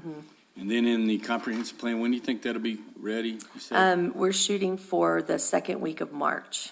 Okay, and in that, are we, because at one time, we were all about come to the Cool Pines to rest, relax, sit on the deck, drink some wine. You know, you don't see that a whole lot anymore. Are we still going to do more of a broadband, or are you going to do specific, call to action or call to relax? Yeah, we as a group, as a team, we always have to remind ourselves, and I think I mentioned this in y'all's workshop, that we have to remind ourselves to, you know, when we're like looking for great outdoor active shots and stuff, that there's a whole group of people that come here to do nothing. Absolutely. Except sit on a deck and enjoy the view. And so I think that you can do both very effectively, like especially now, if you take our digital boards, for instance, I mean, we can have 3 or 4 ads going on those at one time. One is a mountain bike 15 feet in the air. One is a great deck shot. One is a shot of, you know, the herd of elk. And so you don't have to, it's not like when you used to have vinyl made and you had to know what your message was going to be for 4 months because it wasn't cost effective to get new vinyl made. So I think we can effectively market to the specific interest. Okay, and I sent you a forward from Landmark. Were those rates any better than what we're getting? I just a little bit. Well, I met the owner, he lives here. He's tighter than skin on an apple, Frank Potter. And so, just met the guy one day, and this guy was supposed to really knock the bottom out of it. He's called me wanting to know how he did. On the digital too. Yeah, okay. And so, I just need to let him know, or if we need to try to push it harder, but I don't know, do we use a bunch of the Landmark? We do, actually. We use Clear Channel and Landmark, and this one out here, as you come into Alto, is Landmark, and we're looking at getting on that one as well, so. Okay. And then, the last one was the last piece of that was the Insider, which we just talked about. And to answer your question about tracking it, I mean, we know how many we print. We know how many people go online to read it. We know how many people have signed up to get it only through email. But we also blast it out to, we have a local list that we send it out to. I think when it comes down to tracking, how closely people might be paying attention to it, you would look at doing something like, if you had advertisers in there, or if you had some sort of call to action in there to, that would be a step towards tracking. How many are we mailing now? 10,000? No, we do paper right at 7,000. Well, that's a lot. It is. And then we still drop off some bundles every now, bundles at Chamber and Yeah. here. And they come here too, so I know Yvonne takes care of that. Okay. So, any questions on any of that? And so in this comprehensive plan, we'll also be honing in on duties and scope of work for a director or a tourism manager or whatever. Yep. So we're still planning on having a tourism manager? Yeah, somebody that will actually reach out and go talk to lodgers, businesses. yes. Yeah. Because we have a lot of functions that we need to be part of, where they have conventions on different things that it's looked at. And so we're actually going to need somebody to actually walk around and do the things that we've always asked them to do. That was one of the things the lodgers really would like to see, somebody come by. And that's the way we can get a lot of insight into tourism, because when you're at the hotel or the lodgers or whatever, the first people ask what's there to do, or they develop some sort of a communication with the people at the desk or who's checking in, so you can pick out what are they looking to do. Where have they been? What other places do they usually go? And then we can find out a lot of information from those people. And I think if you look at it as sort of like if you were a public utility and they have a public liaison, public affairs liaison type person, it's almost somebody like, that's the wrong title, but almost somebody like that their job is, you go out and you talk to the businesses and the lodgers and not just twice a year. I mean, you go and, hey, what did your occupancy look like this past week? What's it looking like in the coming months? Because that's the kind of stuff. And then like Lynn said, if everybody's coming in saying, where can I find the new disc golf course?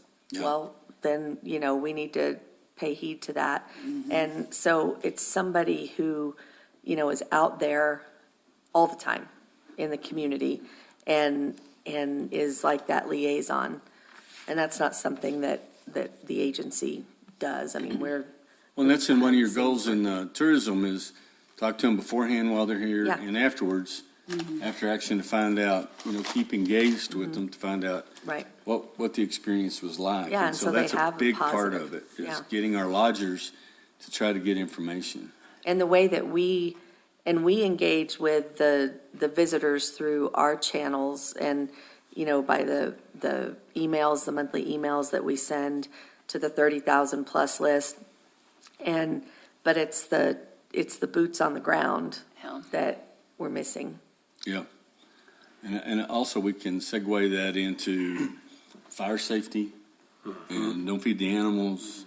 And then the evacuation routes that we take for granted that people that come in every week have no idea. And so in talking to lodgers or whatever, they read stuff, but they need to be reminded because they're trying to clean rooms, they're trying to this, that, manage staff, just like everybody else. So this person can do a lot of things. And then when there's things out on the horizon that there's in conventions that they can go out and look. And, I have meetings all the time with people that they're wanting to open up a new business, but not just clothes and, but maybe what can I do to complement Winter Park in the summer? Or what could I do? And so, we're talking to them about Moon Mountain and all these other things. And so it opens the door up, and this person, to me, it'd be a fun job, I think. And you know how you hear people say, I had no idea that was going Yeah. on in town. Well, you know, this person is gonna be the go-to person to, you know, we have great marketing material. They come by, we say, here, they go, they hit the road and make sure that, you know, it's up in every lodging establishment in the lobby where people check in. If it's a, you know, a tent card, a QR code, whatever it might be, that person makes sure that it's out there and not in one of our warehouses. You know, or it's not still in the bundle, it never got passed out. Right. Yeah, because like let's just take feeding the animals. That does need to go into all of the. And it may go in lodging. now, but when they're going through and cleaning, is it still there? No, you're right. You know, and so that's where we're talking to them, and they're like, Yeah. you know, Yeah, and so, you know, on a regular basis, that if we have stuff that we've printed material, that we drop them off, and then they make sure that they get put in the rooms. And then, you know, when the idea would be that as this goes on, that when the lodger sees Susan Letterman coming from the village and you're in that position, they're like, ooh, what do you have for me today? yeah, And they know that you're gonna be talking about an event or here's stuff for you to, you know, give to your customers. I mean, and there's so many avenues that this can open up. You remember Flying J, what's his name? James? James, you know, he had that business where he had all the rack cards. yeah. And that's gone away, I guess, because I don't see them anymore. But that filled a niche that there was a lot of waste in it, but that it was one of those things that people, you know, we've kind of got them away from that to go to your phone and do that. But still, when you're in a hotel, if you have a QR code that's there with a picture that they can just take a picture of, and it's like, wow. Right. And then we tie it into wayfinding, and then we get Roberts over there with all the stuff on the history tours and all that. Right. It gives people, yeah, there's a lot of stuff going on, but I don't care nothing about going in here and a rapper at the end of Right. the gods. And I don't want to go to a concert, but I would go do that, Yeah. you know.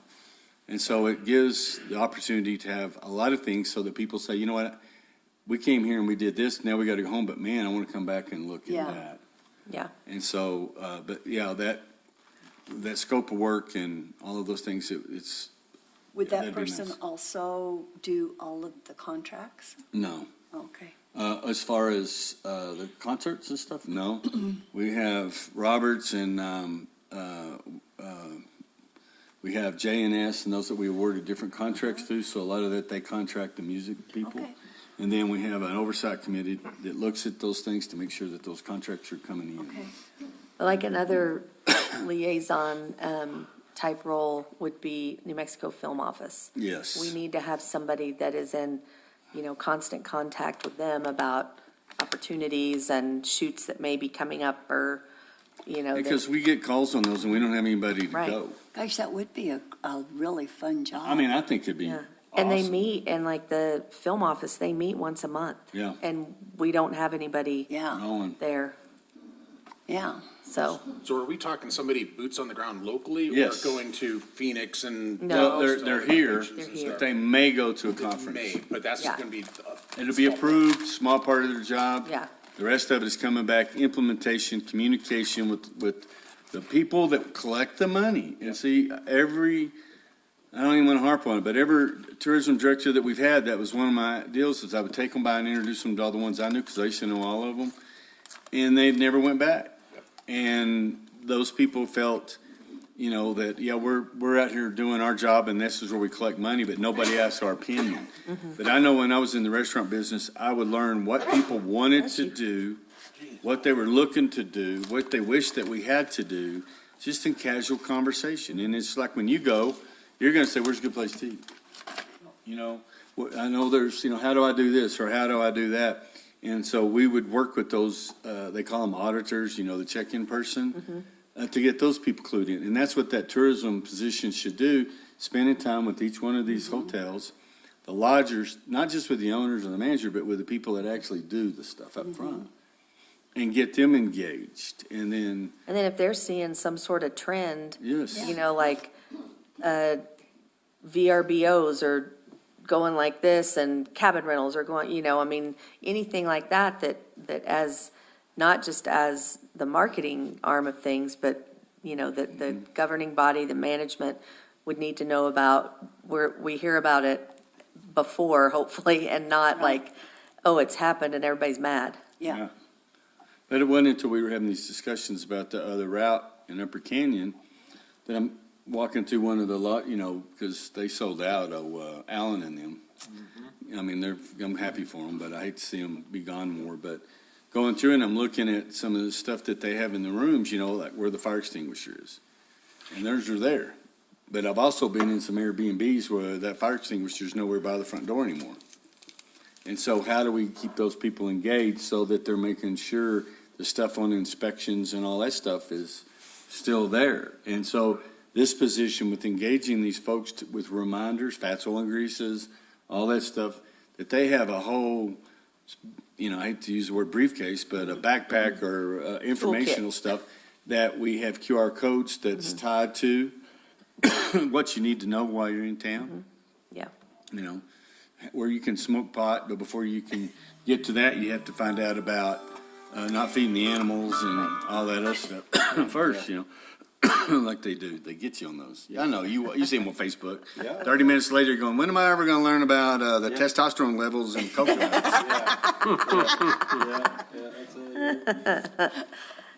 And then one quick thing, just to close, is we heard across the board and in almost every group that, there needs to be a lot more of our information accessible in Spanish. And so that is something that we immediately jumped on. If any of you, because we could do this in a quick turnkey way. If any of you, next time you're on the Discover Ruidoso site, click the translate button and watch. Pretty cool. What was that? There's a translate button Oh, on yes. the website. Convert it right over to Spanish. Is The it pretty whole thing. accurate?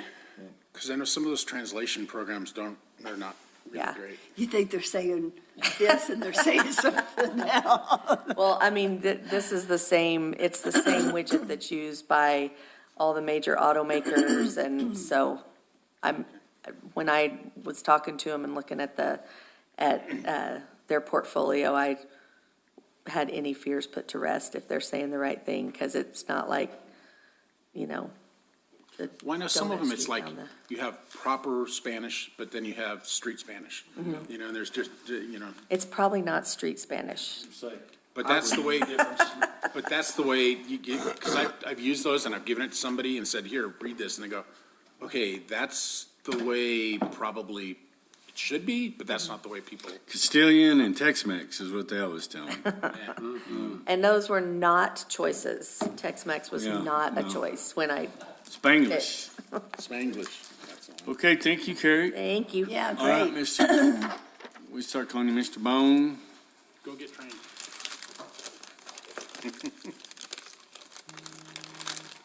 Bye.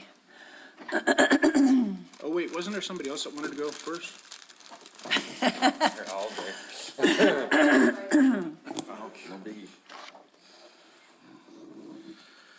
Mayor, council, how are y'all today? Good. Good. To be here. So we'll start out, I will start out by saying the park side, there are gonna be some changes. This was made, as we all know, turned in about a month ago. Things have changed since then. And so there will be some changes we'll inform you about along the way, but Okay. for the most part, they are pretty accurate. We did recombine seeing as the department is now recombined, I'll be the new director of both, as you can see on the organization chart. T-Bone is my assistant director. Thank goodness, because all of his knowledge will go a long way. Help me out a ton. So our new purpose, our new mission statement for the combined department, we're going back to the original one. The Parks and Recreation Department elevates the quality of our community by providing programs, facilities, events, and opportunities for locals and visitors who live and play in nature's playground. And so, I believe you were all given, for the organization chart, you were given an updated one this morning, I believe. Yes. Yes. And there's one edit that will be on that. We did add one custodian today, actually. He started today. And so, Good. so that's one less position that's empty. That leaves us with 4 empty positions now, or 2 custodians and 2 park maintenance workers. Well, I'm excited about the chart. I think this is going to work great. I think our whole department is looking forward to it. Yeah. They're excited about it, so.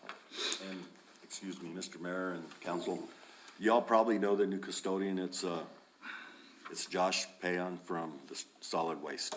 Oh. And He was here earlier this morning. yes, he was the one mopping and actually put a sign out that said, what. There was a sign out. Yes, I couldn't see it, but T-Bone came and said there was a sign out. He got up and, so there was a sign out, but that was great because he's brand new and he took it upon himself to make sure to get the sign out. So congratulations. to So him. he transferred? He did. He's not able to drive because of his vision. Oh, I And see. so we just have to make sure we have a driver for him and custodian. He is happy to be here. Oh, nice. And we're happy to have him. Compare it with one of our custodians. All righty.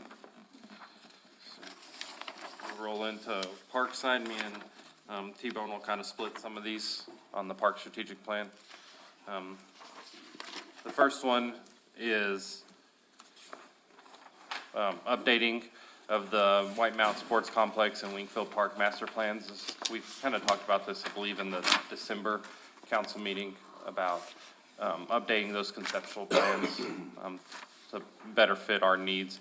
And then also getting a master plan on the country club property and conceptual plans for Schoolhouse Park and our Upper Sudworth property, kind of to see where we're going with those. And along with that, I also talked to Will at Groundwork Studios about possibly combining all of our plans to do a kind of an overall master plan of the Parks and Rec, of how they see things fitting together. We have a lot of the pieces. It's just how they see them coming together. Matt, on White Mountain, we haven't had a meeting with the school Nope. to see if we, like, getting stuff together You've and, talked to them a little bit, haven't Yes, you? I have. About, what's going to happen down in Gavilan Canyon, but we have never got anything solid over here on the new ballpark. Yeah, I think we need to have another meeting with them. My information says they were planning on building a field. Right. Kind of where the sand volleyball pit is. They were just going to put it in. I think that may change. They're actually purchasing sand, gravel, and sod for the Gavilan field. And as weather permitting, we're gonna work hard, and we think we can get it all done in a week. But one of the issues is getting the sod. It won't be until late February or early, the first week in March. And they're planning on playing on that field. See, I was told they're in the downs. Well, they, That's what, so Joey called me. Little less Joey a called me week one ago. day and said that no one really talked to him about it. He had a voicemail from Dr. Bickert, and he called back and left voicemails, and they never got back with him. So he has the Little League scheduled out there, but they're gonna make arrangements so they can practice out there. So they're putting this money into Gavilan. And I can't remember exactly the price, but it's gonna probably be about 15, so it'll be almost a match. We put 15,000 into it also, okay. repairing it. And so we're hoping to have it done by the first week of March. And we're only sodding a little more than a third of it. Right. We had Because a you were good- talking about a warning track, right? Yes, we're gonna do a warning track. We're gonna sand half of the field and put sod on the other half. When we originally seeded it, and we were under pressure to seed it because of the time, Right. well, it ended up there was a hole in left field, and so it ended up being a lake and killed that grass. oh, boy. So that was one of the issues we had. Okay. We're gonna bring that left field back up. Right. And then sod it, because we won't have time to seed it. And then we'll sand over the rest of the field to fill in, there's a lot of holes out in the outfield and stuff. So we'll sand over it and it can grow up through, and then use crusher fines to make a warning track. Right field and right center field is actually in really good shape. But Okay. we put compost on it, and when we watered it, it's kind of like It's just a little rough, so that's where the sand comes in. Just top dressing. We'll aerate it, top dress it. So I would recommend getting that meeting with the school as soon as possible. I've called, Shane? Shane 2 or 3 times. He was gonna get it done, didn't do it. I'll get with Gordy. That's the way we have to do it, because the Yes. communication was supposed to be Shane and I, and then I spoke, Bickert. I spoke to Mark Beatty also, and just said we needed to schedule a meeting, so. Okay, so we're trying to, Mayor? yes, ma'am. Okay, so, Matt, we've got, we've got our White Mountain Master Plan pretty much, because we have met with the school before, and we need to meet with them again. But, so we've got the master plans. How are we going to pay for this stuff? Because there's nothing any worse than going out to community and getting stuff done with the master plan, and then nothing happens. Definitely. So this is where kind of Mayor talked about earlier, having the shovel-ready projects. And so there's a lot of opportunity for grants that we can go out for. This might be a capital outlay type of thing, also trying to go out for. The Trails Plus grant actually was at Vegas, I think. They just put in a couple baseball fields for them using that grant. And so they are actually, some of those grants they're directing towards, say, sports complexes, things like that. So, we're gonna start looking for grants now that we have the plan in place. It's a lot easier to find those kind of the monies. Okay, White Mountain, some of these are also phases. So like White Mountain is a phased plan. I know. Which, I mean, I would love to be able to find the money and just get it all done, but that's gonna be very difficult, so. Plus, we're going to have to figure out with the school how to keep those animals off those beautiful fields. Is Clint still here? Is he gone? No, he's gone. So who's there? A woman, it's a lady now? If I may, and this is just pillow talk, but the new finance director, she doesn't come in until March. And then they have Veronica, who's Clint's number 2. She's kind of filling in as finance until the new lady gets there. Madrano or Prieto. Yep. Mm-hmm. But yes, he's gone. So I was gonna ask, speaking of Wingfield Park, that pile of dirt, as you drive into Wingfield Park, the schools, a long time ago when they were doing. White Mountain, White Mountain, yes. Yeah, sorry. I was like, Yeah, I know, I was trying to. I was like, I drove by that. Hey, at least I got the first initial right. Park right. Yeah, it's a park. But that pile of dirt, they said that was gonna be a temporary thing because of the construction going on. They were just locating that dirt there. Has there been any more communications from them, and is that just gonna remain? There has been no communications on that pile of dirt. And I don't see them moving it. They don't have the manpower. the resources to do that. Yeah, they do not have the resources to move it, Or the want. or the want.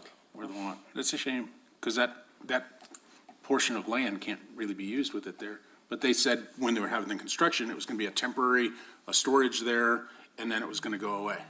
And it's still there, it's a nice raised, flat thing, but you can't do much with it. That the animals go up on and kind of look around. Okay. Any more questions on those? All right, so I will hand it over to T-Bone for number 2. Okay, well, I was gonna talk about the goal project completion of the current parks and recreation infrastructure at Eagle Creek, Grindstone Lake, the Lynx and Moon Mountain Trails, the pickleball courts, and we are seeking additional funding to complete some of those. The Eagle Creek Golf Course, I do have a update on it. And the holes 1 through 6 are totally complete. All the basket sleeves are installed, which you just have to drop the baskets in. The vegetation and fairways are cleared for 13 holes. Tee signs have been approved and are currently in production. They lack 13 more tee pads, which I know I saw a thing where he was putting one in, I think on Friday, so. Let's see, and then heavy vegetation on 5 more holes they're working on. All access walkways have been accessed from the main roadway and have been blocked from traffic entry, because when they did the trail work, they were getting people with OHVs and four-wheelers driving all through there, so they end up having to put logs or build it up so that they couldn't get the traffic. So that's the update on the Eagle Creek. Grindstone, Along with that, we're also, we're repurposing all the logs out of Wingfield Park. When we take them out of there, we'll be heading up there for each hole. well, we're gonna give them about 18. Yeah, of we'll them. give them about 18 of the ones we And so have. they can put each one of those logs at a hole. So they'll have a bench to players to sit down at. Grindstone Lake, the ADA sidewalk, Stephen had canceled the PO and got another one. It was double. We talked to Ron about it. I got another quote, and I believe I still have the money. We added a foot more to the sidewalk, so it's only 4 foot, which is not ADA. So now it's gonna be 5. It's gonna be pretty much the original. And Ron, I haven't got with you. It's $2,000 more. So, and I believe I have that money, so. So the ADA sidewalk will be a go. The pavilion should be started at the end of January, and sorry if y'all don't know, the pavilion's going where the picnic area is. So at Grindstone Lake, the big sign, the big pillars, it's pretty much right behind that and behind the ADA sidewalk. So it's a 20 by 40 going in there, should be done by the end of February. We also have, we put out 10 new picnic tables there. We got the picnic tables in. Nice. And we're basically putting them together as, like, today's a good day. There's snow, they can't do much, so I'll probably be putting a few picnic tables together. And we're moving those to the Osprey site and to the other end.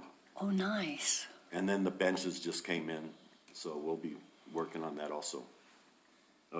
Then we have the bathrooms. I emailed the guys because I didn't have information from CXT. I'm asking when, I need a date when they're coming, and they haven't emailed me back.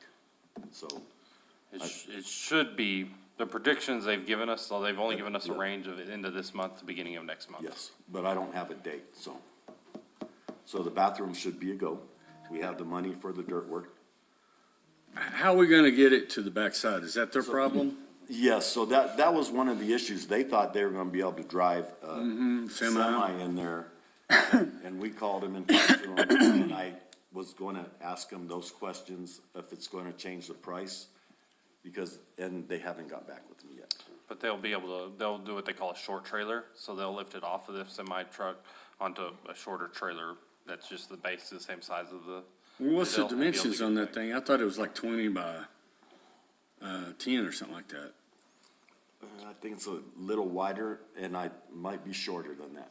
I don't know the exact dimensions. It's quite a trailer. Yeah. I guess, talking to them, they said they had a special trailer that they called their short trailer. Oh, that they own. Yeah, that they Yes, own. yes. That they'll bring, when they haul it down, they'll bring it with I them. know it can be done. I've seen them. Yes, and they didn't have a clue on that they couldn't get a semi in there, so it was a good thing that we got. Oh, yeah. And this is for That, porta potties in the back? it's a Grindstone. vault toilet, Oh, okay.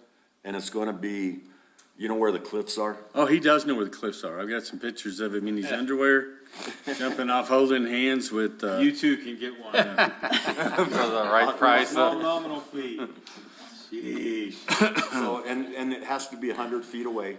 And I don't know if y'all been back there, there is a little turnaround right there. So at the turnaround, it's gonna be in that upper corner right there. That's a good spot for it. And then the other one is at the disc golf course, and if you pulled into the parking lot, it'll be facing the parking lot right on your left, There at Grindstone. at the disc golf course. Yeah, at the dot, yeah. And that is a flush toilet, so it's gonna have electricity, Well, water, that'll and be sewer. nice. Yes. That'll be- And this is just a two-holer. Okay. Both those two holders. Let's see, what else we got?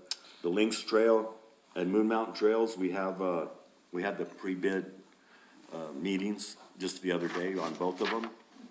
Moon Mountain may be a little difficult. We had a meeting with Forest Service, and they gave us a couple of people that we may call if no bids come in that may be interested in doing it. Yeah, the architects and engineers are worried that we're not gonna get any bids.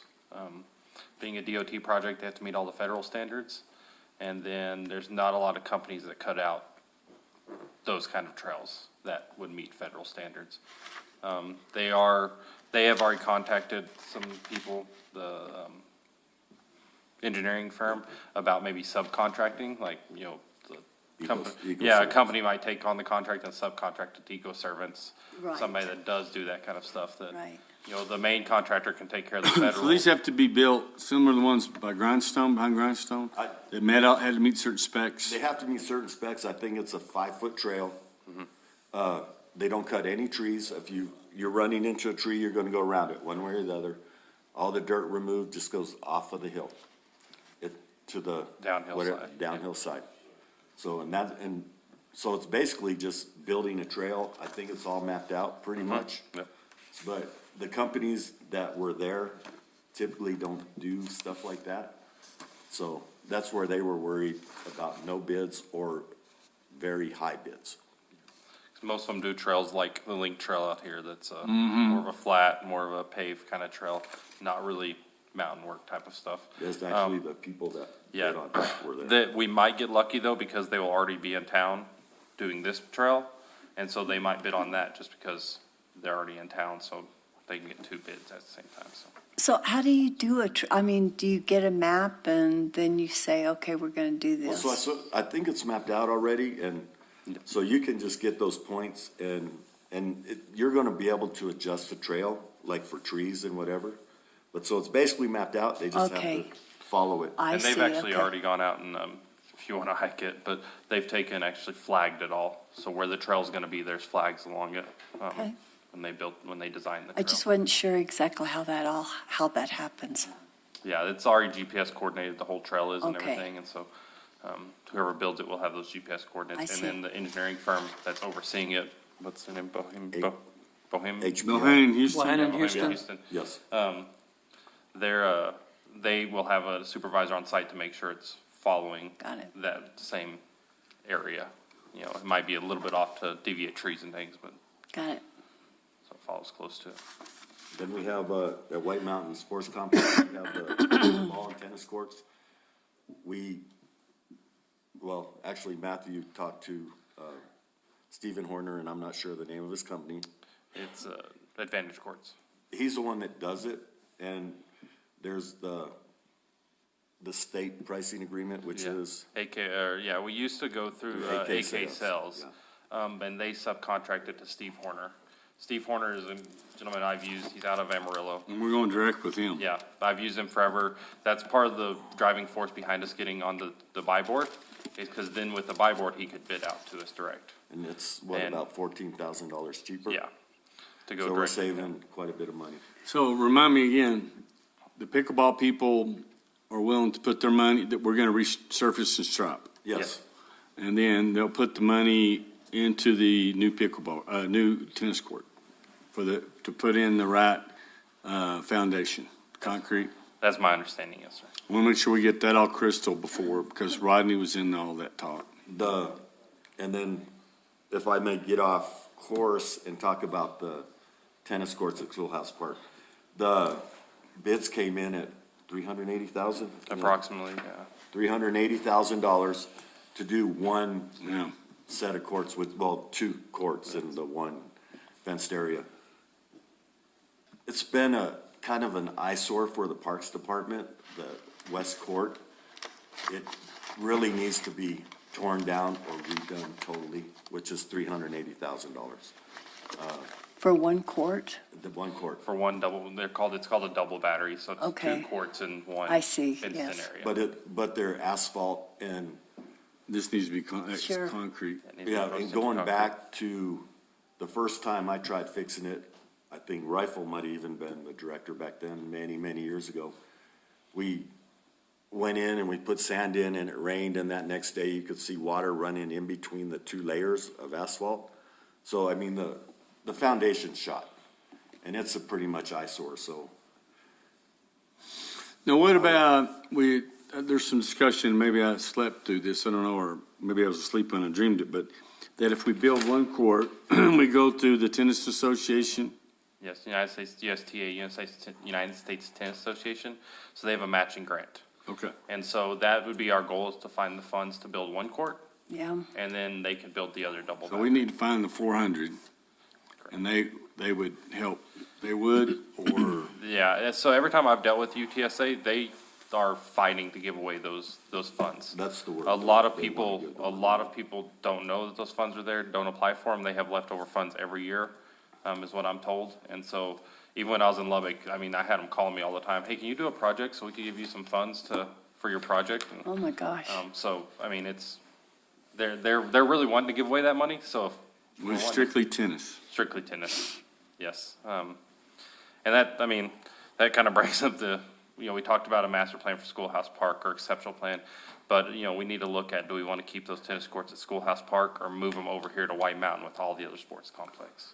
If we're already going to rebuild them, we're already going to build, it's going to cost us the same no matter location. What is, the master plan didn't plan on The that? master plan did not do that. When we had the meeting, we asked them to look into doing that.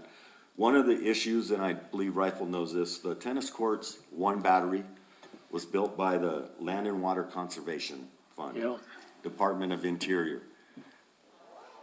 We don't know if they keep track of this stuff, but if we were to demolish them, there's a possibility we would have to pay them back the original funds. Oh, my gosh. The feds. It's the Department of Interior. Yeah, Department of Interior, and that's what always, we're supposed to have a sign, Two Rivers funding was provided by that. And the baseball field over here, which was the schools, but it was, bond. covered when we did the joint and the bond. It still feels in the location there. I don't know if you still do the yearly reports. don't I think remember we they've had done to do reports that in with the years. New Mexico Energy Resource, whatever department, we had to do that. But what I remember that asking that same question, because when they wanted to build a fire station, they wanted to take those tennis courts out so that they could exit out right there. And we could have done that. However, we would have had to reimburse the Interior Department the cost of what it was of the tennis courts at today's cost. So, I mean, we could still do that, but in other words, yeah, if we're already looking at 300,000, and I don't know for sure, I mean, that was in the last decade. So Well, I if they think the- changed the rules, Well, I think the last one that probably did a report was Buzz. So that's how long it's been. it should be every year, and, and they do it as a self-evaluation. Santa Fe used to send somebody down here to evaluate all our buildings, or our projects, fund it that way. And I've never met any of those people or been involved in that, but I do remember when we had all the signs made, we had to make sure we had that. It's not quite a triangle, it goes out, but it's three-sided, and it has the Department of Interior written on it in the water. Yeah, that's something their we're- logo or something. So, and I think when Stephen asked Will Moses to change the plan, he didn't know that. That's something we're gonna have to research to see Yes. if it still falls under. Yeah, I was gonna say, can't we just be proactive and reach out to them, to the Department of Yeah, Interior, yeah, and say, hey, these things were built, decades ago, their useful life has ended. We wanna replace them, but we would like to replace them at a different Relocate it, location, yeah. which is more conducive to being used. These courts will be used more frequently, and is that okay? And it's only one battery or two courts that I believe, Rifle, if that's correct? Yes. And so the other one, until we get courts made, we're planning on working on that as soon as the weather helps us out. It needs to be warmer. It's starting, the foundation is going also. Oh, and the other one. The Yes. youth courts that are currently used, but. They're still playable, and we're gonna do our best to keep them playable. They're not as bad as the others, but the other one's just an eyesore, and I would like the council to think about. Well, I think if we can talk to them about relocation and see, so you're talking about getting rid of one battery, Yes, and there'll still be one battery there. yes. Currently, we would like to move both batteries over here and eliminate the batteries there. and not have tennis in that park. Geez, where would we put it over here? I don't know. Yike. There was a couple places we looked at in the conceptual plan that would work. And when we met with Will Moses, there was a few points that he pointed out they could tweak a little things and fit a fair amount. Okay. And it might actually work really well, because if we put it over here, we might actually be able to work with the schools, and they could bring a tennis team, because we're looking at That's true too. possibly, in the grand scheme of the whole project, putting enough in that they could have, bring in tennis for Yeah. the schools. It's a good idea. And then we might be able to get them to pitch in a little bit of money too. I doubt it, but. Keep Or smoking that. You're funny. Either pitch in money or help us find grants, because sometimes the schools will be able to find grants for sports programs. I don't know that there's that much in high school tennis around here anymore that they would even want to field a team. Well, it would take a few years probably to build up. Yeah. Because I don't know about here, but I know, in West Texas, it's still huge, and Southeast New Mexico, tennis is still a huge. We Wallace always Clovis has had them. tennis We teams. did There have was tennis. tennis, yeah. And so, Because they Tennis once, a long time ago, they also practiced over by the Horton. Well, yeah, and I mean, as, sometime since 2012, when we were there, the tennis coach came over and wanted to use those courts. And it's like, I don't have a key for it, so, but those courts were even in worse shape. Yeah, And they were- oh They were yeah. using them for practice at least. Oh, yeah. But they said that they just weren't getting the turnout for people, and it was difficult because they would have to travel too much, and the schools weren't willing to cover the cost of travel. What about the pickleball? How many, okay, so we've got the courts there. So how many courts will be on those two, on that On that facility one now? battery, there'll be 8 courts. Is that what a battery is? A battery is 2 tennis courts. 2 tennis Great. courts. yeah. Thank you. And there'll be permanent pickleball. Permanent Yes, I pickleball love and no that. tennis. Okay. Let's see where I'm at. I think that's all yours. And a lot of these are grant funding. Grant, possibly some lodgers tax funding. We'll look at some of the help on some stuff, but Lodgers tax funding, you said? yeah. Some of the stuff we can, especially things like tennis courts or things like that, because if we can build enough of them, we can bring tournaments and stuff in that would, people would come up here. One, it's Ruidoso, so they want to come up here anyways, and if they have a reason, oh, there's a tournament, we'll go to a tournament. They come up here really for the town, but it gives them a reason to come up here, so Sure. those tournaments would sell out. All right, the next one is going to, it's kind of a ongoing, I believe it was on last year, it's a generic one. We're just gonna research grants and see what we can find, and see where they lead us, those grants. There's a lot of really unique and odd grants in recreation that, it might be for picnic tables, or it might be for a boat, dock, or who knows. And so it's just kind of, grants for amenities for our parks. What's ever happened to the governor's initiative on outdoor activities and stuff? Lexi Navi is over that. She's on maternity leave and doesn't answer a call. So is there anybody that can talk to? We had talked to them. She'd made a couple of on-site visits, the trailhead opening on Sawmill. And then she was here, we took her on a deal and actually did some disc golf over on Moon Mountain. And she was supposed to be locating us 100, 200, whatever, $1,000. And it was supposed to be coming out this time of the year sometime, but I haven't been able to get in touch with her. Have you heard anything? I have not heard anything. Who do we need? Do you have, at the state level, who would we contact? I honestly haven't had any luck with the outdoor recreation office. Their head person resigned, what's her, Lexi? Lexi? No, she didn't resign. She's on maternity leave, is what I was told. I was told she resigned, but I know we can't get a hold of her. Yeah, exactly. And I haven't been able to get a hold of anybody else in the office either. Well, we're going to be down there, and we can go to her office. Mayor Crawford, members of the council, I had it on the manager's report. We did receive 2 quality of life grants. We had one for $63,923. And this one here was, hold on a second. Remind me, T-Bone, because one's for the, Grindstone? yes. I think that's the $60,000 one. Okay, hold on a second here. The $63,000 is for the Eagle Creek Disc Golf Restroom And then we had another one for $72,327, and this is for the Grindstone Disc Golf Course Pavilion. Yes. Those we haven't received the grant agreements, but we'll be bringing them to council once we receive them. But this is through it went through DFA now, is who it went through. Went through DFA. Yes, on the two quality of life grants. So that's how the pavilion was paid for? Yeah. And I think it's $71,000 or $72,000.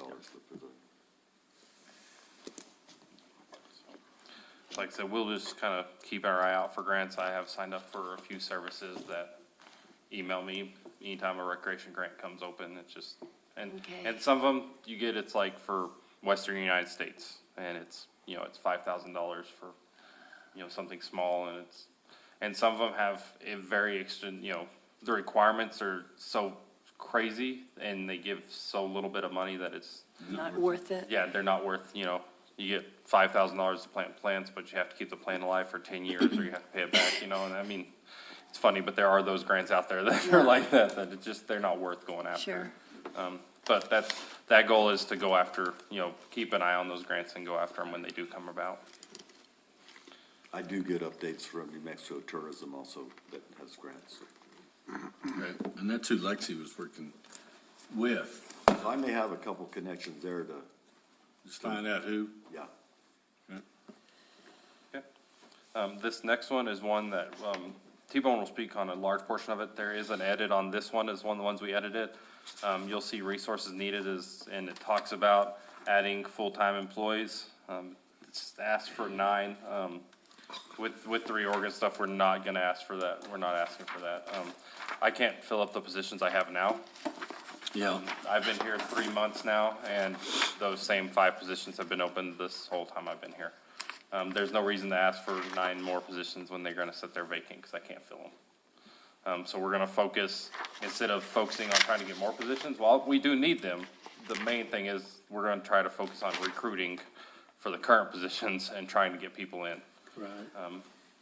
And so, Can I say something to that?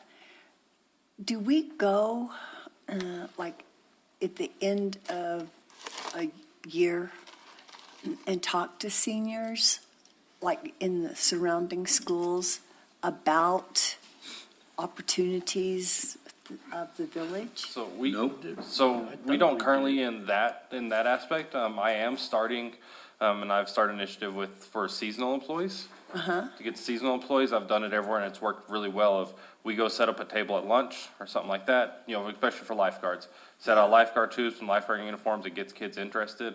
Come up and talk to us. If you can talk to them face to face, I always make business cards with a QR code that takes them right to where they can apply. Because if you don't make it easy for the kid, they're not going to apply.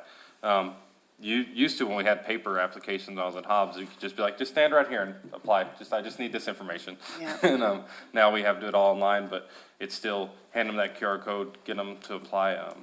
I do fully believe if you're present there, Yeah. you're more likely. I think a lot of it too is we're starting an initiative when I was in Lubbock of working with those kids that just want to go into trades and saying, hey, Yeah. because New Mexico's a little bit different, but like Texas, it's a 20-year retirement. If I could get a high schooler right out of high school, 18-year-old, they could retire at 38. Yeah. Here even, it's 30-year retirement, they still retire at 48 with a full pension. And so, it's educating, Councilman Coughlin talked about earlier about some of them just want the money, but some of them you can educate that, hey, if you start, I started as a lifeguard Yep. in City of Hobbs, and now, I've made it up to Yep. director, and, if you should educate them, hey, yeah, the pay sucks right now, but you keep working, you keep working up through the ranks, and it does get better, and guess what? Before you're 50 years old and you're retired and you can go sit on a beach, it works out in the end. Well, and I've talked to my guys about the pay performance. In 25 years, I've got 25%. They can do that in 5 years if they get their goals and objectives. I've never seen that anywhere. I really haven't had that many jobs, only 3, but that is, to me, amazing. And that is a selling point if we can get that across to these people. I'm sorry, Go ahead. Rifle, they just have, usually, and I haven't been in high school in quite some time. Couple of years. No. But, you know, we always had career day, you know, like a senior at the end of a spring.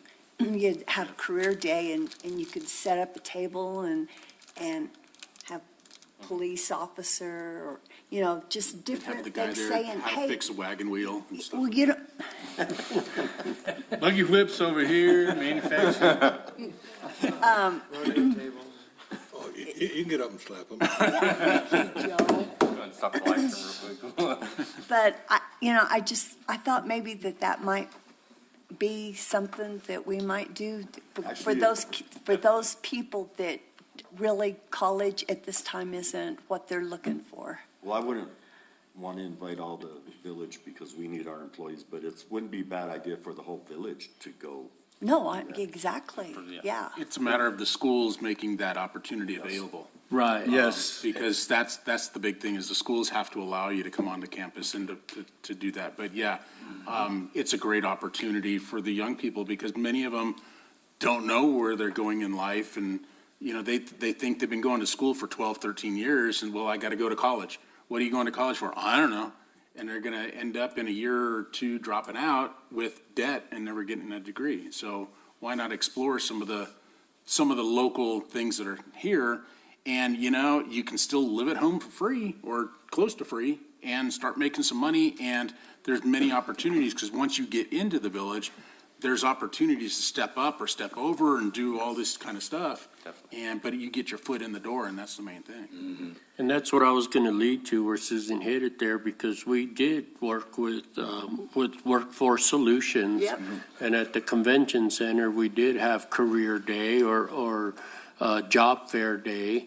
And we brought in all the schools from the surrounding area, Capitan School, Carrizozo, Hondo, our school, of course, Mescalero, to show not only what the village had, but it was open to other businesses that wanted to try to recruit young people into their profession and stuff. The Builders Association, they would have their display and encourage the building trades and stuff like that. So that's something that we might look up again. But you're right, Tim, the schools, no, we're not going to spend any bus money or transportation or taking them out of class. You know, that's what Even just stopped allowing it. it during the lunch break, but then it's probably the issue with the student safety. You don't know who these people are that are coming on Right, campus, right. you know, but there's got to be a way to facilitate that. That's why we had it at the convention center. Yeah,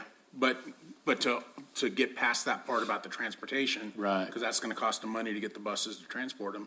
You know, Right. set them up in the lunch area and, you know, I don't know, there's different things. You know, and a lot of it too is educating those kids, because when I grew up in Parks and Recreation, obviously from 16, so I knew what all was offered, but if you weren't in Parks and Recreation, you would never know that I have 2 people on staff that their main job is planning events. So if you want to be an event planner, there's a position There you are. for that. Exactly. And, you know, in my department, there's, you know, if you just want to go work in the field and you like hands-on stuff, you like working on buildings, we have facilities that's what they do, you know. There's a lot of those that they just never think of, that they're options for, Right. you know, in government. So, I mean, the tourism position, you would never think that kind of job's in the government, but we need that, you know, kind of person. So, but on that plan, there's also another part of that action is a new facility or a place to store some equipment.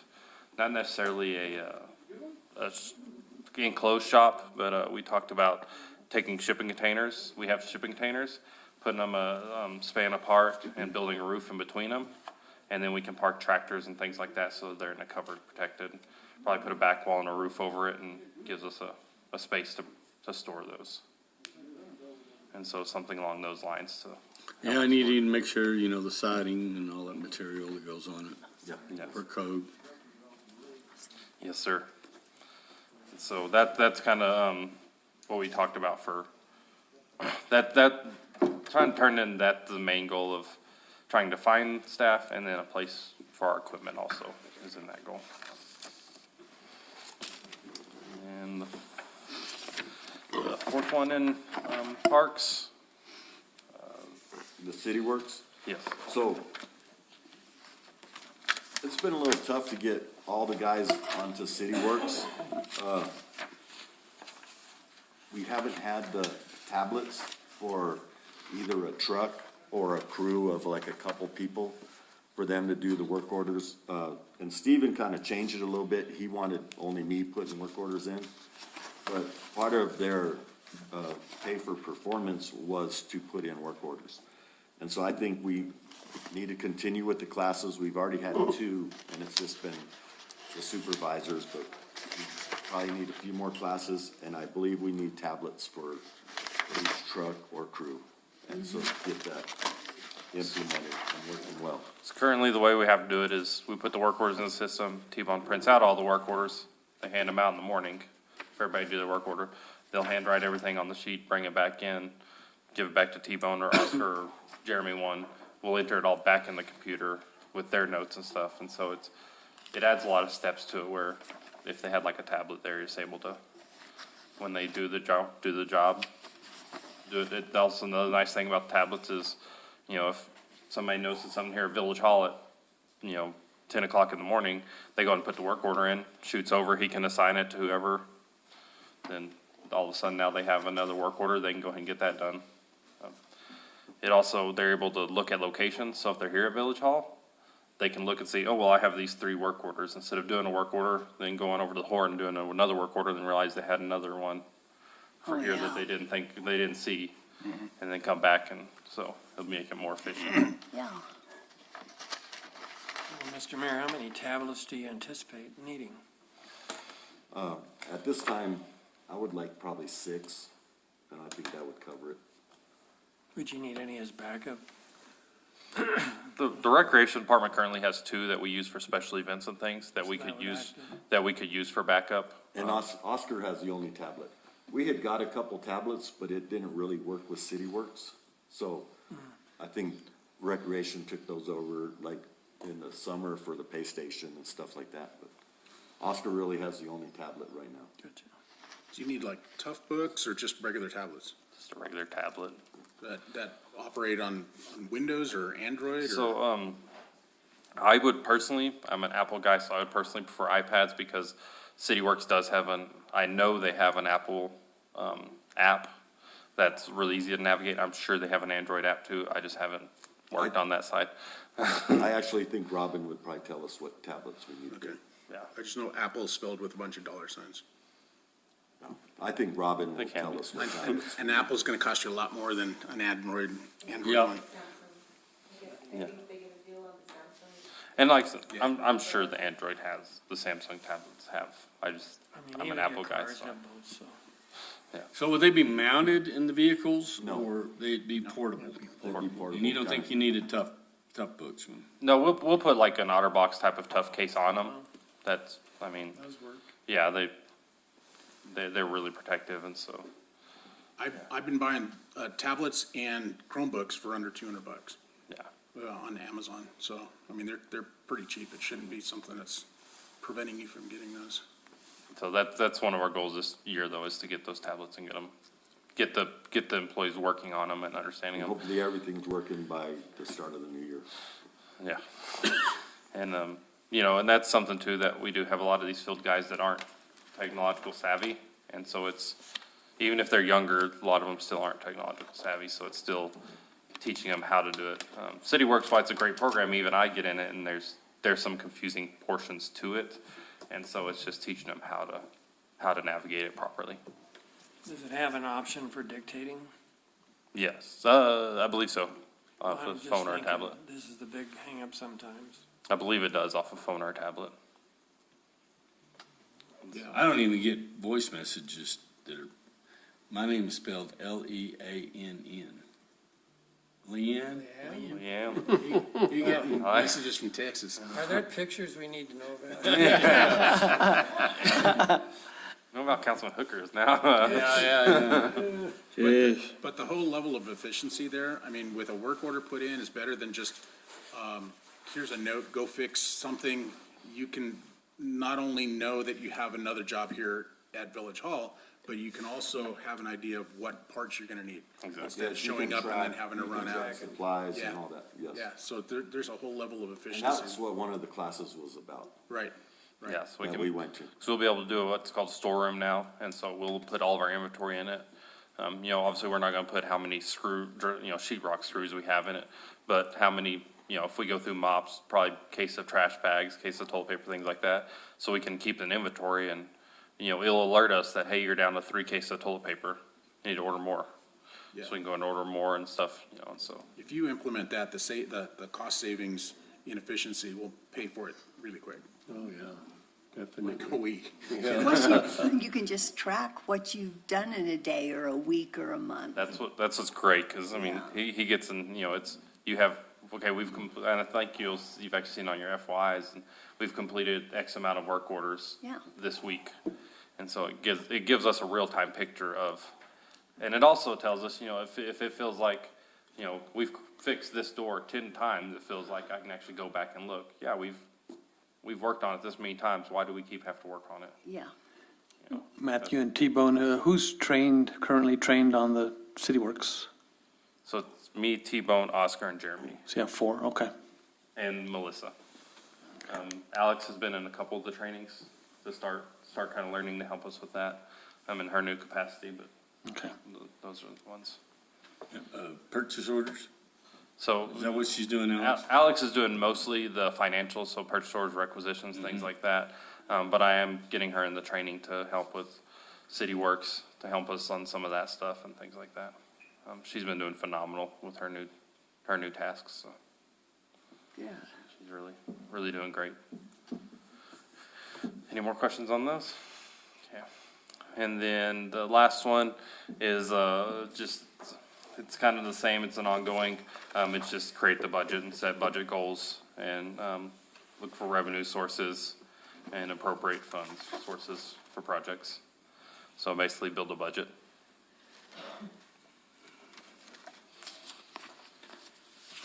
Ready for recreation? This is the fun department.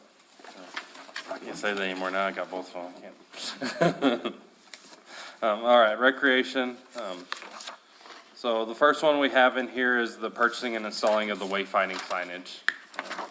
That was part of my meeting with Will, and Groundworks was also, they were waiting on some things from us apparently from way back when, and so we're getting that project going again.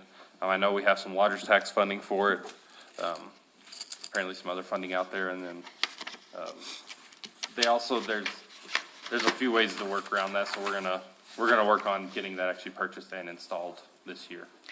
Yeah, because it I seems thought like, money was already approved for wayfinding. I thought that for the last 2 or 3 years, this has been a goal. That's what I understand, so. Well, my goal is to RMA get it has done. money that they've got for certain wayfinding. We're matching up the same company that designed theirs, supposedly designed ours. Exactly, yes, sir, it's all the same design, And I thought we had money set aside for that. Judy, do you know? Yeah, it's already there. yeah. And so, They're asking, said 100 grand. I think, I think we have either half or 3/4. yeah. I'm sorry? We either have half or 3/4. And that's a rough estimate, I don't have an actual price on the signage, but that is something when I talked to Will and Amy with Groundworks, they have some vendors and stuff that they said they could get us with that they use normally, with every municipality and stuff that can make the signs like we want them.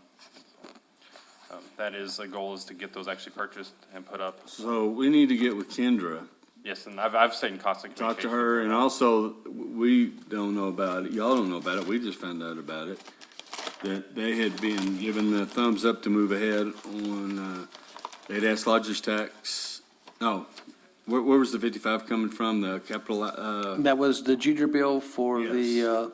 the Main Street Association. yes, that they were gonna spend 55 on some of those electronic billboards, the smaller ones, you know about this? Yes. Have y'all seen the drawings of Country Club Park? I have not. So I didn't either. I mean, we just saw them the first time, but No. evidently it got ran around the horn, so we've asked them to get that together on a conceptual that somebody approved, Will Moses and them to design. I haven't found out where that came from. They said from Samantha and Tim. So we need to get that locked down, but I told them to get in touch with you guys. So when you're reaching out to them, talk to them about Country Club. I believe I have a copy of that. So they sent me, they have all of our stuff in, looks like a Dropbox folder, all of our projects, and I'll forward that link onto you.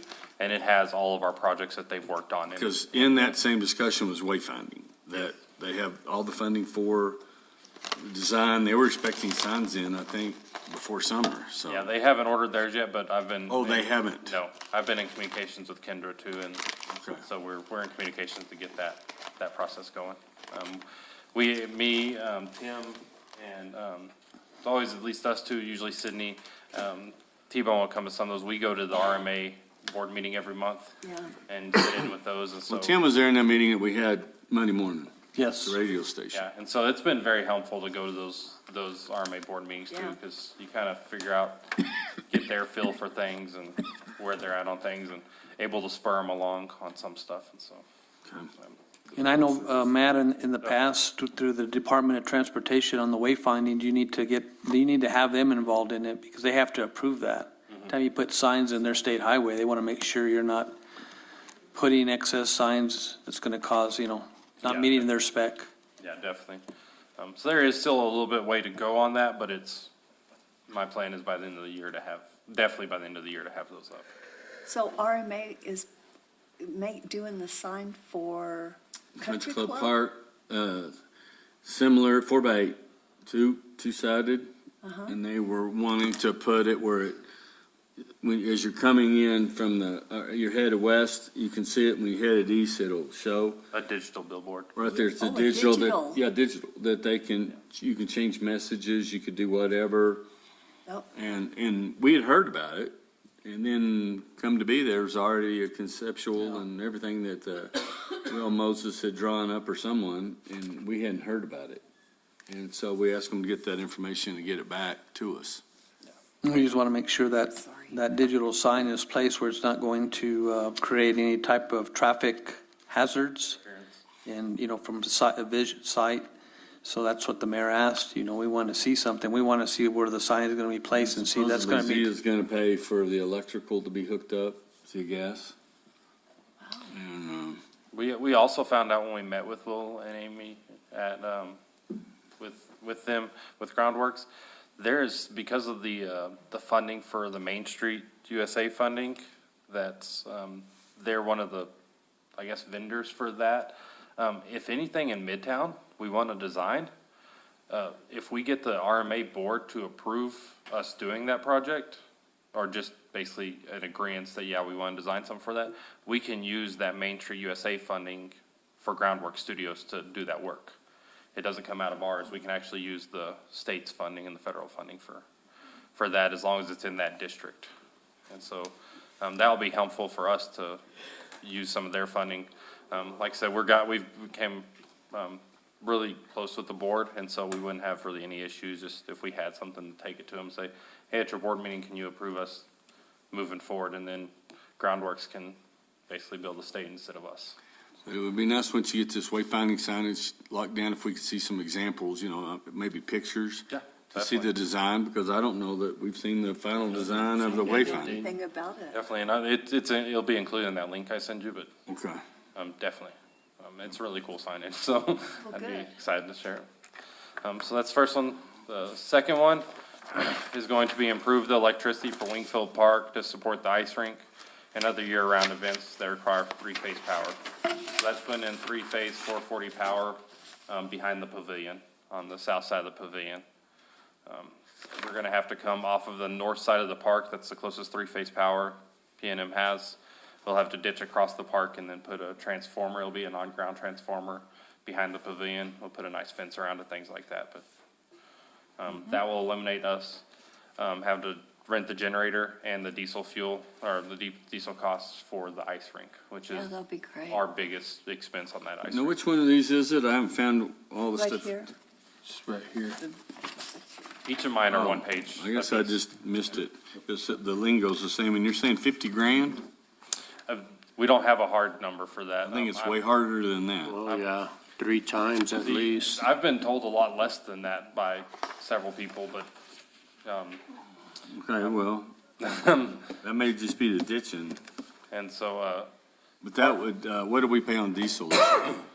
we paid, I want to say 30,000 range in diesel. And Just for so, the 2 months or Yeah. 3 months? yeah, for about 3 months worth of diesel. So we were talking about the three-phase and then running along where vendors could plug in different spaces all the way through. So we already have that along the ditch side, and the back side over by the parking lot, but we are looking at adding in some more. We already do have pedestals all along those two sides of the. Where the 3 pedestals are, kind of in the middle of the park, starting from the north side, we would go right behind those pedestals, because there's really the electrical's in the front of that, so we can run a ditch, and I am getting a trencher eventually. So what's in those pedestals, 110? And And 220. 220, right? Really? Yeah, they have RV hookups, that plug. So they have the RV hookup and they have 2 GFIs, 120. Where's your trencher? It comes with the Ventrax leads. It's ordered. It's actually ordered. It's ordered. Oh, it is? It's ordered. We're just waiting on it to come in. I was gonna say, you're gonna have to do a study whether it's best to lease or to purchase. Oh, my gosh. It's ordered. It's just when it gets here. Okay. Did P&M propose a 408 power source for that? I know they're going to businesses looking at changing out the 440 to 408. No, it would have to be 440 for that ice rink to, Okay, that's what that ice rink that's chiller what they're calls for. requiring. Yeah, we are going to though, when we do it, we're gonna do the 440 generator, or the 440, and then a step down to 220 and a step down to 110 transformer. Right. They can put them all three together, and so we can have pretty much any power we need right there. And that can supply basically anything we need in that area. Is that generator noisy? It's actually not too bad. Just uses a lot of Yeah, it fuel. just uses, we use about $300 worth of fuel a day, is about what A the cost is. day? And Smell. And last year, we had a generator that uses about the same amount of fuel, and it went bad, and they brought us another one, and it used half the fuel. So depends on the generator that you rent. Right. This one is, you have to fill it up twice a day, whereas when we got that new one at the end of the season, you only have to fill it up once a day. And so the cost is a lot more this year. Yeah.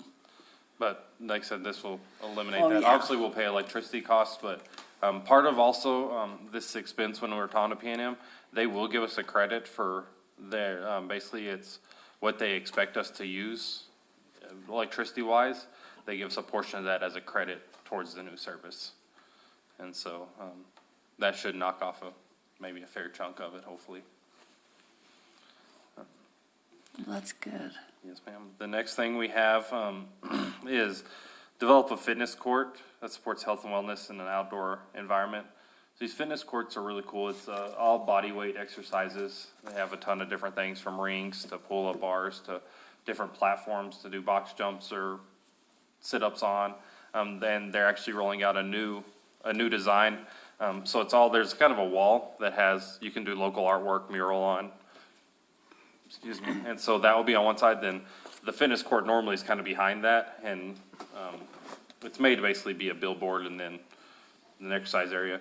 Well, the new ones have another area in front of that you can do yoga on and things like that, so for yoga in the park or things like that, and it has kind of a rubberized flooring on it, so it's a little bit easier on the joints and things like that. And this is for Wingfield? So they will actually, this company that builds these, they will actually come in and do a study in the village and tell us where they believe the best location for it would be. We were looking at if we move the tennis court to Schoolhouse Park, to put it there because it has the giant billboard that would have local artwork that would say Welcome to Ruidoso on it and type of thing. We could use it for advertising. It's a static billboard. Yeah, it'd be static. It's all local artwork.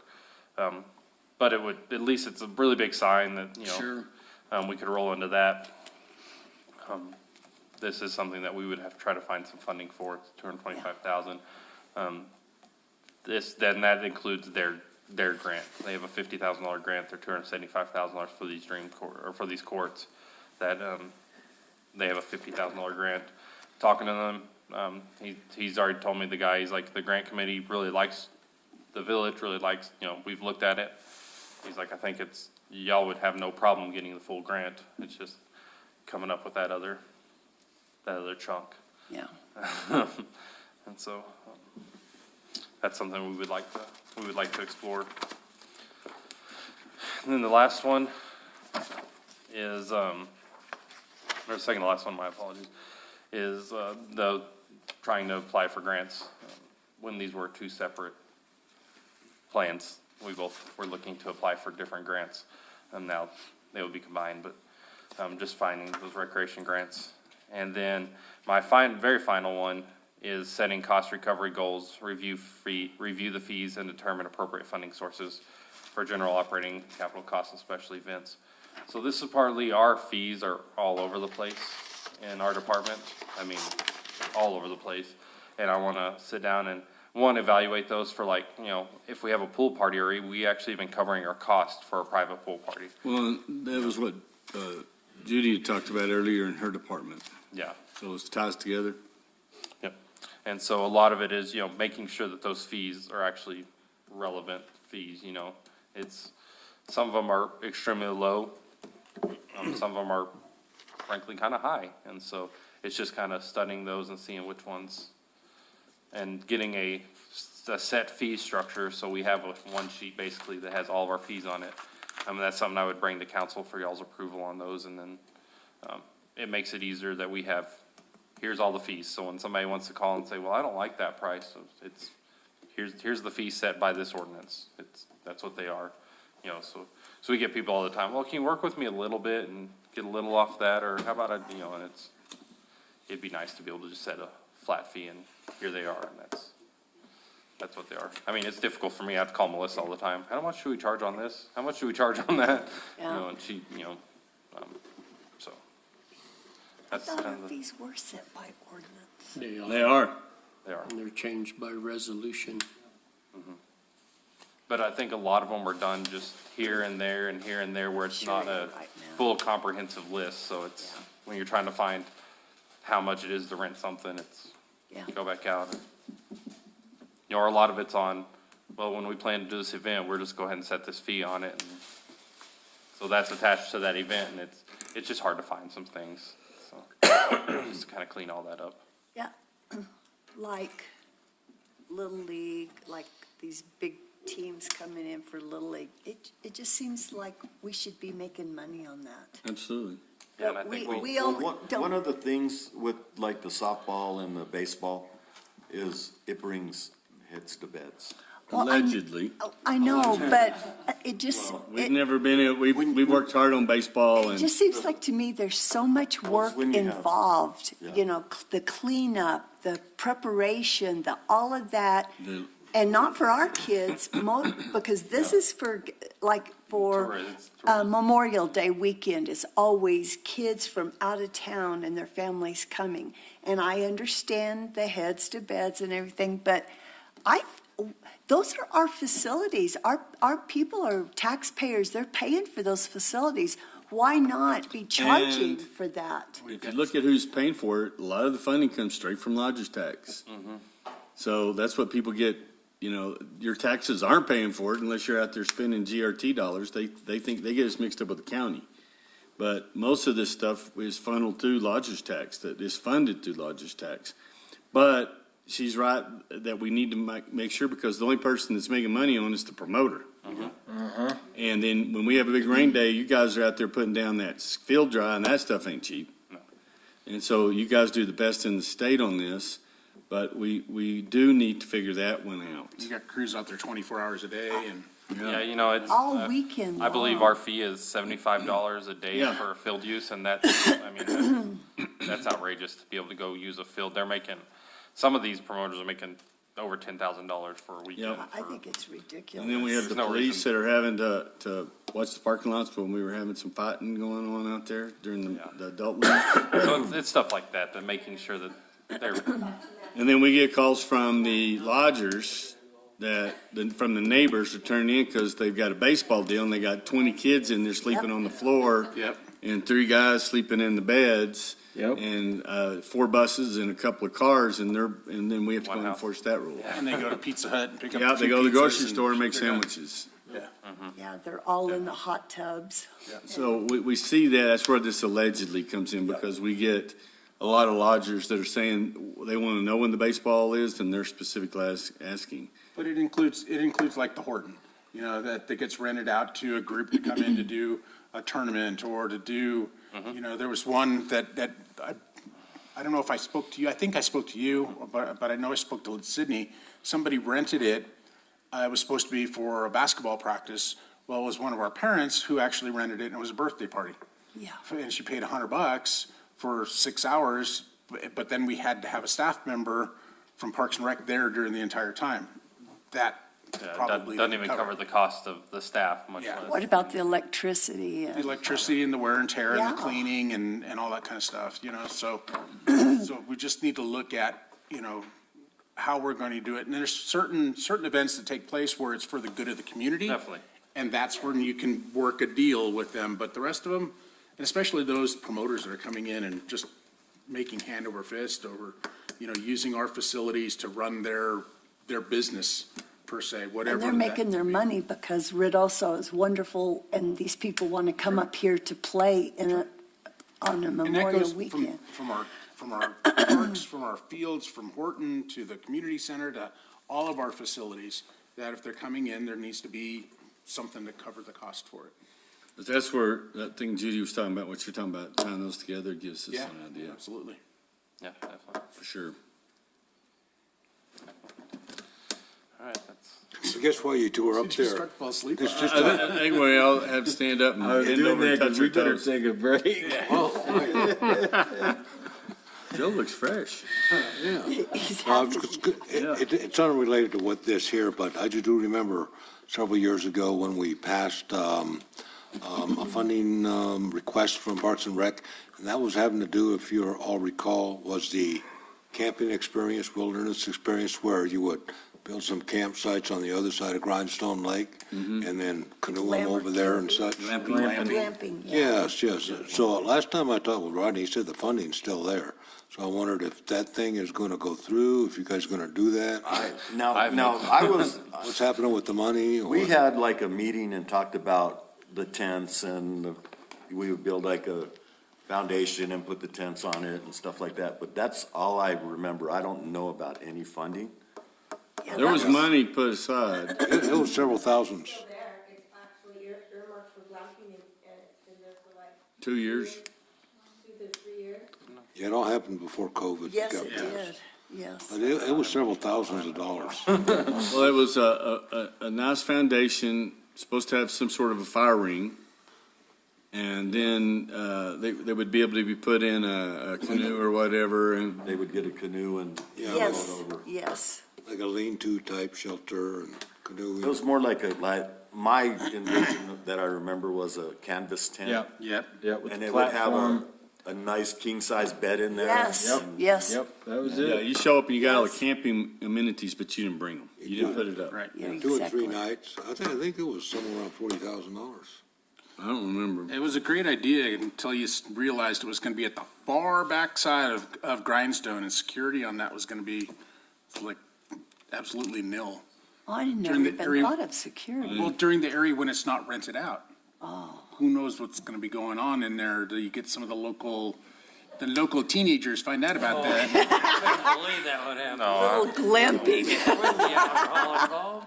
Thanks, Village of Ruidoso. Yeah. All of a sudden, we have a population boom. We need more staff, so. Yeah. He's thinking way down the road. He's trying to fill that pipeline. I'm thinking 9 months down the road, yeah. Nature's playground. 16 years from now, I'm still gonna need staff. Holy smokes. 16 years from now, I'm still gonna need staff. They so- should really like Parks and Rec. Yeah. Tom and I'll be the camp host. It's moments like this, I'm glad mine are grown. Yeah, No, I didn't know about that project, but we'll look into it. yeah, that's one that was started and then it was put before on hold. 2020, yeah. It was, And then, that's along with, we've gotta figure out what we're gonna do with the campground as well. Yes. Yeah, and that campground's a whole nother animal. Yeah, that's, what are we gonna do with that? I mean, I think we make too much money with Using the it for parking. parking. Parking. An idea was thrown around about having picnic tables and renting the picnic tables, but I don't know. Kind of like Tom does with the igloos. Oh, yeah. Type of thing where we could rent out, put picnic tables in the different spots and rent out you have a private picnic table for the day. It is up a little ways away from the lake, but, it's a private picnic table for the day and, So you still have parking there. yeah. But every time I was there this summer, even on huge busy days, those upper parking lots, there were still a few spots. So do we ever We, fill I don't them know up? about last year, but during the pandemic, it was filling up. Oh, yeah, it was. Yeah, that was, I don't know that it ever filled up last year. And we changed the way we did the reservations. You only need them on the holidays. Yep. You can now, locals and like veterans can just go in so it's changed up some, but I don't believe we ever filled it up last year. Totally. That was a long walk, brother, Yep. down that nice wooden walkway, but it was long. Yeah, like Tom. Why they left all their styrofoam coolers down by the lake, they didn't want to haul them back. Yeah, So, like Tom Dorgan's getting, I think, $500 a day for those little. I can vouch for that. Oh, And my with- Yeah, he gosh. gets $500 a day now. It comes with, I believe, some Access, food. you get two pizzas and some this and sodas and water and snacks and oranges and apples. For 5, Yeah. And when you get the igloo. And then you got a fire ring out there, so you, heated. and you just walk right out, grab your inner tube, go up the deal, get on the magic carpet, come up and down, and then you come back in. And if it's really cold, it's awesome. Yeah. And it's got a picnic table inside of it, and then they got some right outside, and you get VIP parking. Park right in back, and you're there. So I did it. It was worth it. Yeah, so and that's something even, those spaces are big enough up there is maybe if you rent the space, you get to park up there by your space. You get, so you can kind of camp, you have a parking spot guaranteed, you have all that stuff. I'm not saying we do $500 a day, but you might be able to rent them for $100 or $150 a day. You'd have- Well, we put electrical and showers up there. Yeah, there's bathrooms and showers in the, There's none at each site. No, it's one group. Yeah. But it's all in that And area. it's also possible to open just a little section. Well, like the only thing maybe that keeps RVs. us from doing it is we made a promise to those homeowners there and there not to use that as an entrance and an exit. Yes. Because we fouled that up right off the bat. so how do we get up there? You drive Come pass through through, the gate. check in and Yes. go up. Oh, because it always looked like to me it was closed. It is, it Well, has It's been. been closed. When they needed the parking, they would just drop the chains. Got Yeah. it, okay. and that might be something, because that's another VIP experience when you come in, you check in, hey, I have site number so-and-so.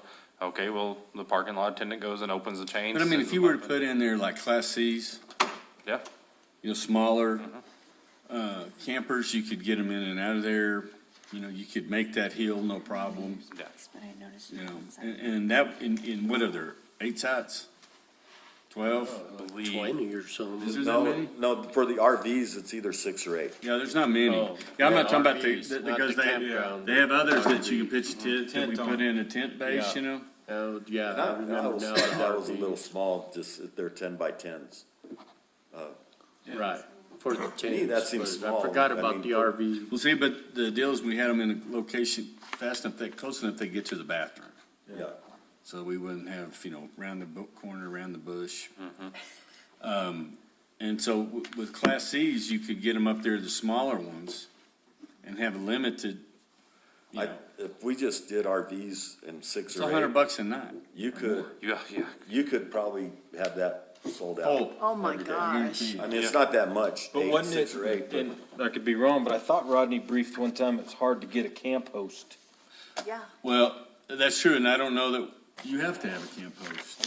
It's as close as they are I to, was fixing to say, in previous places in Hobbs, we had a campground, we didn't have a camp host, we had a maintenance man that took care of that area, similar to we do at Lake, and he would drive through and he knew how many campers, they could be there, I think, 7 days in a 14-day period or something like that, I'd have to look at the rules again, and he knew which vehicles were there, what days, and they dropped their deposit for their nightly deal at the drop I think it's something to look at because as a new camper, when we go just around here, like when you go to Valley Fire, you better have a reservation.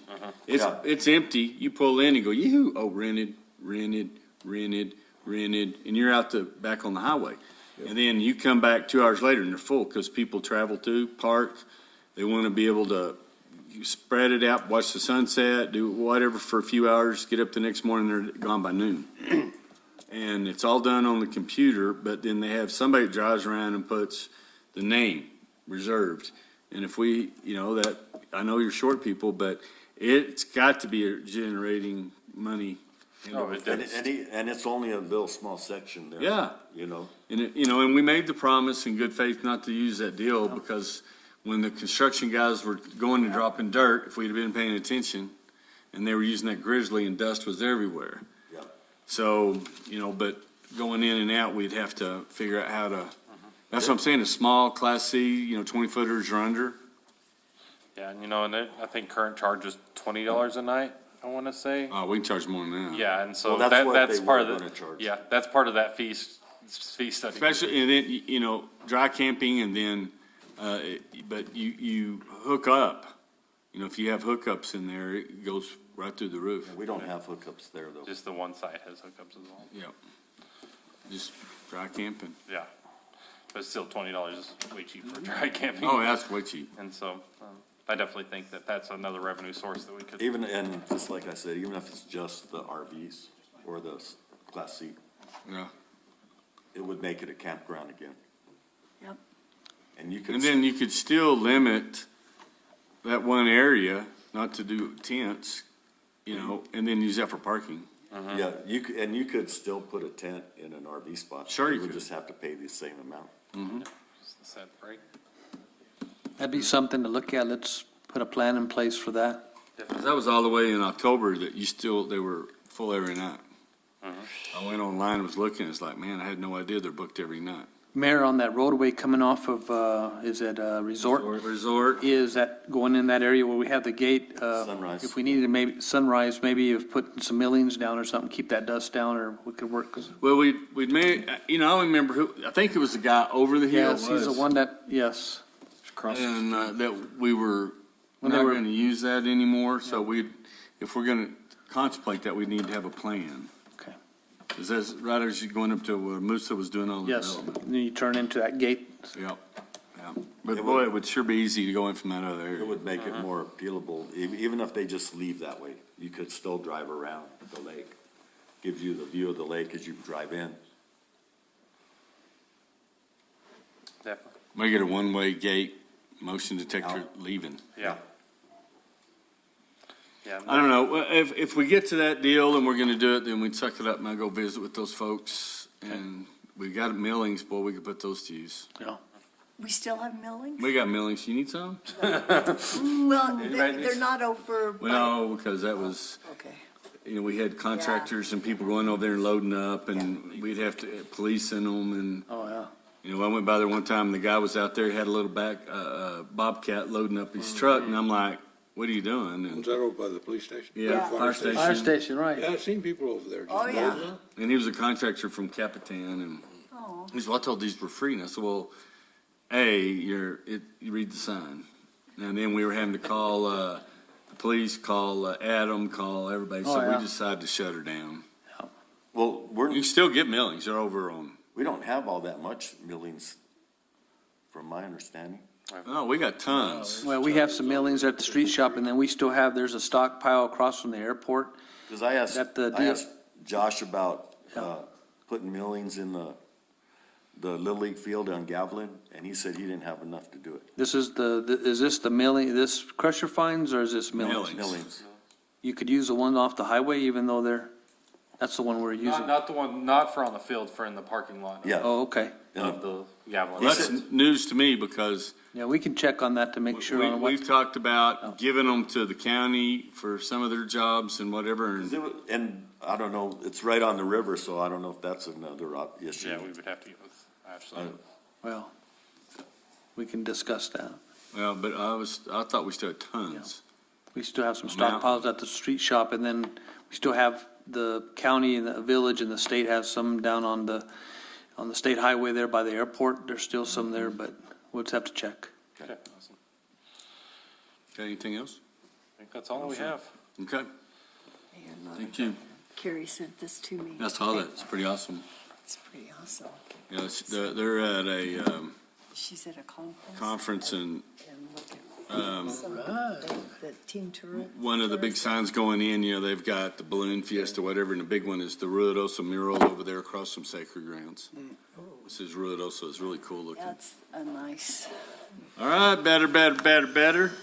thank you. Okay. Anybody want to take a bathroom break? Yeah, let's do a break. So next we'll go into the Public Works. I got KRUI, Wingfield House, and Convention Center. Convention Center. Convention Center. Oh, there you are. Convention Center. Look at Tim. Community center, a whole bunch of people. There's a lot of seats. So you're gonna tell Diane she can leave? Oh, I may have to, Tim has quite a bit on their plate. I think that's campground needs to be more investigation. What time is it? Good Diane. It's only 2 o'clock. good job. Yeah. Yeah, when we were talking about that, I was like,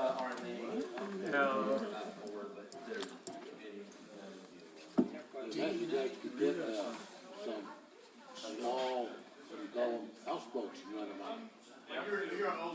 See, we can't have any motorized boats on those lakes, we have electrical operated boats. I think you're allowed to have so many,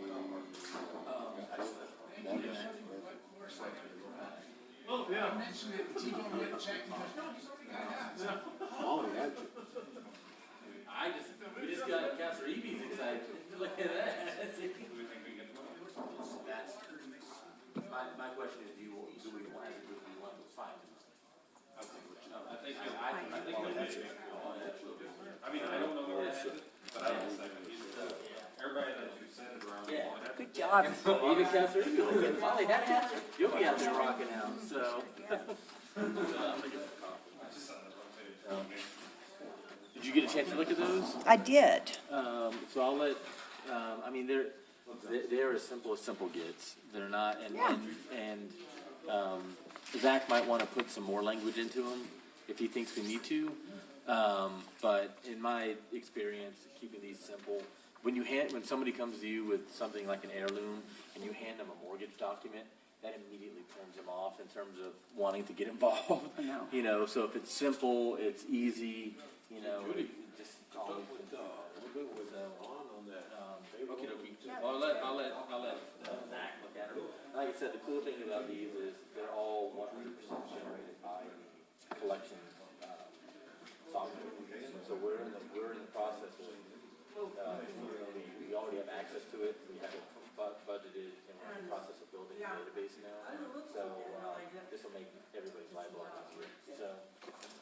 I mean, we just got them used to doing it now.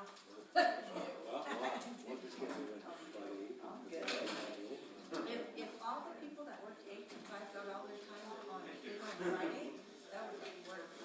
Then they would only have to work out police, parks and rec.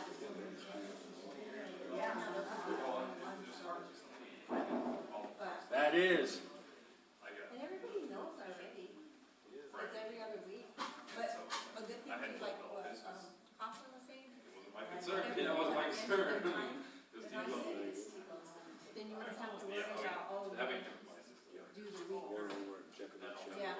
That's what I told myself. I'll take care of the management stuff. True. Keep things working. Yeah, keep things working.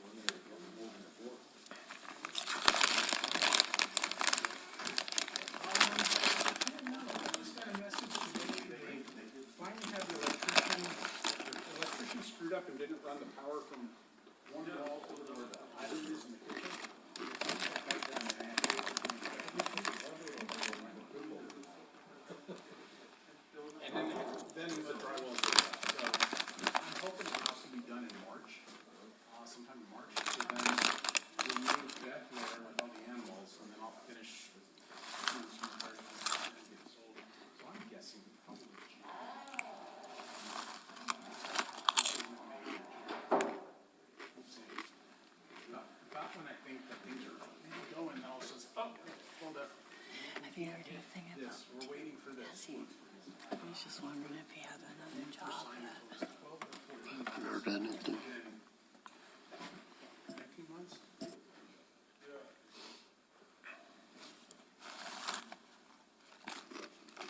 Oh, yeah, everywhere. Yeah. Like here? Oh, yeah. I saw Stephanie come in and then Ron go talk to her and she's there, so I don't know. I think they've got some other things we're trying to figure out. This is what. We have two sliding glass doors, and they're scratched up to the dogs. And it's like, I'm not even gonna, it's like 10 foot. It's just when, I'll give them credit during closing for it. You guys can, because maybe they wanna put in French doors or whatever. So- Yeah. Yeah, no, it's, I don't know. I mean, the one, it's, dual pane and one that's two-way, so a little bit of cloudiness in there.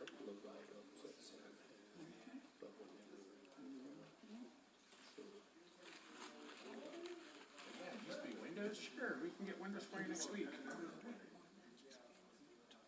At least we didn't have that problem before. We were able to get windows. They changed out. We were only supposed to have hurricane windows in the front of the house, and they ended up putting hurricane glass all the way around the house now. No, we're further south. Last meeting we discussed having a DA celebration. We're near, no, we're near Fort Myers. We're in Punta Gorda. Oh, good. Okay. And then we're gonna have exchange. I love it.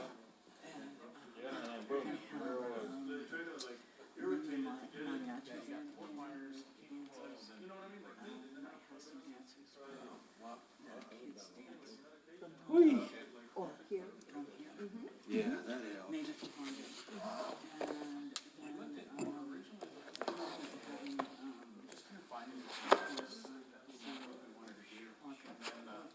Builder, we already selected a builder, just some other ones, and then they're nonprofits, and then some for-profits. office and up on screen. Here's a couple of lots, here's, they got this, and everything. So we went down there and there's two lots side by side. And so we bought both lots. So we're building on one. Yeah, because we had 200 people there last year for our event, just back there. And so, yeah, maybe we do need to go do Go something. bigger venue. I've got some. I sang adult books. You have some adult literature?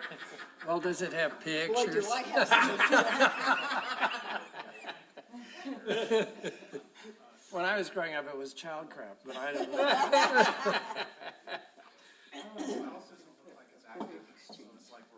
I love that. I think that that's very important, because that's where people go. I think that's a very good place. Quite a few things going. Yeah, excellent, I love it. No, it's per tortoise. I know. And they're no longer protected federally, but the state is saying that they are. Yeah.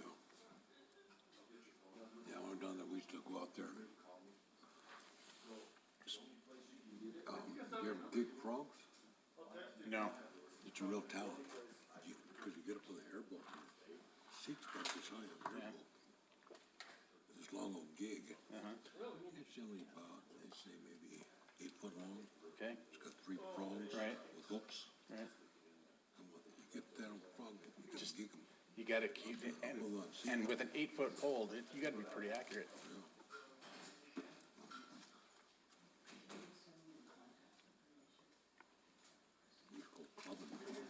Clubbing frogs.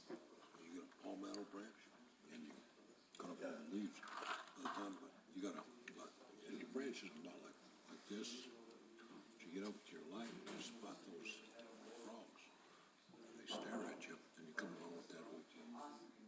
Boom, pop them one up, you got about that much to hit with.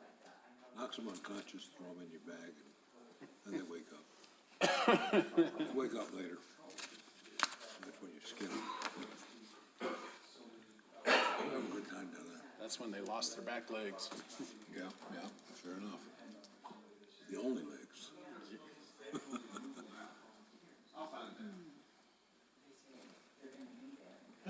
Okay, Roberts.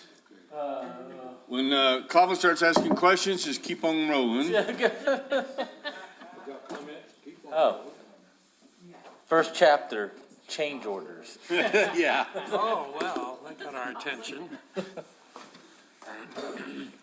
By whom and for how? We'll be here all afternoon. I haven't seen it.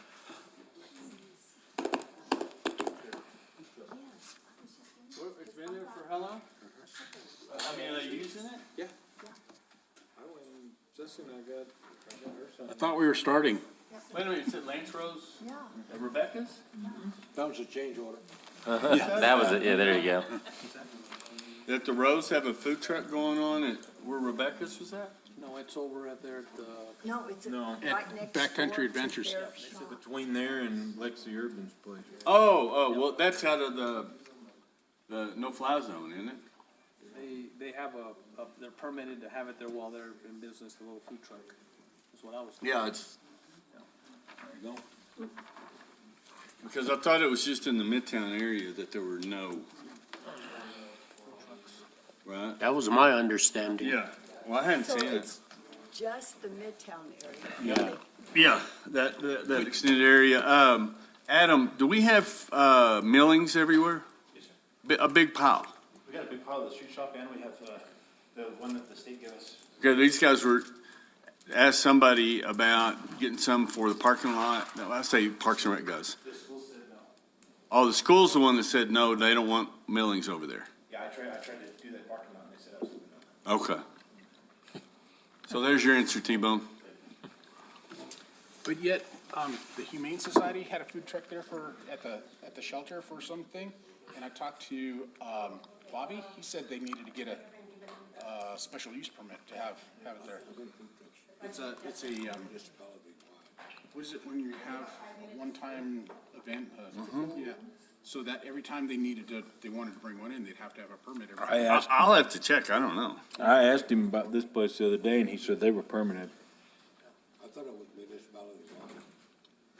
I don't know. I'll have to ask, I don't know, I Well, of wasn't. course, that Black Jacks or whatever it's called is, it's set up. Alan That's- his. But that's theirs on their property. That's on Lance's property, the one that, Yeah, but Lance doesn't run that trailer though. Mm-mm. It ain't his, it's actually a cop's. I asked about that. This is getting interesting. It is. You listen long enough, you might figure something out. I thought that I didn't realize it was just for the Midtown, that we had those. Well, and I don't know, we need to ask, I'll go ask right now. who permits that, planning and zoning? Samantha, I'll go ask. She not there, go ask, Stephanie. Stephanie. Bet you a quarter. I'll bet you Twix. I asked about that too, I saw it there, they say as long as it's being operated during their business hours, it was allowed, so. I mean, no one's asking the important question, is the food good? I don't know, but who said that? Who did you ask? What Stephanie was telling me, but I think I might have spoken to Bobby Simpson too. So how did we permit a food trailer? A process or? How did it? It's been operational. Which one exactly? The one, we got more than one, where's the other one? Well, I just heard you guys talking. Country Adventures. The one on, the Outback Attitudes. Okay, so that one just got approved by conditional use approval by the planning commission back in December. So they're allowed to be in operation during, the business hours of the Backcountry Attitudes. I thought it had, That was the condition? One of the conditions is placed that they have to be in the operational hours, they have to maintain, a solid waste disposal, agreement, which they have with a third-party vendor. The actual trash, they use the dumpster there for the location, and then the parking was agreed upon. But it's the owner of the food truck is not the owner of Backwoods Attitudes. Correct. So to get a food truck. It's not in our ordinance? Yeah, it's under mobile vending. I thought it Not had under to be, itinerant vending. No, itinerant vending, that comes up under prohibited acts, and then mobile vending covers the food trucks. But I thought the food truck had to be an extension of the business, so owned by that same, like we have with the Ponders, had their trailer they put out there and so forth. It has to be tied to the business, to a business. So it can't just be mobile per se and just show up wherever it wants to. It has to be tied to a physical location. You know how many years that's all been a no? Up until that one? Because the A-frames, not A-frames, Casey's Cabins, whatever it was back then. Right. Betty Beecham tried, and Well, there was the hot dog cart at Albertsons. and then the hot dog cart at Albertsons, but then Tommy Dorgan's ex-wife, Jenny Dorgan, sued the village and went through all the stuff because she wanted to put a hot dog stand in front of her building that she owned in Midtown. That was all denied and wiped out. And then the other one was at Tall Pines Beer and Wine. Beer and wine, They got yeah. denied because they didn't meet the square footage requirement of the 12,000 square feet for the ordinance. But doesn't that mobile unit also have to be rendered, let's just say, at least a skirting put around it where it doesn't look mobile? They place the conditions, like this specific one, he, attends the, vendor, activities that the village puts on. So it's not required to be set up and immobilized, so he can still be able to, Get up and go. yeah. Yeah, he's not permitted anywhere except for to be a vendor at like Wingfield Park. Okay, so this isn't making sense anymore. So when they open up their business in Midtown, because he's already been told, no, you can't put a mobile truck in the back. Because the deal was that they were competing with bricks and mortar businesses in the Midtown area. And that's why it was a no. So they can do it now? Well, it's upon a conditional use approval within the C2 and C3 districts, as long as they meet all the requirements as set forth, which mimic the, But it has to be under the designation of the business. yeah. You can't sell clothes and then have a food court in front of your business or in your parking lot or in the back. Yeah, not without providing the correct amenities for that. I don't know. I still think we need to look at that because this has been fought over as much as the Civil War was. Yeah, And people went to court and all that. And we never have ever done it. So by your logic, let me see, where's another place? But now, down are there? we talking still geographically in Midtown? Like he's saying, if Lance Rowe moves his business to the old Rebecca's there in Midtown, They'd have to reapply for that conditional use approval. 'Cause See, but you're saying it could be done. They can apply, it doesn't necessarily. Well, I mean, by your logic, it'll be done. They meet the requirements. It's possible. They're supposed to have Possible. 100% access to a bathroom. They're supposed to have if he doesn't have a sink and all that other stuff, he has to have access to cleaning, being able to wash utensils. Well, then that's where we're supposed to check where's this third party that's picking it up? Is it what's the septic? That they pick it up and then they're supposed to show proof that they do. I always thought that they had to be immobile, or at least look immobile. I don't even know that part. Because we never got that part to getting any of them approved. I remember talking with Bradford Digest about all that for quite a while. square footage requirement. A lot of that. So you said something about it has to be tied to the business someplace that, because it's a dress shop, couldn't have a food cart? If they meet the requirements and then they can provide the correct amenities as stated by the, statutes for them, so, with the bathrooms and the outdoor utilities for water and all of that, most of the units are, self-contained, so they come with their own water supply and everything. But if they meet the requirements for the ordinance and the site plans, they're allowed to apply, and then they either get approved or denied. So if I have a property that's gonna meet all the requirements, I could sublet my parking lot and Yeah. make some money. Yeah, which to we've have always a- said no. Have a trailer out there selling food. Yep, that's what she's saying. How much, parking you're required, how much, Well, yeah, but I meet all the requirements. Yeah. You know, but, like Lance said, that's a pretty good sized parking lot for the size of the business. But if I Yeah, had but something like that. That also is right there with Lexi Urban, and they only have 3 parking places right by the side of their That took Yeah. out a lot of their parking. Well, he's fully contained on their own property. It didn't impact the other property. Okay. They also have additional property that they have for parking in the back. So if they had enough room, does the ordinance allow them to allow two mobile vendors? If they have It's, two different kinds of vendors that. that was how they proposed. So their request. once Usually it's the listed PD moves in over to Horton, the Boys and Girls Club will work with a food truck vendor to come in and sell donuts. Yeah. There we go. Yeah, and then burritos in the afternoon. Yeah.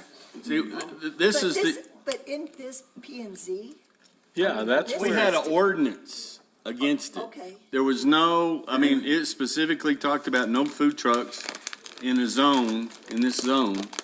And there was no conditional uses. There was none because the businesses, and I was one of them too, that showed up in force because we pay taxes, property tax, all these other things, bricks and mortar, and then these people were just pulling in over there at Casey's Cabins, pulling up there in the front and popping a deal, and it was, all that was shot down. Yeah, we don't allow for them just to come in. No, I mean, they came in and they were giving them a permit and whatever, and it's like you're a cabin rental, and now you're in the food business. Well, no, I'm not in the food business. He's in the food business. He's the one that's been inspected.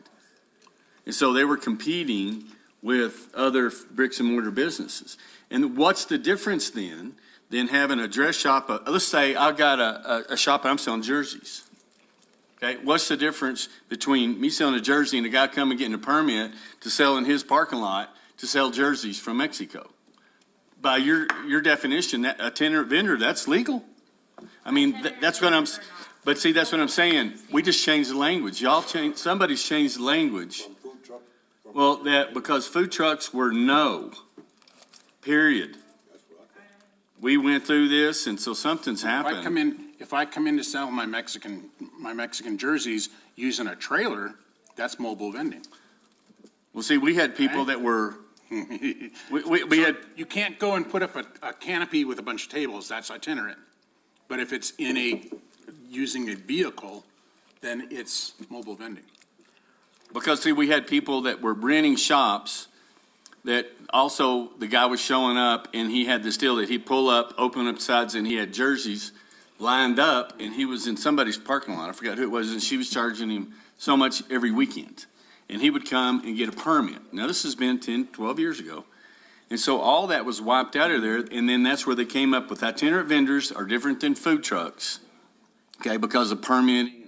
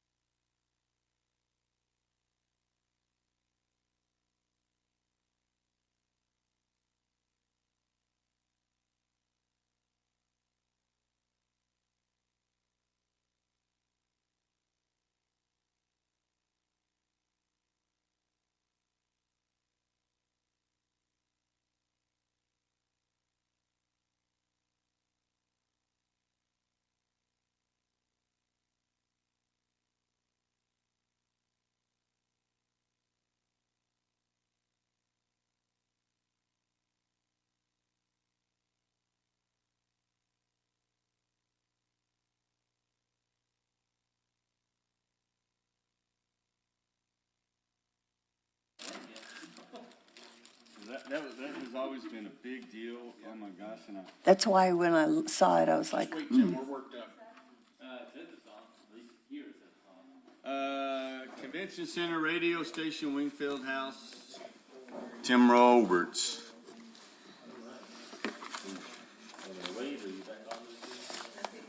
Wow. All right, Mayor, councilors, village manager, thank you guys so much for having me today. I'm going to quickly go through our strategic plan for the next year. Nothing has really changed with our organizational chart. You'll see on the first, the only change, and a very important change, is the addition of curator Stephanie Bilbro, full-time curator. At this point, assigned specifically to the Wingfield House Heritage Center, although, depending on how cultural and the Cultural and Natural Resources Committee may make recommendations for additional facilities and things, she is being groomed or trained to do all of that. So her primary function, I'll talk more about that with the Wingfield House Heritage Center. So Tim, hold on, let me ask you, according to this org chart, you have no oversight as far as the Wingfield House Heritage Center? It comes strictly from the Wingfield House Steering Committee? Oh, yeah, there should be an error right there. Okay. Nope, you're correct. There should be an error. Man, those errors are important, so I almost got out of having to deal with that. Man. wait, where? I don't see it. Under Convention Center, straight down, and then straight down to Wingfield House Heritage Center. There should be an error right there. Thank you. All right, moving on to the Convention Center. Our goals for this year. So our first goal is a continuing goal, and it's something that we've been working on based on recommendations from council and the Lodgers Tax Committee and others, and that is to continue our customer base to reflect A-type groups, and that's defined as large groups from out of town. The point being here to infuse the economy with additional money, whether that's heads and beds, literally in our local lodgers, or food revenue, all of those good things. So those groups tend to also stay longer in terms of their rental of the facility. And to that, Judy, we made a decision this year. We did go with the recommended annual CPI increase, which was pretty significant compared to how much we've raised rates in the past over time at the Convention Center. This year, we raised them by 7%. Well, we didn't raise the CPI. Well, you guys did not, but we have. So last year, we raised it by just over 2%. And pretty much every year that I could find records for, it's been raised between 1% and 2%, which doesn't even match, inflationary, increases, basic cost of living. And, our rates are still what I would consider very competitive, lower than most of the rest of the state, if you look at the comparative facilities and things of that nature. So we're still very competitive. But we're doing ourselves a bit more of a service. We have brought in another staff member, so we have some additional overhead and things, and obviously we're investing quite a bit of money into the capital improvements there. So we thought it was fair, and so far nobody's balked or batted an eye at it. So we're in good shape. So I thought CPI was in the 8% range. We ran, maybe it was by January. Ours was close to. It might have been closer to 8%. It might have been like 7.5. Okay, yeah, I thought it was squarely in 8% range. It might have depended on when you're looking at the CPI. Sure. I'll ask Robin. She was the one who provided that information for us, and we went with that. So we do have that. So in terms of our plan to continue doing this, obviously working with our team members, our partners over at the Elegante, who hold the marketing contract and the contracts for the sales manager at the Convention Center. And with that, I think one of the things that we have talked about doing this year is, since we are working on a comprehensive marketing plan for the village, the Convention Center as a service of not only locals but also out-of-towners, we need to look at that as one of the things that we build a marketing plan for inside that larger marketing plan, and then work with the Elegante to help implement that. So we will help provide them with the resources they need in terms of content development, branding, all of that stuff, and then work with them through that contract to actually execute on that and get them the materials that they need in order to go out and better market the Convention Center. So to that extent as well, we have lost a few, what's the word we're looking for, the legacy events. I keep forgetting what we call them. Yeah, pain in the rear events. Yes. So Yeah. one of the ones that looks like it is going away, well, one, this year was Oktoberfest. Oktoberfest is no longer happening. And it looks to be that, some private businesses in Midtown came together and decided to do their own Oktoberfest. I attended, it seemed to be a very good event, and I think that's certainly something they're gonna continue. That was, the Township Brewery? Yeah, so I don't see that legacy event coming back, to the convention center. Technically by statute. Sanctioned. or by Sanctioned. ordinance, If Sanctioned. they sell the business, they lose that legacy status anyway, so it would have to be the same people that came in and did it. So like the motorcycle should have lost theirs a long time ago. That's what I've been told. So, yeah, that kind of got negotiated a different way. Similarly, another event that traditionally happens in March, the Home and Garden Show. They have not done that for now since before COVID, and we have literally not been able to get in touch with the organizer. And if we don't have some sort of payment by the end of this month, we're gonna go ahead and move it from the calendar. It's almost too late to get another group in, but that's prime time. It's right around spring break. And that's a really good opportunity for us to go out and try to get groups to come in. So, we haven't really heard as to why, they're not doing it anymore, other than financial hardships and a variety of things like that, so moving on, let's see, the next goal we have, maintain infrastructure, maintain the convention center as a desirable location. We've done a lot of capital improvements this year. This next year, really the only thing, the primary thing that I will be requesting in the budget cycle is potentially a new roof. So it's a tar and gravel roof on top of that building. It's been there for 30 years. It's the original roof, which is pretty impressive for the lifespan of that sort of roof. Unfortunately, and it actually, we only started having problems with it, from what I understand, when we started poking holes in it and put a new HVAC system in. And that's when we started having trouble. We've had a couple of folks come out and try to identify some of the leaks. Unfortunately, it looks like it is coming in through some of the HVAC penetrations, but in traveling, it's leaking on one side of the building, on the roof, and then coming out the other side. So, we've worked with Capital Projects to get some quotes, and for a modern TPO, polymer style roof, which has at least a 20-plus year lifespan just on the materials alone, we're looking at somewhere in the order of about $700,000 to $900,000 for a facility of that size. And when it's 20,000 square feet, it's a big flat roof.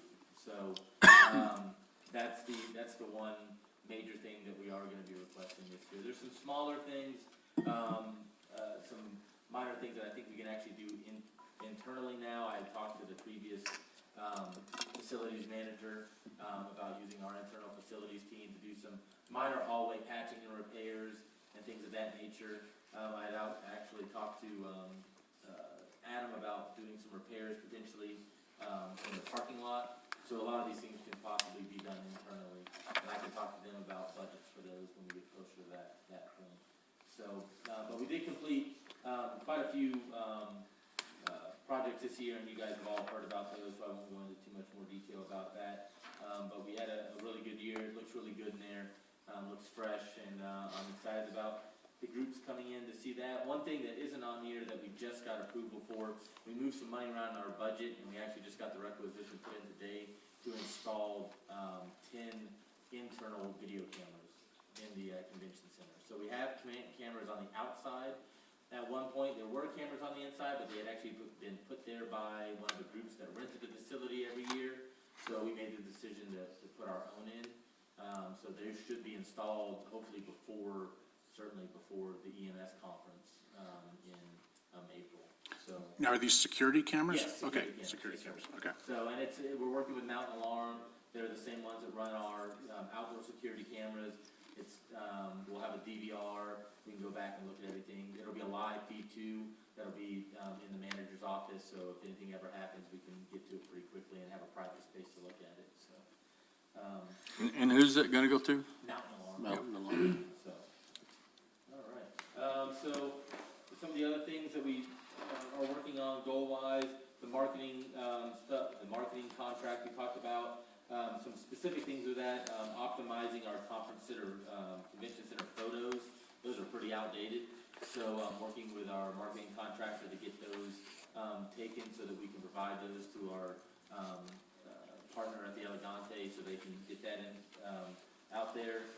Develop a better personality on social media, create a video tour, maybe even a virtual tour, using kind of the same Matterport technology that realtors use, so that we can put up on the website and let people see exactly what the facility looks like. You can walk through it, maybe even do it during a big event, so they can kind of get an idea of what that would look like, and some other items like that. So,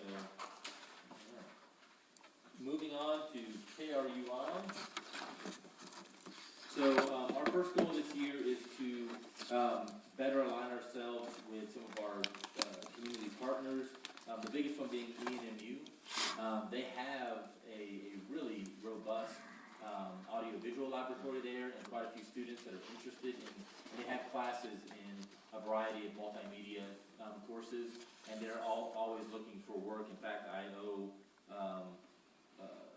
Mr. Rucker, one of the faculty members over there, an email or text back, because he's looking for projects for his students to come out and do. So they can certainly help us with everything from on-site interviews and doing live broadcasts from some of our events. They can certainly help us with our commercials and things of that nature that we put out as well. So we're pretty excited about working with them with that. Tim, Yes. why does that, why does it say Red Oso Downs too? Where does it say that? Okay, when, when you're listening to your programs, Yes.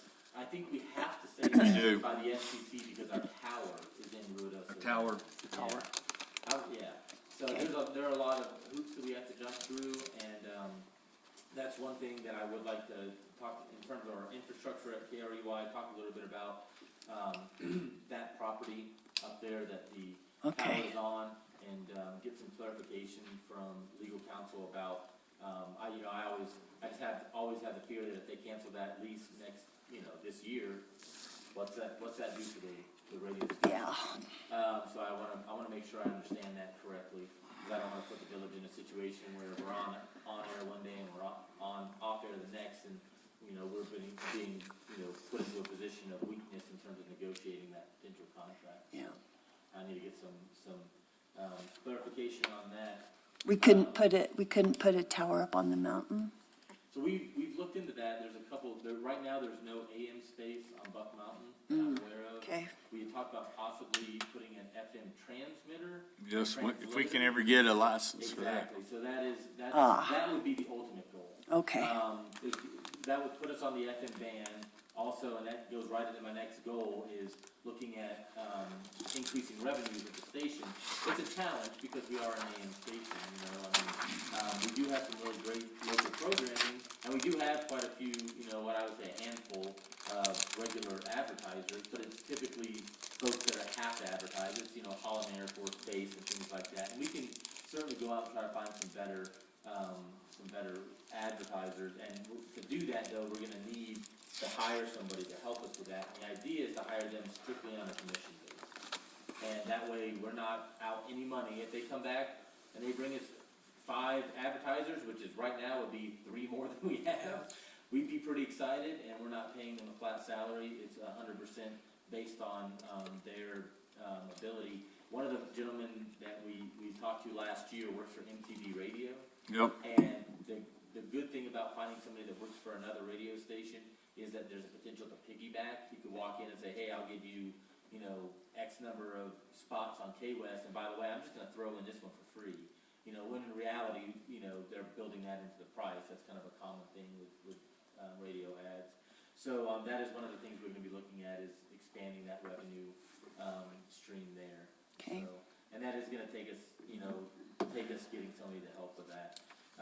Going back quickly to the FM translator, that is 100% contingent on the FCC. And it's basically a lottery system, and they go through waves and cycles. A couple years ago, they were handing them out hand over fist, just handing them out, and now they've shut it down completely. Okay. So as soon as that, we're keeping our ear to the rail. As soon as that comes back open, we will apply for it. In the meantime, we have to find a place for it. And right now, there's no space on Buck Mountain that I know of. And that's where most of the radio station Yeah. towers are. There is potentially locally to see if we might be able to use the old tower back behind Wingfield. We had talked about that as a possibility. The problem with our tower is, the tower as it is right now, no contractor is going to climb it. We stabilized it, but nobody locally, it's damaged to a point, if it has any bends in it, nobody's gonna climb that tower. And that's what we've been told. And so we stabilized the base before I got here, and it's not going anywhere. I'm not concerned about it falling over, just because of their insurance and stuff. It's like the guys that dive into water tanks and stuff. If they see one rust hole, they ain't doing it. And that's kind of the way this is. So there's no way at this point that I see us putting an FM translator onto that tower. And this is the one in Aqua Fria. Yeah, the one in, Ruidoso Downs. Right. Yes, oh yeah, exactly. Yep. Yeah. So, we still have to identify a space for it, and, we gotta do that before we can even apply for it, so we gotta figure that out. Would it be possible to add it to the tower at Horton, or does that interfere with the police communications?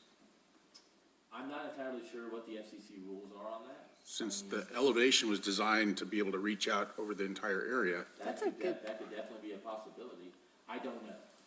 That's something I'd have to talk to somebody that has some more knowledge in that, maybe some like Joe Kenmore or somebody could give me some, ideas about that. Cause I know they do, they have emergency repeaters at Buck Mountain too, on some of the same towers they have. That's how that works. Yeah, so I don't know. That might be a possibility. Or we've got a tower that has isn't it the fire department has Snowflake. Yeah, that we lease. What is it?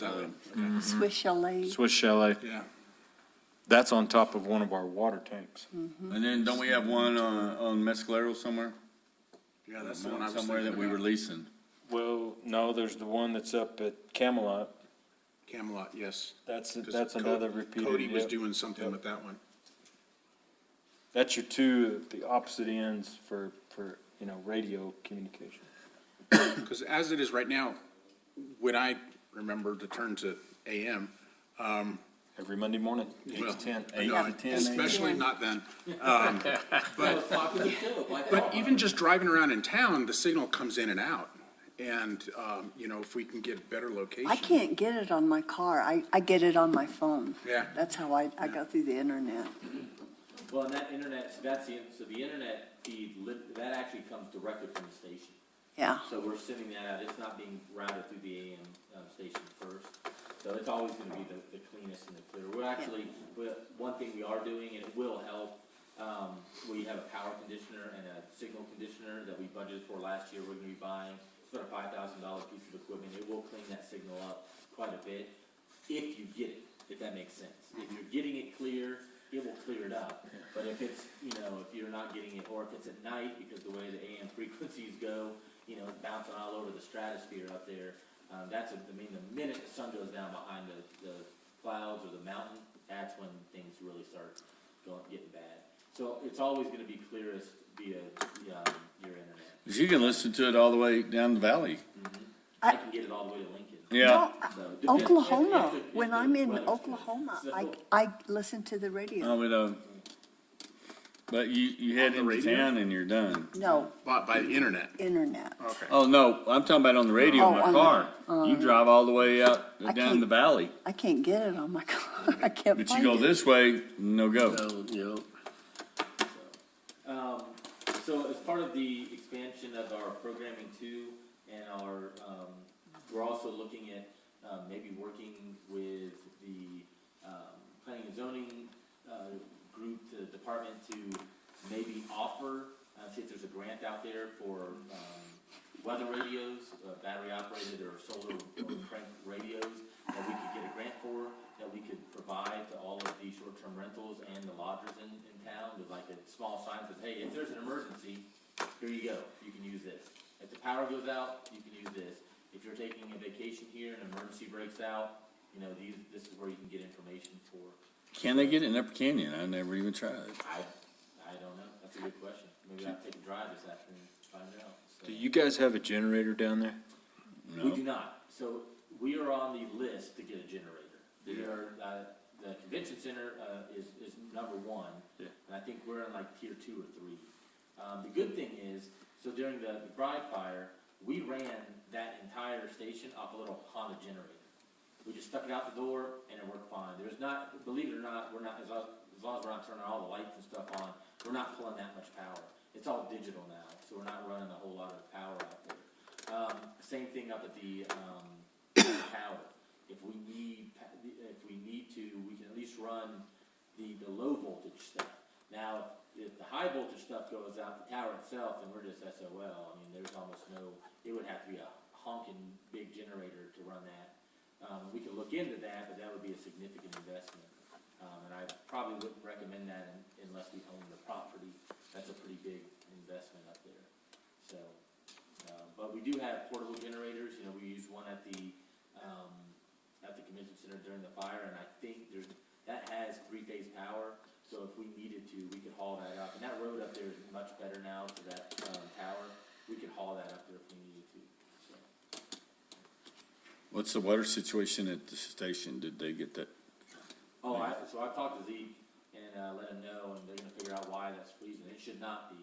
Now, he did say, hey, we're going to put concrete over this, but still, I mean, they should have wrapped the pipes. It shouldn't be freezing already. It wasn't even that hard of a freeze. I mean, it was frozen. It was 25 degrees out. Even somebody from Florida knows that's not that cold.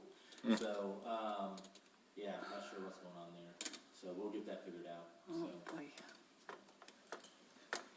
All right, moving on to the Wingfield House Heritage Center. Let's see. So our goals for this year, and there's a couple. One thing that I would like to do once we get things set up is going back to the master plan. I really would like to look at conducting a historic resource survey to identify historic resources, cultural resources, and buildings in town. This would be an internal survey that would then potentially guide the governing body and others to potentially make recommendations should we want to pursue designation for a historic district. And I briefly mentioned the idea of Midtown being a historic district the other day at the RMA meeting, and someone literally laughed about how it's not historic. And as a preservation professional, I thought to myself, like, we got to educate people better, because just because it doesn't seem that old doesn't mean it's not significant, and doesn't mean it doesn't deserve protection and designation. And I think there's a lot of education that I think one of the reasons why people have not pursued this in the past is because the minute you start talking about districts, you're talking about ordinances, restrictions, things like that. However, that's all. I mean, we already have those in place for a reason. Just because something's on the National Historic Register or even a state registry does not give it any sort of real special. But what about over in Lincoln? Yeah. You can't touch those buildings. That's 100% a county ordinance. The fact that it's a National Historic Landmark, if it wasn't for that county ordinance, you could bulldoze. I should not say that out loud. If it wasn't for that county ordinance, you could bulldoze that place. 3 people, and I tell people all the time, don't make waves up there. 3 people on that county commission could vote to take that ordinance away tomorrow, and that place could be bulldozed. It'd be an all sets in the middle. See, I thought the same thing. I was going to ask. Yeah. Because I know some people down there besides yourself that are in there and they're like, we can't even alter, we can't build, change. There was a piece of crap building down there. It's for sale some years back. We were going to buy it, and the restrictions on it were so you couldn't do anything. Well, and that's again, it goes back to education.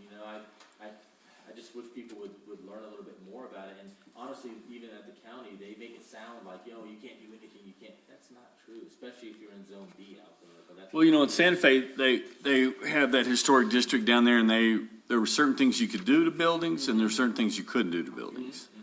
And there's always mitigation factors, right? If it's a public safety issue, a good example is there were some beautiful seaplane hangars at Naval Station in Pensacola. They were the most historic. There's no seaplane hangars anywhere. And the Navy got permission to tear them down, and they basically used the reasoning was it was public safety and homeland security. That was the mitigation. And they had to go all the way through the Department of the Interior, but they got permission. Same thing with any of these districts like that. There's always the opportunity to to negotiate something, so. How old does it have to be be in Typically, history? for the National Register of Historic Places, 50 years. Okay, But that's not necessarily, again, there's always, if it's deemed especially significant, so for instance, like the World Trade Center. right. That site is on the National Register, those buildings were built in the late 1970s, but because of obviously their significance, they Sure. were put on right after the incident, so, and there's lots of examples like that. Shoot, all you have to do is go through all of our old pictures, just write down, and there's the buildings. They're all over 50 So anyway, years. that's something that was in the master plan that I think that we can help with. And also not just for planning purposes, but also the second point, to develop a map of what's historic in town. People like to see that kind of stuff. Well, Frank Potter's got, he's, have you talked to him about that? Okay, Yeah, okay, he's got tons of stuff. yeah. And I mean, it's all there. Yeah. And there's lots of grants out there. A great grant, we could probably get at least $25,000 from the Certified Local Government program through the state. And a lot of people don't know this. So the Certified Local Government program in Lincoln County, the county is the entity that's given to, not one of the municipalities. And so anybody in the county can actually use that money if the commissioners deem it okay, and we go to the State Historic Preservation Office. So it doesn't, a lot of people thought it had to be used just in Lincoln because it's the only historic district. But the actual entity is Lincoln County. So when I got here, I got a $25,000 grant to do a cultural survey of Fort Stanton. And it's not anywhere, it's 8 miles from Lincoln, not even in the district. So there's money out there, and there's every year there's money left on the table. Because I think there's only 13 certified local governments in the state right now. So that's just money that's out there. The feds give it to the Historic Preservation Office every year. They try to give it away. Oh, and they boy. can't. So that's typically not for brick and mortar work. It's for planning purposes. So this would be a perfect example of that, to do a cultural resource survey of the municipality. So that's something that I would like to look at as well. And I think we can do that now that, the big thing was we hired our curator. So Yeah. that'll take some of that responsibility off of my shoulders a little bit. So moving forward, our goals for this year, we're going to be developing recommended programming. We've created a maintenance and repair plan once we get everything opened up there at the Wingfield House. I've already done drafts for emergency management procedures. We've drafted up a couple of draft annual operational budgets. Of course, this year, when we went to ask for a little bit more because, we're starting out and we had to make a bunch of capital improvements. So moving forward, we'll develop that. And then we've also created our Cultural and Natural History Committee. That was a big goal to get that put in place. We are working towards getting our collections plan in place so that draft has been circulated among that committee, and we'll be making recommendations to council soon about that, which will also include, and I've got to get Zach to look at these, but we've actually already purchased a license for our collection software that we're going to be using to keep track of all the things that we bring in, whether it's a photograph or a document or a physical artifact, whatever it might be. And so we're working on developing that database now. And as part of that, my recommendation is basically it generates its own forms when people want to come and donate something or loan something, or we move something from one facility to another, we can keep track of it. So these are the forms that I'm going to have Zach look over. They're extremely simple. One thing I learned in my career is if someone brings you something that they really want to donate and you turn around and hand them a mortgage document to sign, they get really nervous really fast. So a one-page deed of gift that just says, hey, you're willing to give this to us, you don't have ownership of it anymore, now we do, it's usually the easiest thing to do. So I'll get Zach to look at those and make recommendations and then bring that to council. And once we do that, now we just got to figure out where we're going to put stuff. Because I'm afraid we're going to have a flood of things coming in, which is one reason why we've set up this process through our collections policy that you guys will read and accept or make recommendations for. Essentially, the process is we make recommendations to staff to the committee. Committee makes recommendations to the council, and you guys have the ultimate decision on whether or not we bring something into the collection. Whether or not it fits our collection policy, whether or not we can take care of it, whether or not we can store it. You know, if somebody brings us, a giant wagon right now, it might fit the collection policy, but ethically, can we take care of it, right? Can I accept that, and make that recommendation? So we'll bring all that stuff to you guys, and go from there. So that's pretty exciting as well. And then really our biggest goal is just getting open. Right now, we're on schedule to be open in the spring. Late spring. They're making some really great progress down there. All of the framing is up, and it's starting to look like a real building. I went down there yesterday and just finalized where all the interior plugs were gonna be and all that stuff. Stevie and I are finalizing kind of a draft plan for the exhibit, and we'll bring that to you guys here soon so you can see it, kind of a mock-up of what it's gonna look like. And it's not gonna take us that long to build the exhibit because we're trying to do it in such a way that it's more flexible in the future, so it's gonna have a lot of digital displays that we can change over time. So we'll bring you all that stuff here soon. We already got the budget approved for that. Lodgers tax approved $48,000 for us to buy all that stuff. So we're in the process of lining that out, but we'll bring you guys the design as soon as we have it. So I think, barring some sort of, major catastrophe, we should be open by summer. I'm not sure if the landscaping will be all done by then because we're fighting the weather right now with the concrete and shortages of drivers and things like that. But the interior should be done, no problem. So. Tim, on the first page, the ending date is March of 2022. What should, over on the right-hand side, Oh, yeah. what should it be? Should be, that's, I'm not sure why that happened. I would say that's probably end of December 2023, considering we don't even have a plan for that yet, other than we want to do it. So, especially if we want to go after some of that grant funding. It's on a cycle, so it's not something you have to wait for like a year for. We typically hand it out as people apply for it. So there's only probably 2 or 3 months lead time on that if Okay. we decide to do that. I just didn't want somebody coming back at you and going, you missed your deadline. So, by a year. Yeah. Already behind. Tim, Yes, ma'am. on those forms, like, are we gonna have to fill out a form for every item? Like if, Yes. Get started. And Counselor, we already have our staff to help with that too. yeah, It just, and actually let me go back. The deed of gift, we can add multiple things on the deed of gift. But when it comes into our collection, everything will be individually cataloged. Yeah. And that's okay. That's how, I've worked with, collections that have 500 items and one that had over 4 million one time. So, it just, over time, but if you get a good foundation started, it's gonna pay off in dividends later, so. do we have the cases ordered yet? We're about to order those. We're kind of waiting to see what things initially we had come in, so we weren't letting the tail wag the dog, and we saw what size cases we need. Because right now, we don't have anything.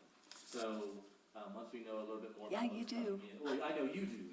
So, once we know a little bit more about what's coming in, we can figure out what size cases we want, and things like that. So we have the style picked out, and all we gotta do is push the button when we're ready. Okay. So, we're getting close, so, Okay. yeah. So, Great job. questions, concerns? I guess the only other, so the visitor center down in Ruidoso Downs is, I'm helping manage that a little bit right now, and we are moving forward with some structural repairs out there, as you guys are aware of. I would recommend, if we probably need to sit down and think pretty hard, and maybe as part of this comprehensive marketing plan, think about the use for that facility, and whether it's something, a lot of people don't even know the village of Ruidoso owns that building. Right. And what the real purpose of it is, what we can do to, we put a pretty good-sized Band-Aid on it last year. I feel pretty confident when you walk in, the information's updated at least. People are getting good information. But if it is something that we want to, invest in as a gateway into the area, I think an overhaul of that entire facility is probably needed, at least from an interior design standpoint. Are those only volunteers that work there, or do we pay them? So we pay the Chamber of Commerce a contract. Got it, and they okay, pay yes. Okay, got it. That contract's about $158,000 a year. That also covers, and I'm not as familiar with that contract because I'm just kind of taking over looking at this, but that also covers at least some of the visitor center there in Midtown, or outside of Midtown too, by 2 years. So, and I don't know if I gotta go back and look. I'm not even sure if we own that building and they're leasing it from us. No, they own it. They own the building, but they're managing the visitor center there. Because at one time, the Chamber of Commerce. Oh, okay. Because it's on the park, it's on Two Rivers Park. Yes. But way back when, the businesses, I don't even think that applies. the businesses, pitched in to buy it and build a building. So Chamber of Commerce does own that building. And that, we might look at helping them, update that visitor center. And then also, the Wingfield House Heritage Center, the point of it is also to be somewhat of a gateway to Midtown Visitor Center as well. So, some of the front room will be geared towards kind of more of a information center as well as a museum. So it'll fill that need as well. So, and there was talk originally to see if the chamber would be interested in expanding their contract to staff that as well, because we are gonna have to figure out how to staff that. I think obviously working with our RSVP program is the first place I'm gonna go, because I think we can pull quite a few people there.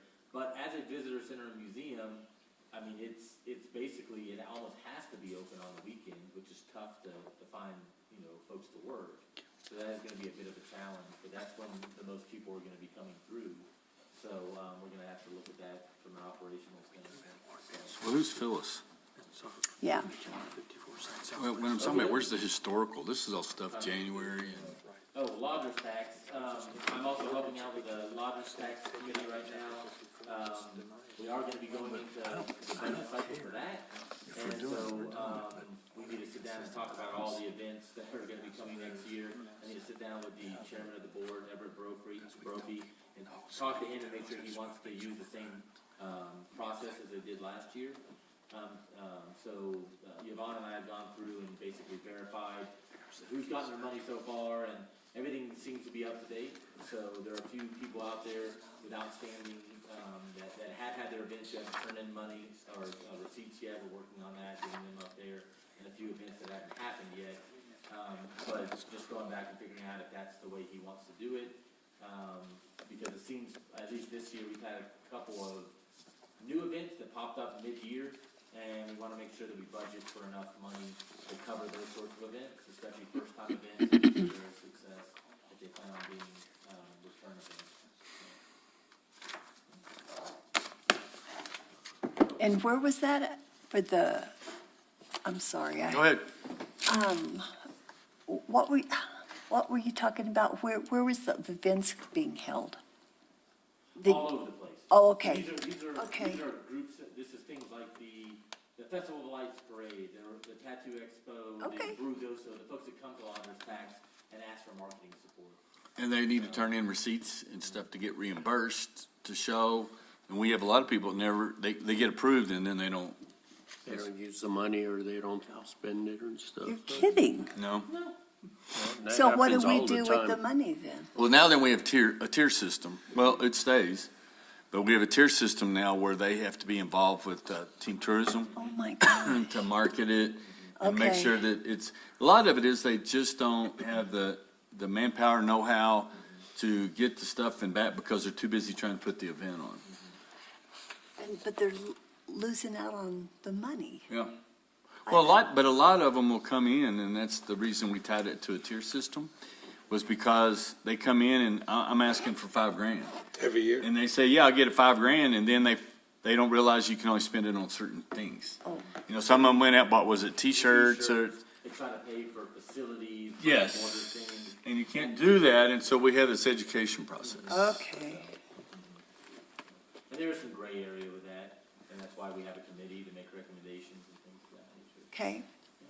They have T-shirts, the gray men. Gray water. All right, any other questions? No? Tim, All right. thanks for Thanks, everything you Thank do. you, Yeah. Thank you. Oh, Mr. Painless. Do we have? You see where he's starting to pull that Rodney crap? I only have one request, blah, blah, it's only $750,000 and, Well, except then he speaks and it's between 700 and 900. yeah, well, it's somewhere in there. That's a. Under $1 million. Okay. That's it. Yeah, there's another line. Now that you mention it. Community. Anthony, Community Center.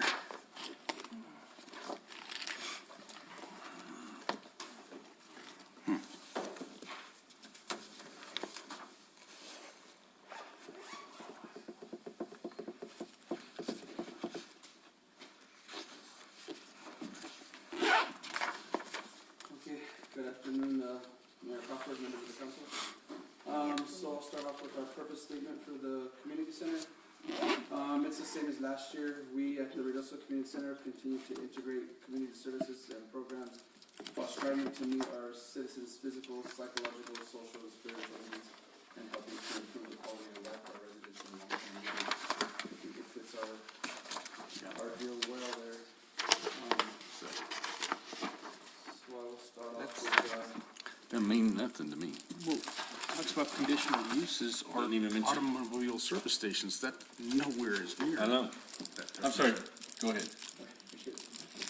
Okay, so our goal number one there is, Ruidoso is well prepared for emergencies. The community center is tied in with the Red Cross and all of that for any type of needs that are needed during any type of disaster that happens, like with the fires and whatnot. And so we're just trying to get constant training for our employees and whatnot, just in case we do need to open the center.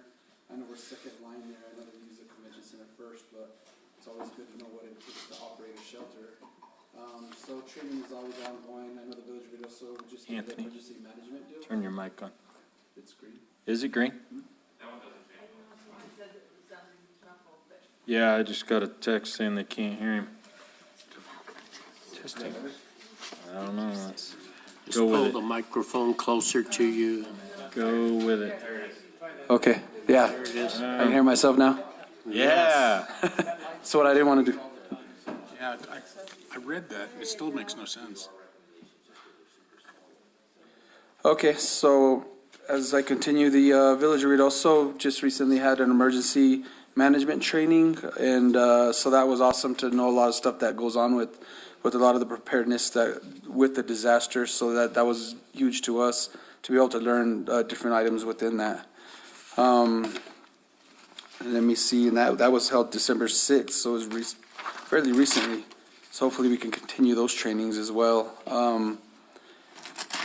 Let me see, our 2023 tactical plan, just resume training, 2023, continue to reach shelter fundamentals for with the handbooks that we do have on hand, and just keep in line with the Village of Ruidoso emergency management.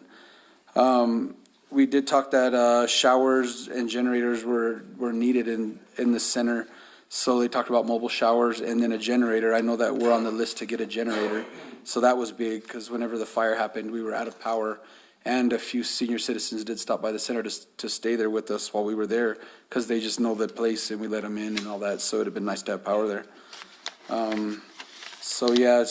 That's huge to us to get that generator put in. So that's a couple of the goals there, just to have showers and the generator. So that's what we have for our goal number one, if there's any questions. Okay, so I'll go on to goal number two, building improvements. In March of 2022, we had our 7 large windows in our lobby area replaced.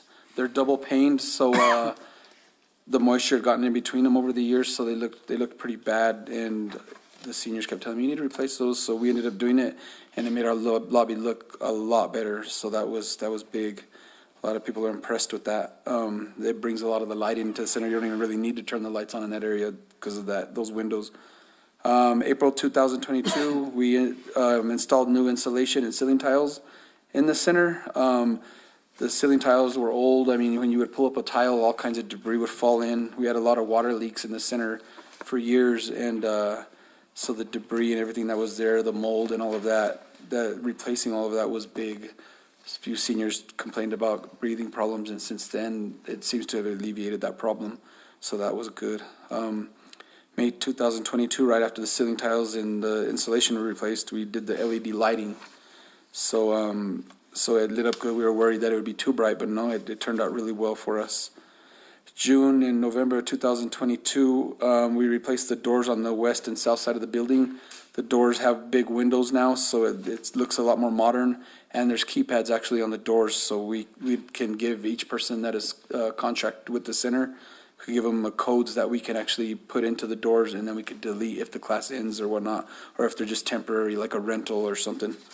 So the keypads were really good on that. They're nice doors, a lot lighter. So that's what we had done in 2022. Our 2023 tactical plan is we filed a grant with the New Mexico Aging and Long-Term Services Capital Outlay Department for new kitchen equipment. We're looking at getting a dishwasher, ice machine, garbage disposal, and a washer and dryer. We did receive the grant. It's been signed off on, so we received the quotes. Now we're just waiting on the work to be completed.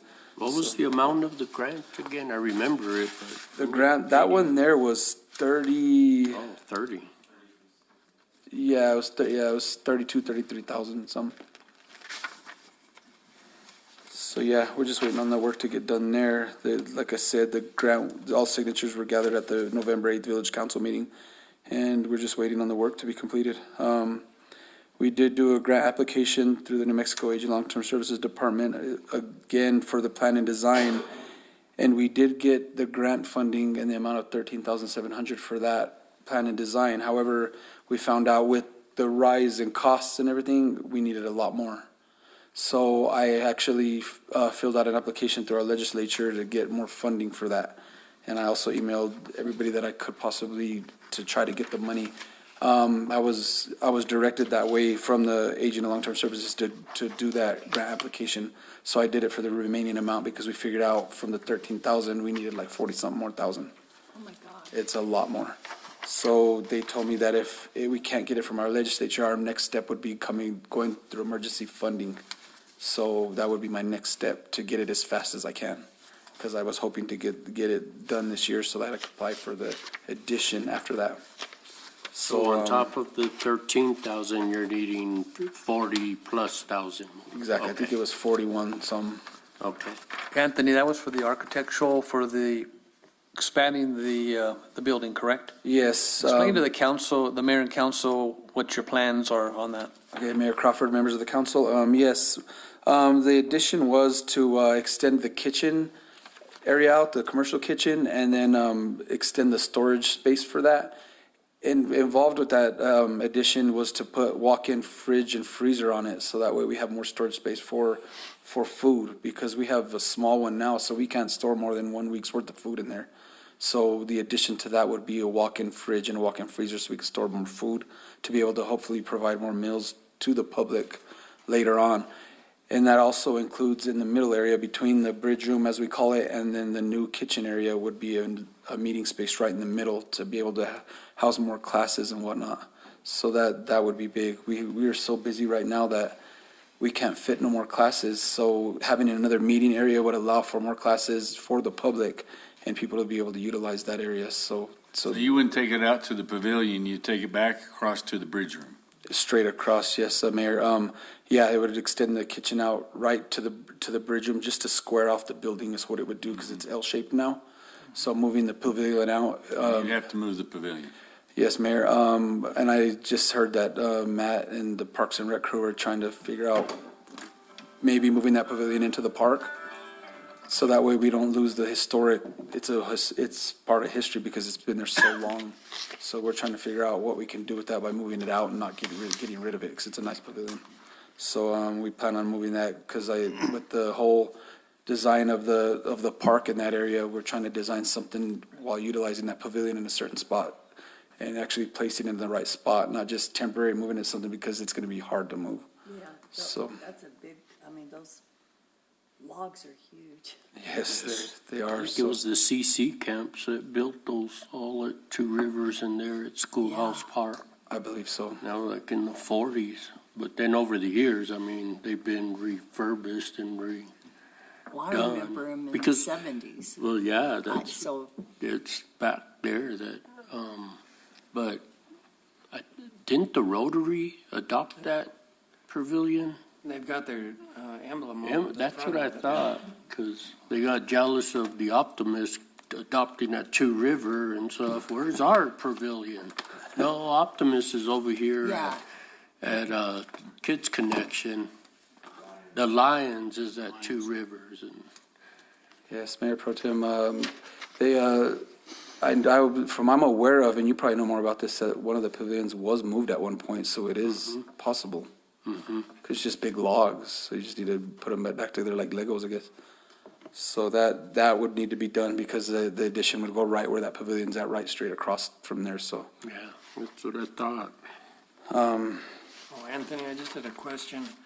If all the stars align, when will that kitchen no longer be available for use? Counselor Jackson, my initial thought was to be able to file, being that if I had the plan and design done, I was gonna file the grant this year, and be able to get it the way I was told, because the Aging and Long-Term Services Department came in to inspect the building to look at the stuff that we had done to the center already, to kind of, not like an audit or nothing like that, they just wanted to kind of see the progress we've made.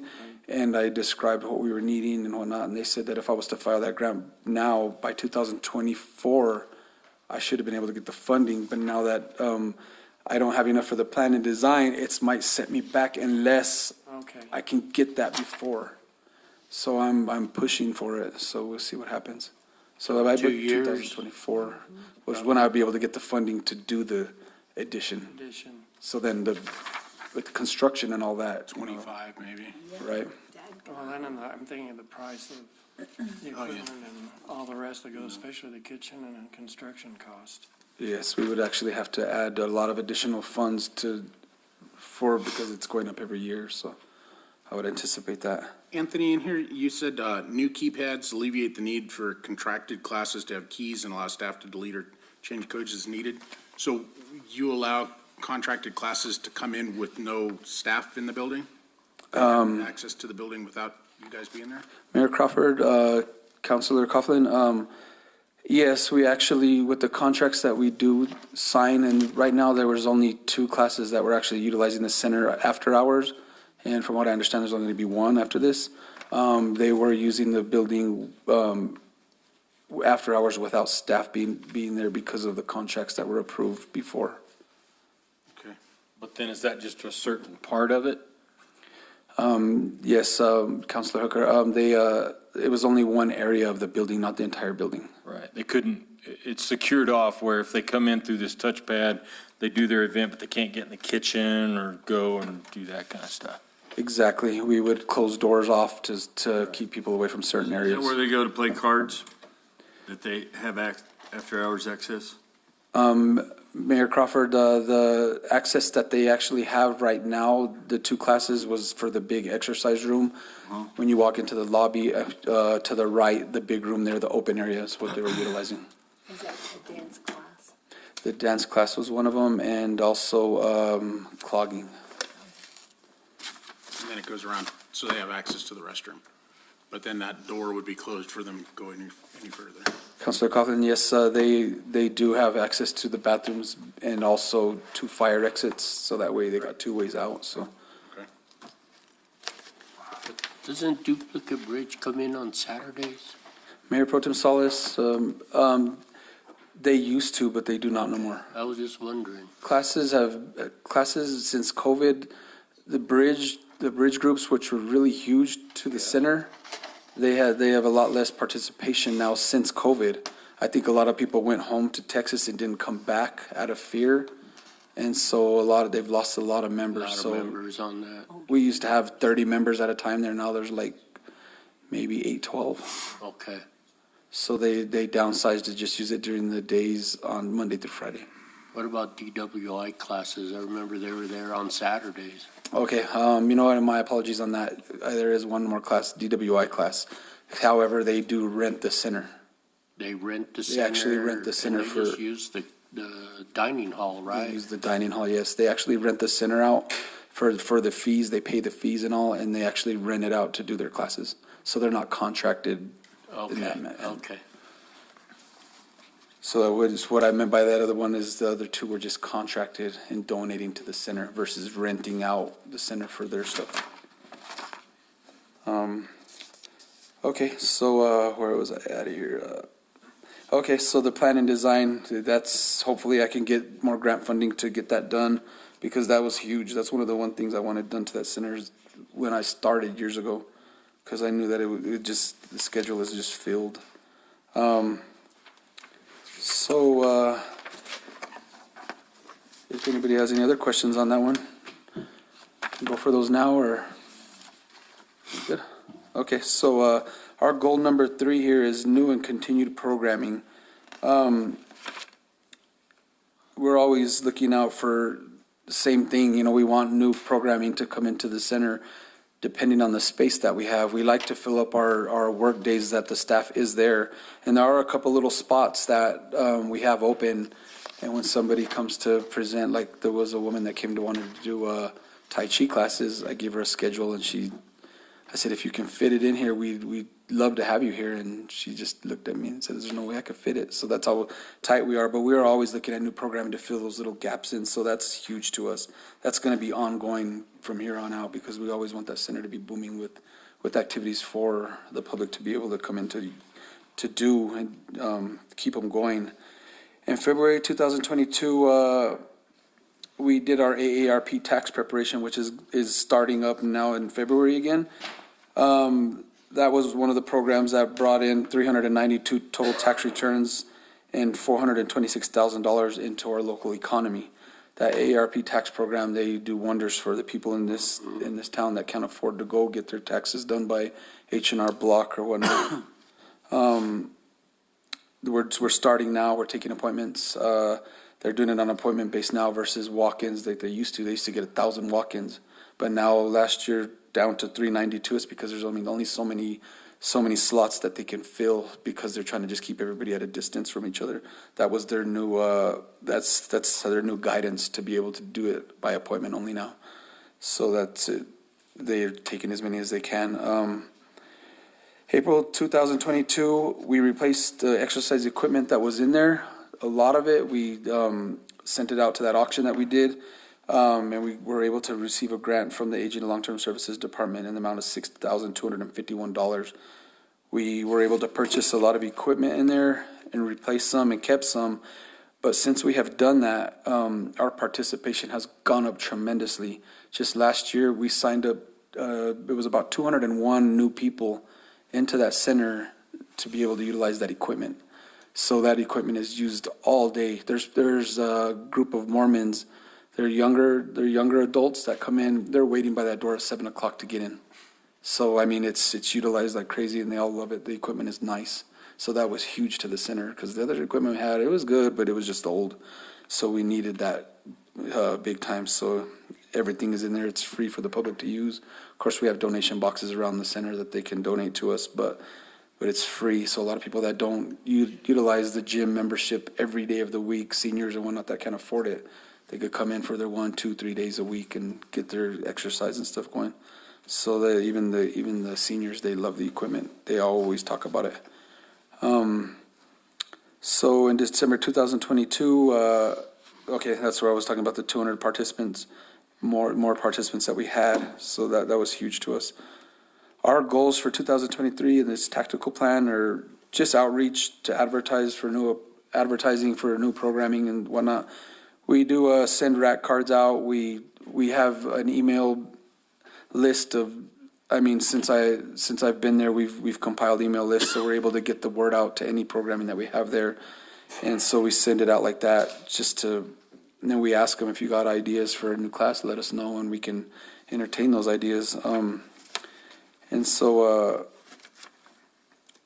so we'll seek more funding for the center just to expand it, to allow for this programming, because that's, you got more people, you need more room. So that's what we're trying to do, and I will keep pushing for that. So if anybody has any questions on goal number 3. I'll just make a comment that I appreciate the cardio class that you're starting this week. All right. That's what, Thursday at 2:45? Yes, Mayor Pro Tem. Yes, the woman, Carol, that was doing the Jerry Flex, she decided to do the cardio program. Yeah. It's the same time, but she's switching it to the cardio deal, and I think that's going to be a lot better than the Jerry Flex one, because a lot of people like that cardio stuff, so. Yeah, that's what I heard once I mentioned that. We'll be starting that. Unfortunately, it jumps into my happy hour time, so I won't make it on Thursdays. Nap time? Well, and I did hear That's when I another, pick up the kids from the bus stop. and I did hear another complaint that Thursday's not a good day. My wife didn't like that day. Otherwise, she has other stuff going on Thursdays, but. Well, there's a longer list there, so there's a lot more going on. There's other days. But no, she was excited to see the cardio class too. She's gone, oh, I should go do that. Oh, it's on Thursdays. I've got stuff going on Thursdays. wow. But you can't please everybody all the time, but the Oh, fact, no, but the fact that we're getting that going is great. That is. Anthony, you shouldn't feel badly because we hear the same complaints about people in cardiac rehab. Yeah. It interferes with their lifestyle. Oh, yeah. I can imagine. Wow. Okay, so yeah, there was that. That class is starting out next Thursday, as a matter of fact, the 26th. Good. So that'll be big. We'll see how that one goes. So yeah, so on to goal number 4, transportation. The Village of Ruidoso partnered up with Z-Trans, with Zia Therapy Center out of Alamogordo. And, they were able to develop a fixed route and identify locations that they thought would be best for stops and all of that. So I know that now, and they also have a paratransit, which was on demand. People could call in and they could get picked up at their houses and taken back to the house and all of that, just depending on if they qualified. But lately the system has, out of the 9 employees that they need, I think they only have, they only have 2 employees. One is running the fixed route, the other one's doing the paratransit. So the way I understand it lately is that there's a lot of people that are complaining because they're waiting at these bus stops for. I know of a woman that told me that she waited an hour and a half at the bus stop. Mm-hmm. So the transportation system is not running well at all. Have they reached back out to you yet? They have not. See, I've called and left a couple of messages and texts, and I haven't got a response yet either. Yeah, and look how much we're paying I now. know. So, and that's, Anthony brought up those concerns. I hadn't heard anything, and when you brought it up, I made some calls, so we'll continue to reach out to Joe.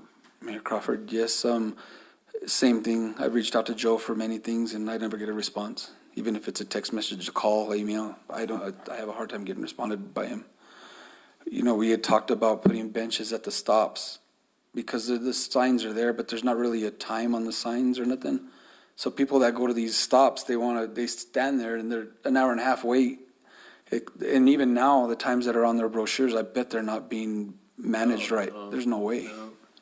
And I know that the 2 workers that are there at the center, they're constantly telling us how they're overworked. One of them, he never gets to take a lunch, and he's there hours on end. He's just going, running these stops. Well, if somebody's waiting out there, they're probably not going to get picked up because they've already left, or somebody got lucky and saw the bus, but the stops are just not working. I know the paratransit part of it is working, of course, because we used to do that back when, and it's on demand. Somebody calls, you go pick them up.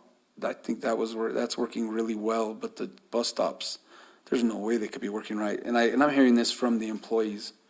They vent to me all the time, and they're telling me how they're circling and not picking people up. It's just a waste of gas, really. I mean, every once in a while they will, but I've heard more complaints than good on that one. So, and I understand it's the employees. We have it on our marquee sign outside. I know they're advertising, but I think with the Department of Transportation, the qualifications to be hired are so high. They got to do all the application process, the background check, and then they got to do a physical, but their doctor's appointments are out there so late that they're not able to get into the doctor for a month or 2 months. So then they're 2 months out of a job. Some of these employees, or these possible employees, seek other employment opportunities and take off and go work there. So I think all in all, it's just a big problem, the employee part of it. So I don't know how that could be rectified. That's where we need to be in touch with Joe to find out what's the deal. I know that we went on a ride with him to even change bus stops, and I had never seen that done again. We identified that's a good one, we need one here, this one's not good, maybe move it to this area, and I've never seen any of those signs changed. So in my opinion, it just needs more attention from the Zia Therapy Center. Well, and I think part of it is the unreliability of it because they're so shorthanded. If somebody's sick, they have to, I see it seems like a lot, that certain route is not open for the day. And those people that rely on it have now had to find some other source of transportation. That's why when they're driving around, they're not picking up very many people because I don't know today if I'm going to be able to get to work or I'm going to be able to go to the market if they're working or whatnot. So it's a tough thing. Yeah, Mayor Crawford, Councilor Coughlin, and it is, people, it's just like anything else. If you can't depend on something, you're not going to go wait there again the next day. So you give up on the system. And I seem to remember they weren't paying very much, and that was part of the problem with trying to attract people as well. That is a big problem in a lot of areas, they could be paying more. And I know that they lifted the CDL. Before you had to have a CDL to be able to drive one of the buses, and now they lifted that. You don't need one because the bus is not heavy enough, it's not double axled. So they were able to just remove that criteria on it, and so they were able to hire out whoever, but still, just getting a job with them is just so hard because of the Department of Transportation. So do they need a Class B license now, do you know? I think it's just a regular Just a license, regular from what I driver's understand. license, okay. Whenever I used to do transportation for Rideau, so the same type of buses, we didn't need nothing but a regular driver's license. So there was that. I don't know what's gonna take. And then the village does supply. I mean, I know that we were doing 25,000 in the beginning, was it? We're doing Or 48, yeah. 48,000. Isn't it? I thought it was up to like 68 now. That's what they were asking. Oh, that's right. That was the new. I mean. But I don't see the justification. If they're not paying out the wages, then they're Well, expensive. they were good about, during COVID, they reduced all the Right. billing. So, but it bothers me they don't call us back. Absolutely. I think that's a big deal because there's a lot of things that need to be addressed, and communication is key to all that. We just don't know. And then like we talked about somebody not getting a ride, if somebody called in sick and can't do the routes, the people that are waiting at these bus stops don't know it. So I know that the person, like one of the drivers calls in to Alamogordo because that's their main phone area. They'll call in and nobody knows. Nobody's told out there like, hey, there's not buses running today. How do you know? I know they never tell me nothing. I never hear nothing at all about if buses are running or if they're late. Today they did a 2-hour delay. I didn't even know that till the guy showed up at 10 and said, oh yeah, we're on a 2-hour delay. Well, that would have been nice to know if somebody called to the center, like, hey, where's the buses? Because they think that they're run from the center when they're just housed there. So communication. So that's something, if you hear something, I mean, that'd be good if we could hear something back from them. We'll keep trying. And on that, the placement of the benches, there's benches at Parks and Rec that we were going to use, or I had suggested them to use when Rodney was here, and he was going to donate them to them to put at the stops. Altrusa, the Reynosa Altrusa Foundation got in touch with me and asked what they could do to help that. And so I told them about the benches, and they were going to be in touch with Joe about it, Joe Harden from Z-Trans. And I don't know if that ever happened or not. It's just Joe doesn't ever say nothing, so I don't know where that went. Well, in Midtown, I think those will just be used by the people walking the streets that need a break. That is true. That's, And my idea with the benches was there at the center. I see people standing there out by that sign, just standing there. I'm just like thinking to myself, like, man, it'd be nice if they had somewhere to sit because they're just standing there, the entire time, however long it takes. So I don't know where they're at with that either, but that's another deal on that. So that's all I have on that transportation, if anybody has any questions. Okay, so goal number 5, Central Volunteer Hub. We have the Retired and Senior Volunteer Program that's housed under the Reynosa Community Center. We now have 18 volunteer stations in Lincoln County with 230 or 40 volunteers. I believe it's up to now. It keeps moving around, but that's about where it's at. So we have a lot of volunteers, but if a volunteer station doesn't fall under our grant, we actually keep a list of other volunteer stations throughout the county that people can volunteer as well. So we'll give the volunteer both opportunities, like, well, if you don't want to volunteer at one of these, there's these two. So we try to be that central volunteer hub. We're not just trying to help ourselves out. Everybody in the community want to help out since we're the volunteer people. So we do give out that information as well. And we advertise the RSVP program with rack cards as well.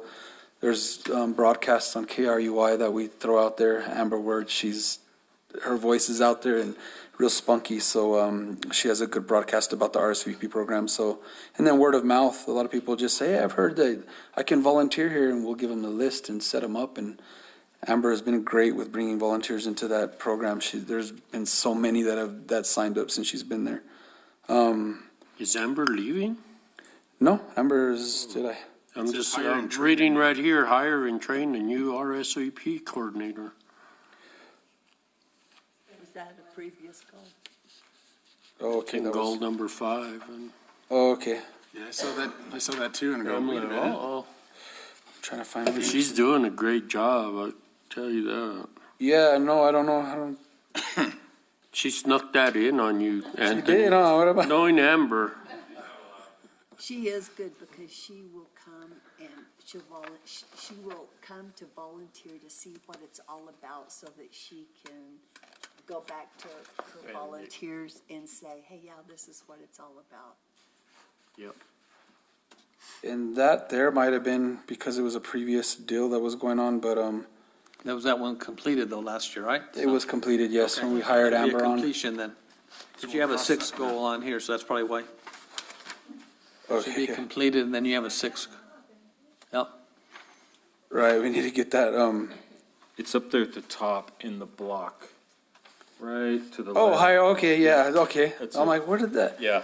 Okay, so that was in the initial deal, yes, so that needs to be removed from there. Because yes, Amber is on board and she is running with it. I know that other departments keep trying to take her from me, but I was like, wait a minute, what's going on here? You ain't going nowhere. So, no, she's up and running and she's loving her job and she gets along. Ms. Letterman, like you said, that she does go to these volunteer stations and help out just to get to know the people, and she's great with it. And that's what I tell her to do, just be out there so you know faces and names and assist with them so that way they know you and they love her to death, just like we all do. But if she goes and gets a CDL, you know, there's other departments that are looking for drivers. Counselor Collins, yeah, she does her wine stuff on the weekends, the wine festivals and all that, so that's her other passion. If you could get her away from that, maybe she might get a CDL. Does she like green trucks? I don't know. So April 2022, we did our annual appreciation banquet. We do that every year to recognize all the volunteers. We provide them a meal. We actually do it through the high school, TP Lounge. They're great. They serve the meal, they prepare it. And we hand out door prizes to all the volunteers. We buy them recognition gifts and all of that. So it's just a little kickback for them that we give to recognize them for all their efforts. What's the little lady's name that's always with the RSVP program? Shirley. Shirley, how's she doing? Shirley Collinsworth, Mayor Crawford, yes, Shirley Collins, she's doing great. She is good. Yeah, she's, I know that we had At the convention center. for the convention center, what did you call it? Appreciation committee, member Yeah. appreciation. There was a name for it, I forget, but, yeah, no, that, she had a little sick spell that day, but she was dizzy that day, but she was fine right after that, got checked. I think her blood I pressure heard was they up. taking her in and. Right, yeah, she has her little spells like that, but other than that, she's doing good. She's at the center all the time, and she leads our announcements and does all of that stuff for us, and she loves it. She's like, get away from me so I can do my announcements. That's her thing. I know that she's been trying to get you all to go over there, so go see us. So we did that in April 2022, and just back in December, just passed, we did a appreciation social that we've been putting on, like a Christmas kind of deal for them, as another recognition event that we've added to the deal, just to recognize them there. We do that at the center. I think we may move that to the high school next year as well, just to, they do such a good job over there, so give them more of that. You pretty much packed that dining room for that. Yeah, it's a really good deal, so That'll be coming up now in April again, so be looking out for that invite as well. And then our goals still is, continue to recruit volunteers, the mileage reimbursement that we added recently. There's a handful of people on that. There could be a lot more on it, but there's only the handful. A lot of them just don't want, we don't need it, we're good. Advertising and recognition to gain more volunteerism. We'll just continue to distribute information to the public about it. And other than that, that's all I have on that one, if anybody has any questions. Well, I think on the mileage reimbursement, a lot of them say, no, I don't need it. But if they fill out the paperwork and get the mileage reimbursement, then they can donate it to the places where they're volunteering. Mayor Roberts. Some of them do that. Some of them do. That's Yeah. what happens. But like Beth, I keep telling her, fill it out and donate it back, Yeah. She's going, I keep forgetting about that. And we do try to stress to them that even though they do get the mileage reimbursement, they don't get taxed on it. And that's per federal regulations. They're not allowed to get Doesn't taxed on affect it. your social security, nothing. Right, so I think maybe some people are scared of that, but we constantly try to send that information out as well, saying it's not taxed, so don't worry. But people get really weary of that. So yeah, so that was goal number 5. Goal number 6, nutrition programs. Same, the center provides lunches and breakfast during the week. We would like to offer more, but storage space for food and all of that, we don't have a lot. So I'm constantly running to Walmart to buy food and stuff that we need. So the addition to the center would be huge for that, because we provide lunches, breakfast, snacks. We always have popcorn going. We always snacks out there, Tuesday and Thursday morning snacks, little breakfast snacks for everybody. So people come in just for that. I mean, so it's good just to give something to the community, invite them in. Coffee, we have coffee every day. A lot of people just come in just to drink coffee and just hang out and socialize with us. So that's cool. And then just, there are people that go to the center for these meals because they're low priced, $2, $1. There's people out there with hardly any money, so they'll come and take advantage of that. And we welcome all in. Everybody's welcome to the center. Come in, we love the company. So our 2023 tactical plan is just seeking out that addition. It goes hand in hand with the rest of it because we need more space to be able to store more food. So I'm going to continue to pursue that, and that would be huge to the program. Do you And need then- dry storage space or refrigerated and freezer space? Councilor Coughlin, we actually need both because even our dry storage space is not big either. So whenever we get the addition, we want to add that too. Let me have you come over sometime and let's take a look and see maybe, because we've got those big walk-in freezer and refrigerator, we don't use them all. So maybe there's some space over there at the Horton that I can free up for you. Absolutely. We'll come and take a look at that. And then we get donations from grocery stores, Thriftway, which is now Lowe's. They donate hams to us every couple months. So that helps us to provide hams, as well as the hams that you had provided to us before too. You've used those, right? Most of them. They're almost gone. You give us a lot. But they've been frozen, so we've been utilizing those a lot. Like I said, Lowe's donates hams, and then also Albertsons, they donate us coffee. So they're a huge help. So those 2 grocery stores there, they help the center out big time. So we always like to recognize them. And different flyers that we send out and stuff, we always advertise that they're the ones helping us, So let me suggest this. You mentioned running a Walmart. Why don't you plan on just shopping local, either through Thriftway or Lowe's or Albertsons? Mayor Pro Tem, yes, we do. Sometimes we switch it up a lot. And I mentioned that I'm just making my runs all the time just so we have food for the week. But I utilize Thriftway. The good thing about Lowe's, the meat, they're good there. They cut up the meat for you. That's what I was going to say. Instead of me cutting up that meat to make 30 pounds of pozole, they'll cut it up for me. I'm like, cool. So they're good to us. So yes, I do utilize I'm them. sure Jesse over at Albertsons, he would accommodate just as much and too, so. Okay, I have to look into that. I'm trying to avoid the Village of Ruidoso shopping at Walmart. Right? Yeah, but when you've got limited funds and you got to stretch them, you can stretch them further at Walmart, believe me. There is that too. I know that. And it doesn't affect our GRT because it's food. There's no GRT on it. Right, but the departments that go buy paint and Right, right. other, you know, taxable items and stuff like that. Heck, let's come, you know, here to Village Hardware or True Value or something like that to get the paint, or, you know, even Sherwin-Williams. I don't know, that's just my thought, but. You don't get any food from Cisco, Shamrock, any of the big, those? Mayor Crawford, we've seeked out that option, but the problem is you have to buy so much to be able to get delivered. Volume too. That's why if you had the space. The walk-ins, yeah. Absolutely. Because you can, and then you get, the GRT comes back, but if it's not all food items, it's Yes. paper goods. Cisco's now 20 case minimum, no matter what.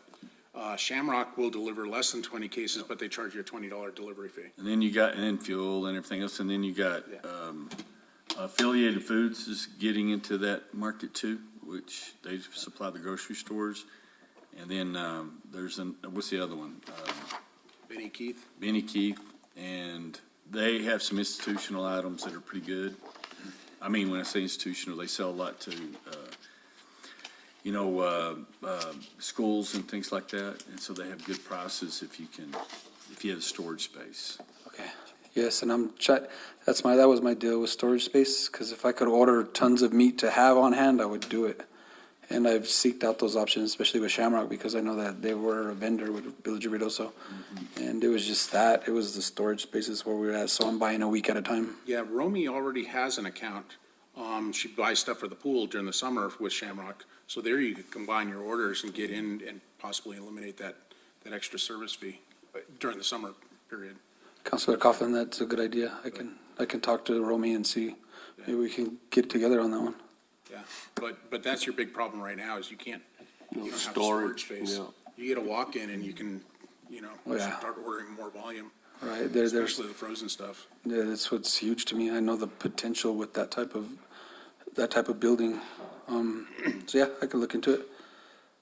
Okay, so so we're just continuing the same thing, just advertising our meals. We have the potential to feed a lot more people because especially our breakfasts, they fluctuate. Summertime, we're busy, can't fit more people in the dining room. Now it's wintertime, so people are not out there as much. So we'll just continue to advertise, hopefully bring more people into the center for these meals.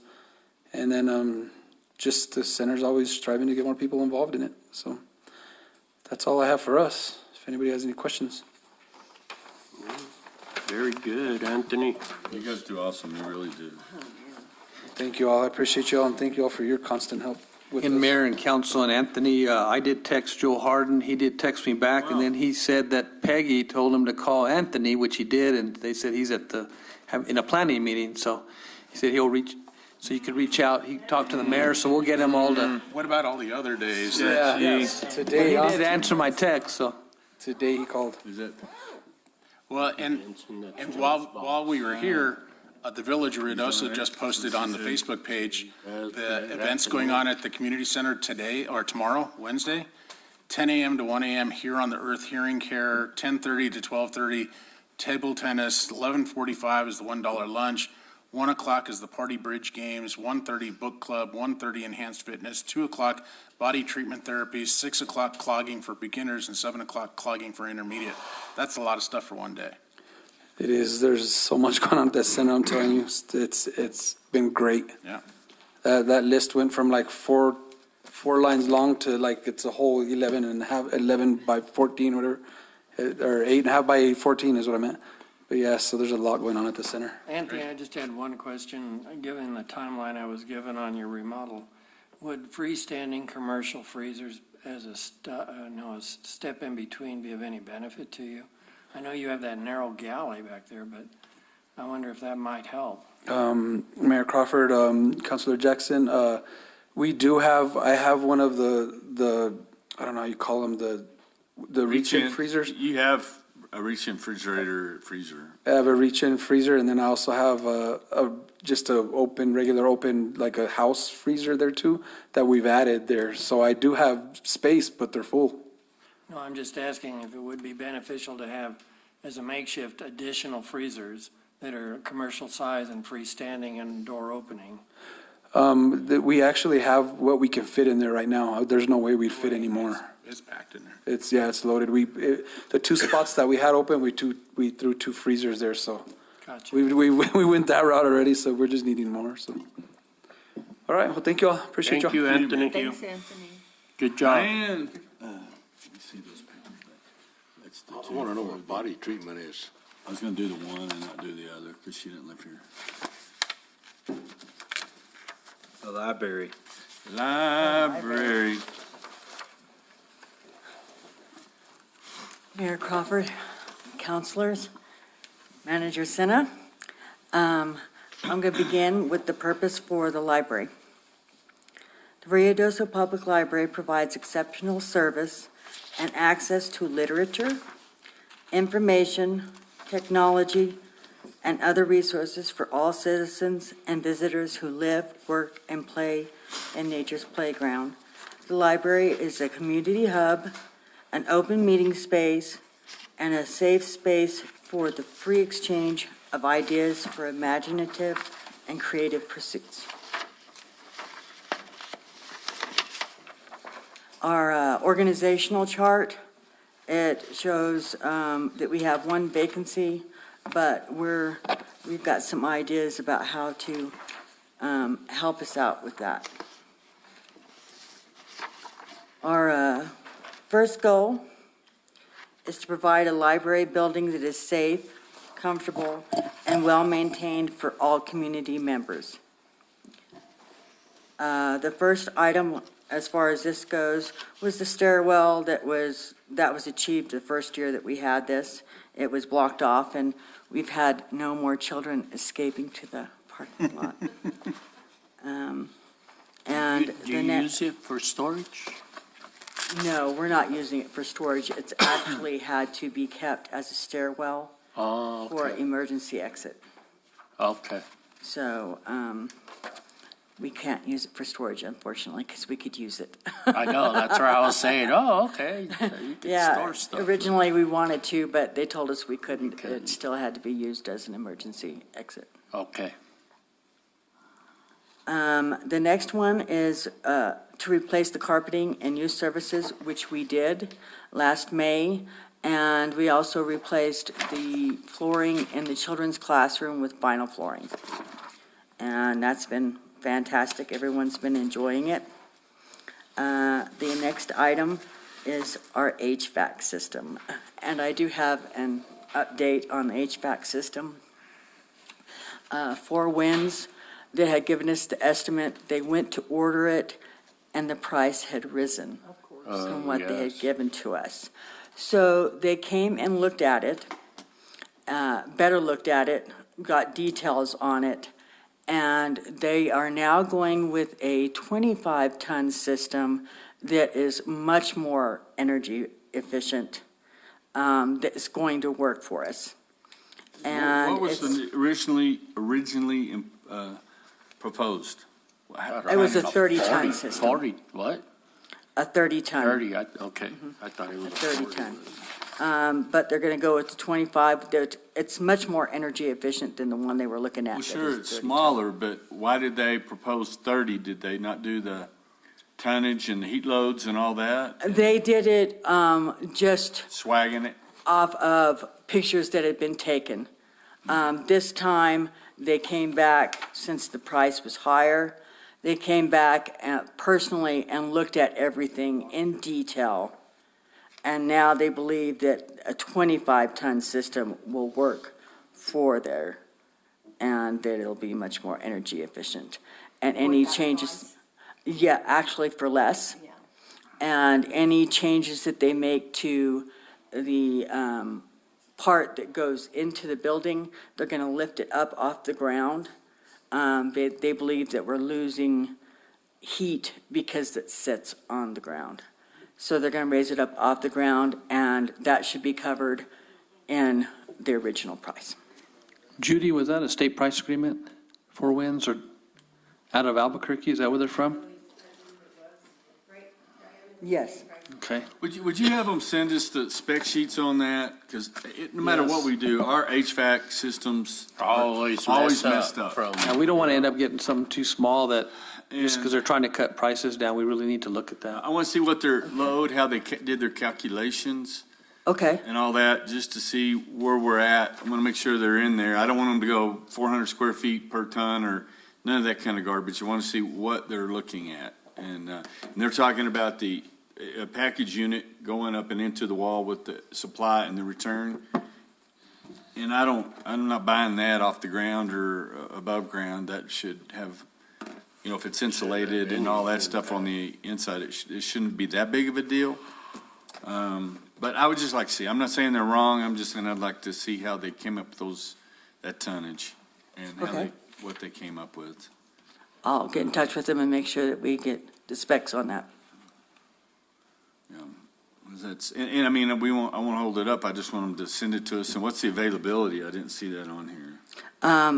What, the order, making the new order for the 25-ton system, it looks like it's not going to be here until about the middle of July. Yeah, 6 months, easy. Wow. Because we just got one that we ordered A year in ago. May. It just came in, and it's a 20-ton. But we all are moving forward. We're Good. getting somewhere with it. And so that is finished with that goal. Our next goal is create a library building that has a greater ease of access. It was said that it was not ADA compliant, which it was not compliant with the new standards, but it is compliant with the old standards, and that is all that is required. So it is ADA compliant. However, we would like to have greater ease of access, and so we would like to look at putting in automatic doors out front. We do have an older population. More of them are having difficulty getting around. We have a couple of patrons that come in with wheelchairs, and so we would definitely like to get that taken care of. The closest estimate I have been able to find is about $6,000 per door, and we'd have to replace 4 doors, the inner and the outer. So that you would be able to have a switch that would automatically open inside as well as outside. So you have to do both sets that way. As for a total of about $22,000, I'd have to look at grant money for that because it is part of the facility that is permanent. So any money that we get from GO bonds or state grants and aid would not cover that. So I'll have to look for some grant money. Any questions on that? No?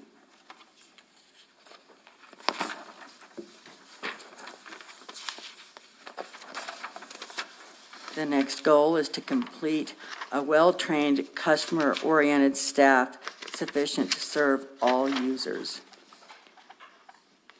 We are short-staffed. We do have a vacant position. However, myself, Manager Senna, and Cheryl from HR have been talking, and there's different ways that we can look at getting us to some help that will help relieve that. How many hours a week are we talking about? 40? What are you talking about? It's a full-time position, it's a 40-hour-a-week position, yes.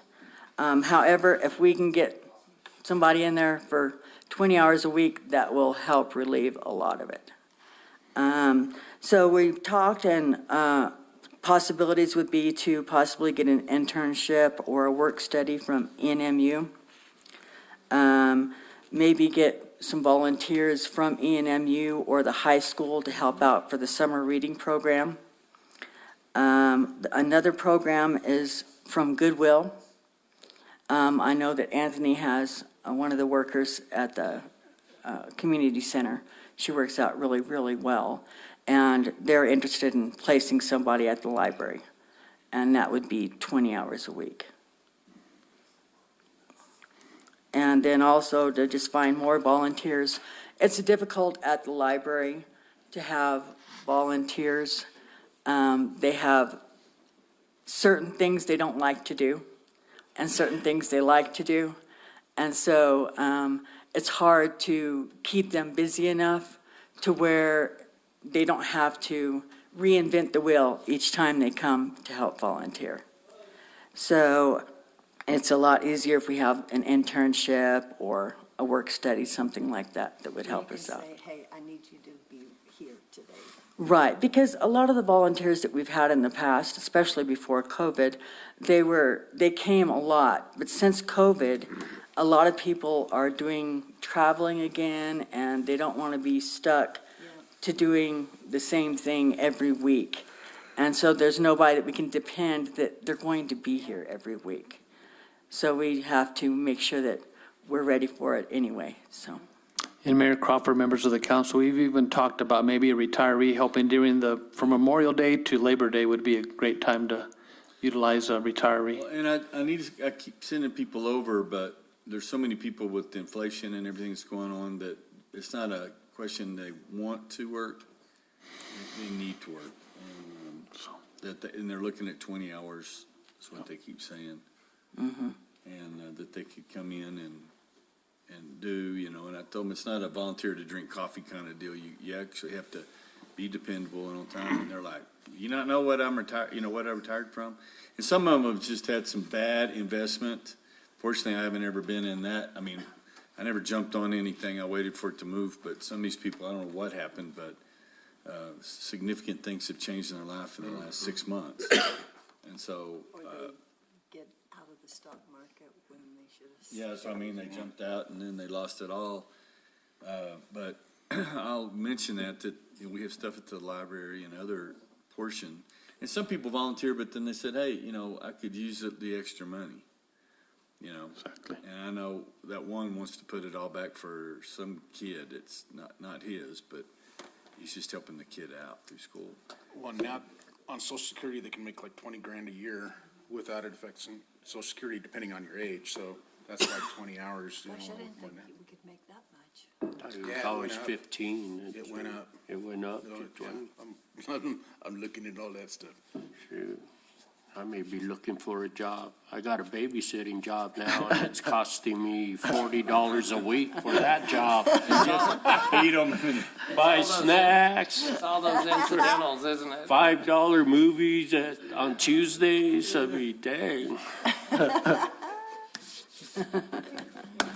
So I call it happy hour. Yeah, Disneyland dad is Disneyland grandpa. So the next portion of this goal is about training our staff. And money has been moved around so that we had money for training for our staff to take courses online. And so far, the money that we have available has been working well. That alone seems to be doing it. If we add some more, we'll find some more classes that they can get to. And then we've been doing in-house training. I bought a database called Niche Academy. And Niche Academy specializes in libraries and parks and recreation. And so what they do is they put together all these videos that are specifically for libraries. And I have access to all those public videos. And some of them are short courses or tutorials that are wonderful. They help you with social media, they help you with Microsoft Word, they help you with Google Documents, they help you with various databases like Mingle Languages and Overdrive and various things like that. They also have short courses on grant writing. They have just so many different things that apply to libraries, homelessness, that kind of thing. And so since we have access to that, they give you a little quiz, a test to go with it after you watch it, and they give you a certificate. So that's one of the things that I've been having my staff utilize and do, because they come up with brand new things all the time so that we keep up to date with everything. And it How do should, you talk to businesses to let them know that's available? How are we reaching out to them? Are we?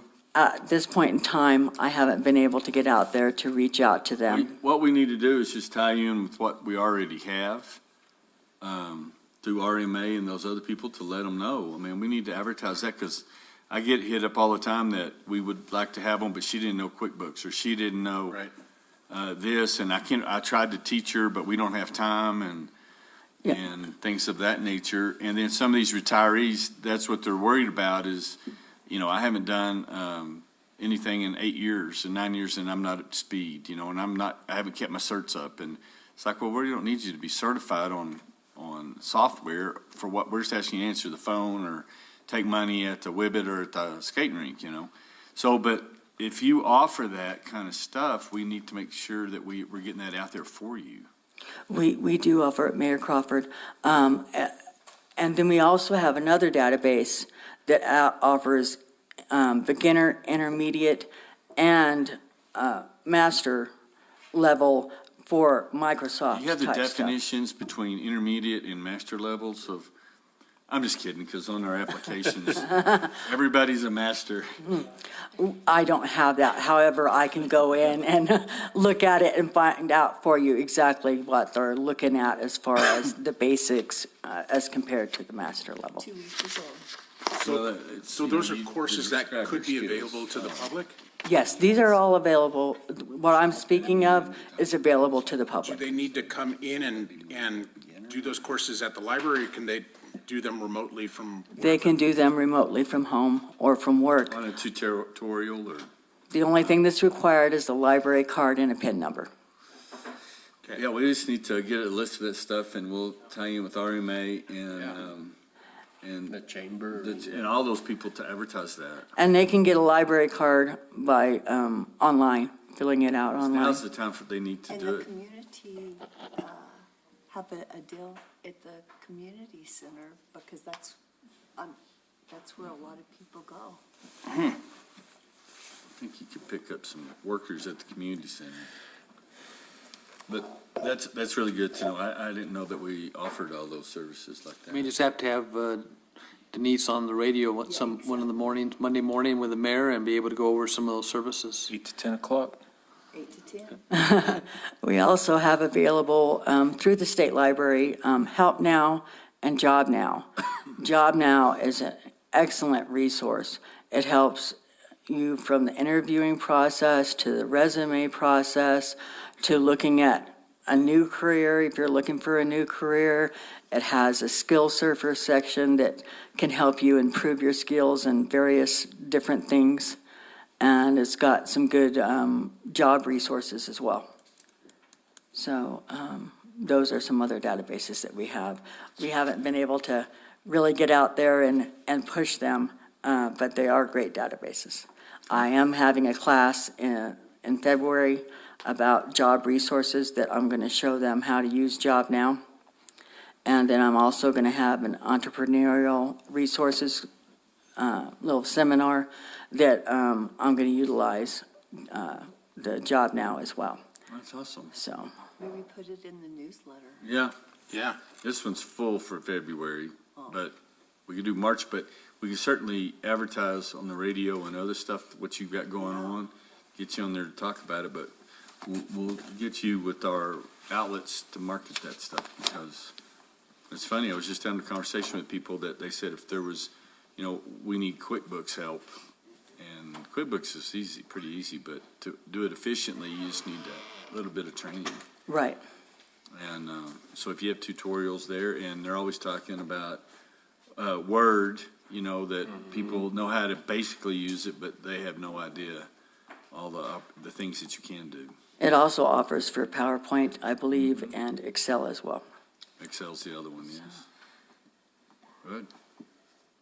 Okay. So we've been utilizing this for our staff, and they're just doing wonderful. I'm just so pleased with this system of setting goals and them reaching for these goals.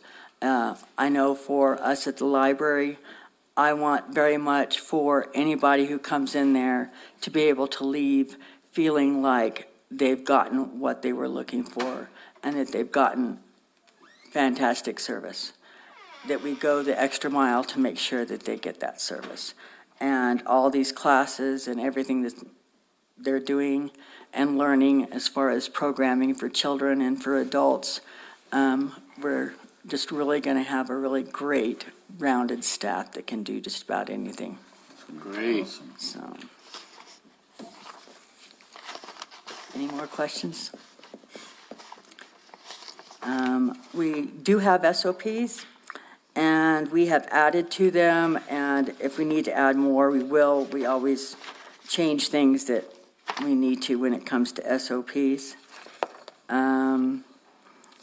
Our training program, while we don't have everything written down, we're certainly keeping copies of everything that we've done for the training, and we're going to get it put into a binder, working with the youth services librarian, because she has been doing the training in youth services for the staff. So the next goal is to develop adult programs and program series to support job seekers and potential business owners or entrepreneurs. And as I've said, in February, I'm going to start some classes on that. We do have financial classes that we're going to have every month, given by Karen Rounds from Edward Jones. She's going to be doing financial classes for us every month. And Are those attended? so far, two of the ones that we had bad weather. And I believe that we didn't have attendance simply because of the bad weather. The other one, we had about 6 people attend. How are you advertising that? Part of that, it really helped that you had information on it yesterday on Monday morning with the mayor. We usually put it on our Facebook, we put it on Instagram, we have it on our website, we have it, we send flyers to the community center, and we put it at the post office, and that's pretty much what we've done. I know that we can advertise through the radio as well. It's really just been hard trying to get somebody over there to be able to do it. And so on Facebook. that's where a lot of our, at least our younger patrons, they'll find a lot of what we have going on Facebook. So, but we're going to be working with Carrie and seeing about being able to get the word out there in various different ways, sharing it on various different websites or Facebook pages so that it can get out there. Okay. Any more questions on that?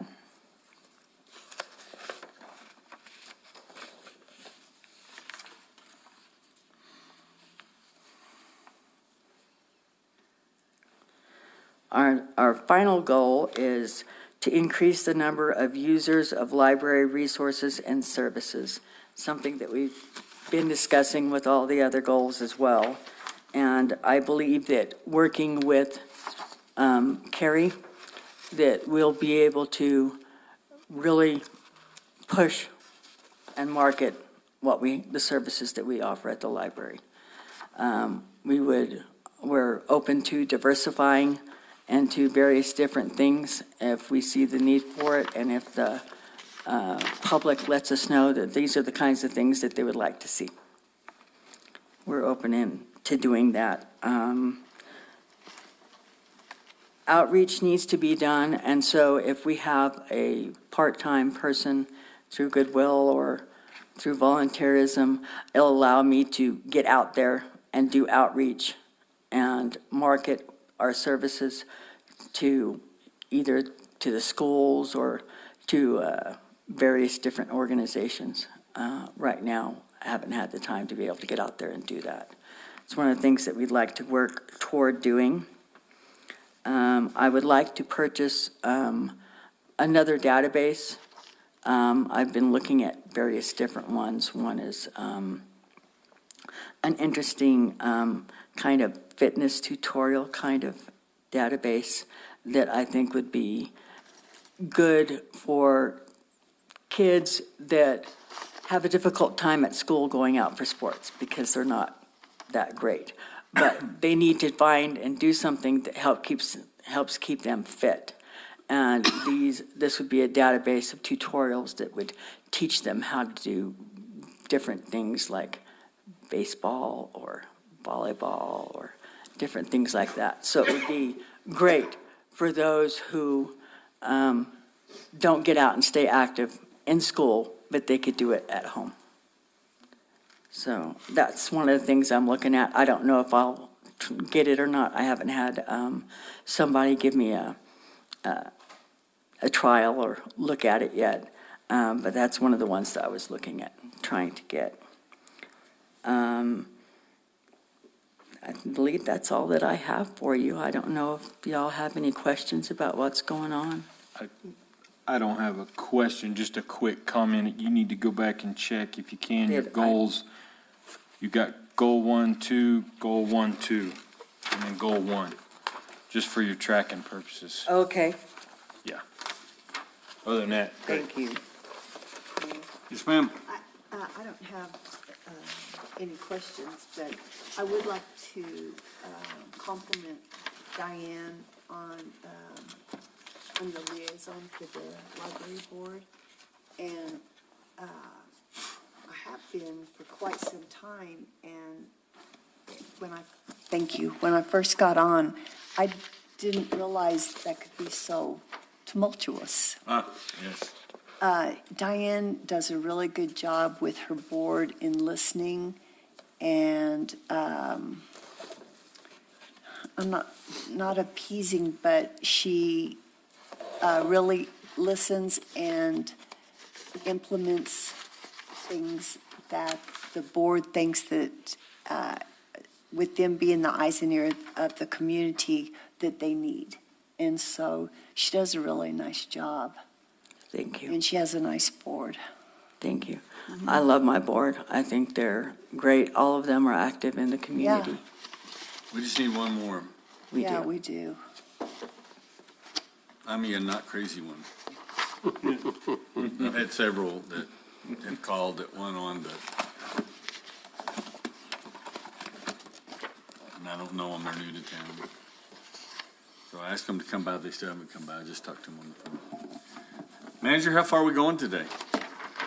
Mayor, members of the council, we're going to do Mr. Cook's going to be our last one. He shouldn't take more than 5 minutes, so. And then we'll- He's been practicing in front of the mirror. so- He has been. That's why he had to leave. That's why he had to leave for a Home few and hours. practice. Yes. Thank you. Nervous. Thank you, you do great. Yeah, thanks a lot. Thank you, Diane. Yeah, he was disposed earlier.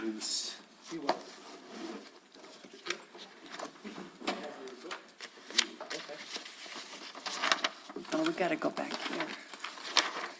Thought he already, He was up here, but he left.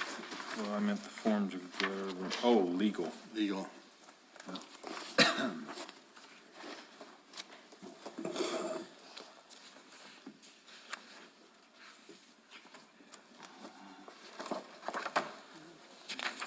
You guys are in for a treat. I bet. I've been waiting, saving the best for last. Does this involve Latin? I always translate to English. Thank you. But he does do a wonderful Spanish version. Mayor and council, this is my improvement plan, and as you'll see, I can't tell if I didn't change the dates too much, so I apologize for that. Number one, last year, I was tasked with coming up with a course to teach your directors about basically contracts, because they all deal with contracts. Some of them pretty complicated, all the way, like construction, multi-million-dollar contracts, all the way down to just MOUs for, like the activities at the community center. But they all have to deal with them, so I put together a course that was extremely boring. I could see it in their eyes. Kind of a glaze. Was It was Was it the glaze? Or? It was a glaze. He It did was- that on purpose. Yeah, it's just, I'll show you to make me teach a course.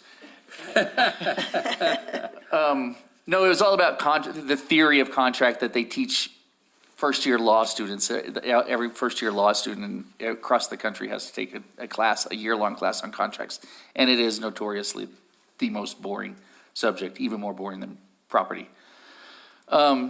So, I mean, it was good in that it got people thinking about it, but I mean, the reality is these people aren't law school students. They're guys that are, and ladies that are out there working and dealing with contracts.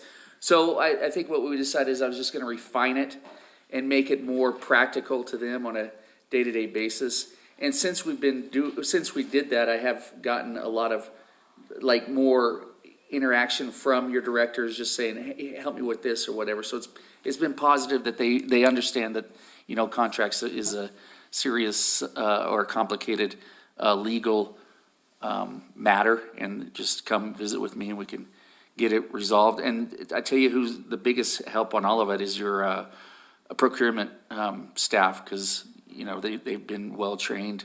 They have to be nowadays, and I rely on them a lot too. So that's Contract Lifestyle, and I'll get with Ron and Cheryl is the one who organized that, and try and make it a little bit more entertaining and useful to them.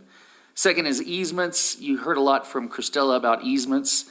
That became a big issue in the last quarter when we realized that the time was nigh to get all those easements. Most of them were okay, but if you recall in October, I think, at your October or November meeting, you guys instructed me to do everything, pursue all routes for obtaining the easements, the holdouts. There were 6, I believe. And within a couple of days of that instruction, I sent an email to the holdouts, a pretty firm email. And Christella asked the question the other day earlier today when she was talking about developing a process for this, and she had a hypothetical question of, well, one thing we have to determine is who is going to approach the homeowner. And I think based on my experience on that in November or October, whenever I sent that email, is probably should not start with the lawyer. No. Can't imagine why. And it's not the lawyer. I think it might just be my personality, because I just explode at the first sign of resistance, as opposed to your champion, who I have now noticed is a master negotiator who has put the pieces back together after I blew up the puzzle. In a very impressive way, because we have a couple that are just absolutely impossible to deal with, and Ron has managed to. We're close. We haven't crossed the finish line, but we're very close. Thanks to him and Christella. They're both very good negotiators on these touchy subjects. Human resources. That's just ongoing, day-to-day, month-to-month thing that I am on standby for Ron and Cheryl and anybody else who has those issues. Liens, again, this comes up all the time. I've lost that case in the Court of Appeals representing the Village of Ruidoso when I was fresh out of law school. There was a couple that went to closing, and they realized they had a lien, a village lien, and they sued they did a demand that we release it, and we said, no, we're not going to release it, just pay it off. We got a lien. Went to district court. We argued that municipal liens do not have a 4-year statute of limitations. Judge Parsons at the time agreed. Went to the Court of Appeals. The Court of Appeals said, no, you got 4 years. And none of this, will refile business. So when you've got a municipal lien on a utility non-payment, you got to foreclose it in 4 years. So we talk frequently about setting up some sort of system to manage those liens, and to, the first step, a lot of times you have good luck just sending a demand letter and demanding payment, or else we will foreclose. I know nobody likes to get into lawsuits for things like that, but you just have to be aware that it's a use it or lose it kind of deal. And then the only issue that keeps me up at night is the IPRA. Oh, man. Yeah, as Judy was explaining earlier about the hackers getting more sophisticated every day, the plaintiff's bar is getting more sophisticated every day when it comes to IPRAs, and the way that case law is developing in the higher courts is scary for all local governments. So Jenny and I are working very closely together. We've had lots of training from the Municipal League, and we'll continue to do that. And as y'all know, we have certain cases that are pending that are kind of problematic for us. So That's just something that we have to do. Me and Jenny and Ron have to be very vigilant and careful with every single IFTA that comes in. Yes, sir. And along those lines, and it probably would be directed to the chief, but, you know, there's a lot of the First Amendment auditors that'll walk around your public buildings videoing, and then it just leads into such a big, nasty deal. That may be training that needs to be done, law enforcement and staff, how to react to those people or how not to react to them. Those are, and I've done a lot of work with that. I've talked to some of those auditors. There's some in New Mexico. And I'm having ongoing conversations because it is fascinating issues. I think they've raised a lot of issues, I think, to some degree. I mean, there's a lot of gray area in the law. I don't want Ruidoso to be a test case, and I don't think any municipality or county wants to be a test case. I think the good ones know that it's not black and white, because as you know, it's now becoming clear, at least in the circuits, the federal circuit courts, the majority have ruled that these guys have a right to be out filming police officers doing their job. Those cases have made it all the way up to the circuit. And on filming police, I don't think that's gone to the Supreme Court. Eventually, if there is one, the Supreme Court will probably hear it to settle it across the country. The question, though, is do they have a right to do that in more limited public forums? And I don't think it's I know it's not clear. The Supreme Court and the circuits have not ruled on it. A majority of the circuits haven't ruled on it. And what that means is there are 10 circuits plus the Washington, D.C. is another circuit. When issues like this go through, like one circuit will make a ruling on it and then another circuit, and then you just kind of watch what all the circuits do as the cases develop. Like a phenomenon like this, when it's going on across the country, eventually every circuit will rule and you see what the circuits are doing, which is not, that doesn't mean the Supreme Court has to follow what the majority of circuits are doing, but it's a kind of an indication that around the country, this is the feeling of the way the law is going to be. As far as filming out in the public and things like that, it just hasn't developed in the courts enough. But I can't imagine, and that's not like I've done all this legal research, but it's hard to imagine that a court, you watch those videos and they're pretty shocking. Doing it out on the streets are traditional public fora, which means that you can go out there and act like that. I can't imagine a court ruling that you can come in and do that inside of a government building where people come and go to do government business. Now, what are the different factors or issues that they're going to be looking at? Can you just walk in with a camera? Can you walk in and be a complete jackass? You know, the facts of every case are going to be, and they say bad facts make bad law. So it's just a matter of time before we see that start developing. Didn't we have somebody like Oh, that? yeah, we still got somebody. But he spent some time away. And then he's out, and the only thing I've heard of him is on Facebook. You know, he always makes a good positive comment on our behalf.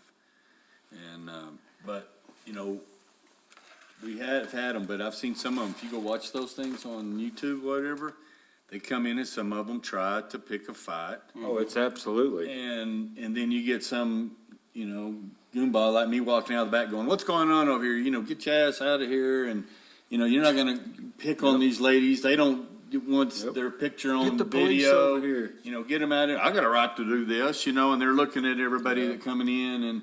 And then, you know, then the guy puts up a piece of paper in front of his face and you can't video me. And it's the stupidest thing. Mm-hmm. But that's what they're doing. They're illustrating how stupid it is. And they're just hoping that you do something that they've got you on. And then they have a lawsuit. The way they behave, it's pretty easy to take the high road with them. But the question is, I mean, do the ladies in the front, do they have to put up with that? The filming, getting filmed is annoying, but it's not clear how, you know, the courts are going to deal with it or what the law is. So I just see more and more of it. That's why I was bringing it up. yeah, And the ones that you don't see, I mean, that they don't show a lot, that I've seen some of them, is you let the Nimrod video for a while, and then the people are doing their work, and then it becomes obvious that, you know, this is intrusive, and then they're not doing it anymore. Then they go. But And as they soon start as they looking get bad. a kick out of you, Oh, yeah. boy, they just Oh, pounce on yeah. it. yeah. So You can just pretend like they're not there. They go Yeah. away. Which raises the issue, how long do your employees at Yeah. the street level have to pretend like nothing's going on when somebody's like, I mean, it just gets under your skin as a person that's trying to do their job. But we don't know where the legal line is. And again, I don't want to, nobody wants to be the Establish it. test case. Yeah. But they're not allowed to go back. No.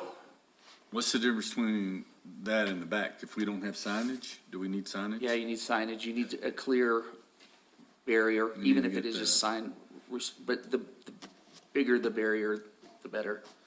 As opposed to just sign authorized personnel, only put a nice door, because you have every right to close off certain areas. Could they come through the swinging door? The swinging door, With the two ladies in There should front? be a sign out there. Yeah. to keep them out here. But see, then you also have our position to protect the employee. You know, and so, you know, They go into the guise, it's a public building. Public building. So they have the ability to free write and movement and then to video you, because again, it's the First Amendment right. And then that's where you go and how far do you let them go and no, you're not going here and yes, I am, and call the police. Yeah, like when we have a council meeting, the front door is unlocked. So they can come in and then take a right and go down the hallway because there's nothing to stop them. But if there's a door there that's closed with a sign on it, then you've got something that, you know, that whatever that sign says, that they can't go back into those areas.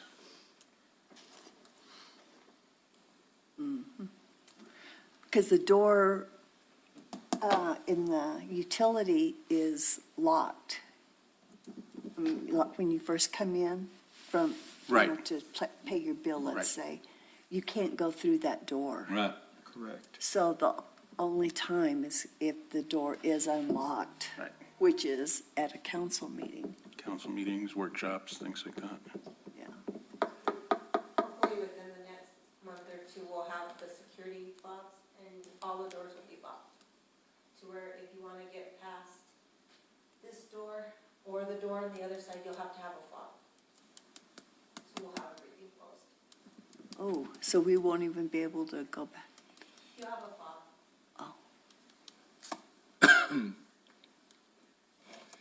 Will this door need a fob? No, because it's a council chamber. So then you could come in here and then go this way.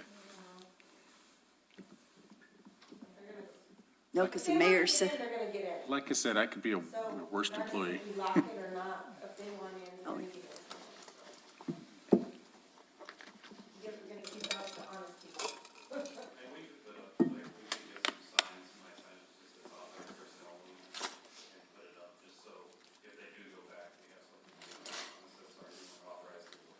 Yeah.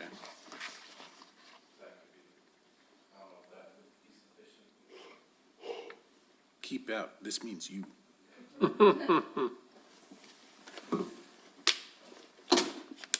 Otherwise, we stick the mayor on you.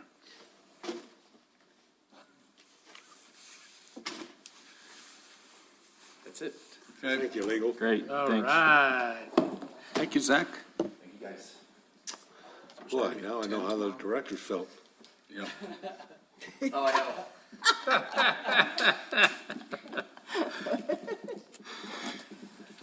thank you, that was very interesting.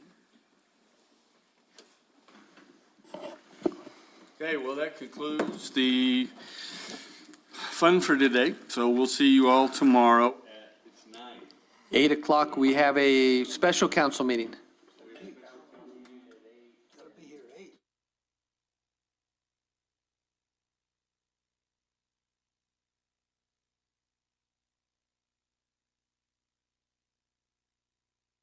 Thank you, everyone.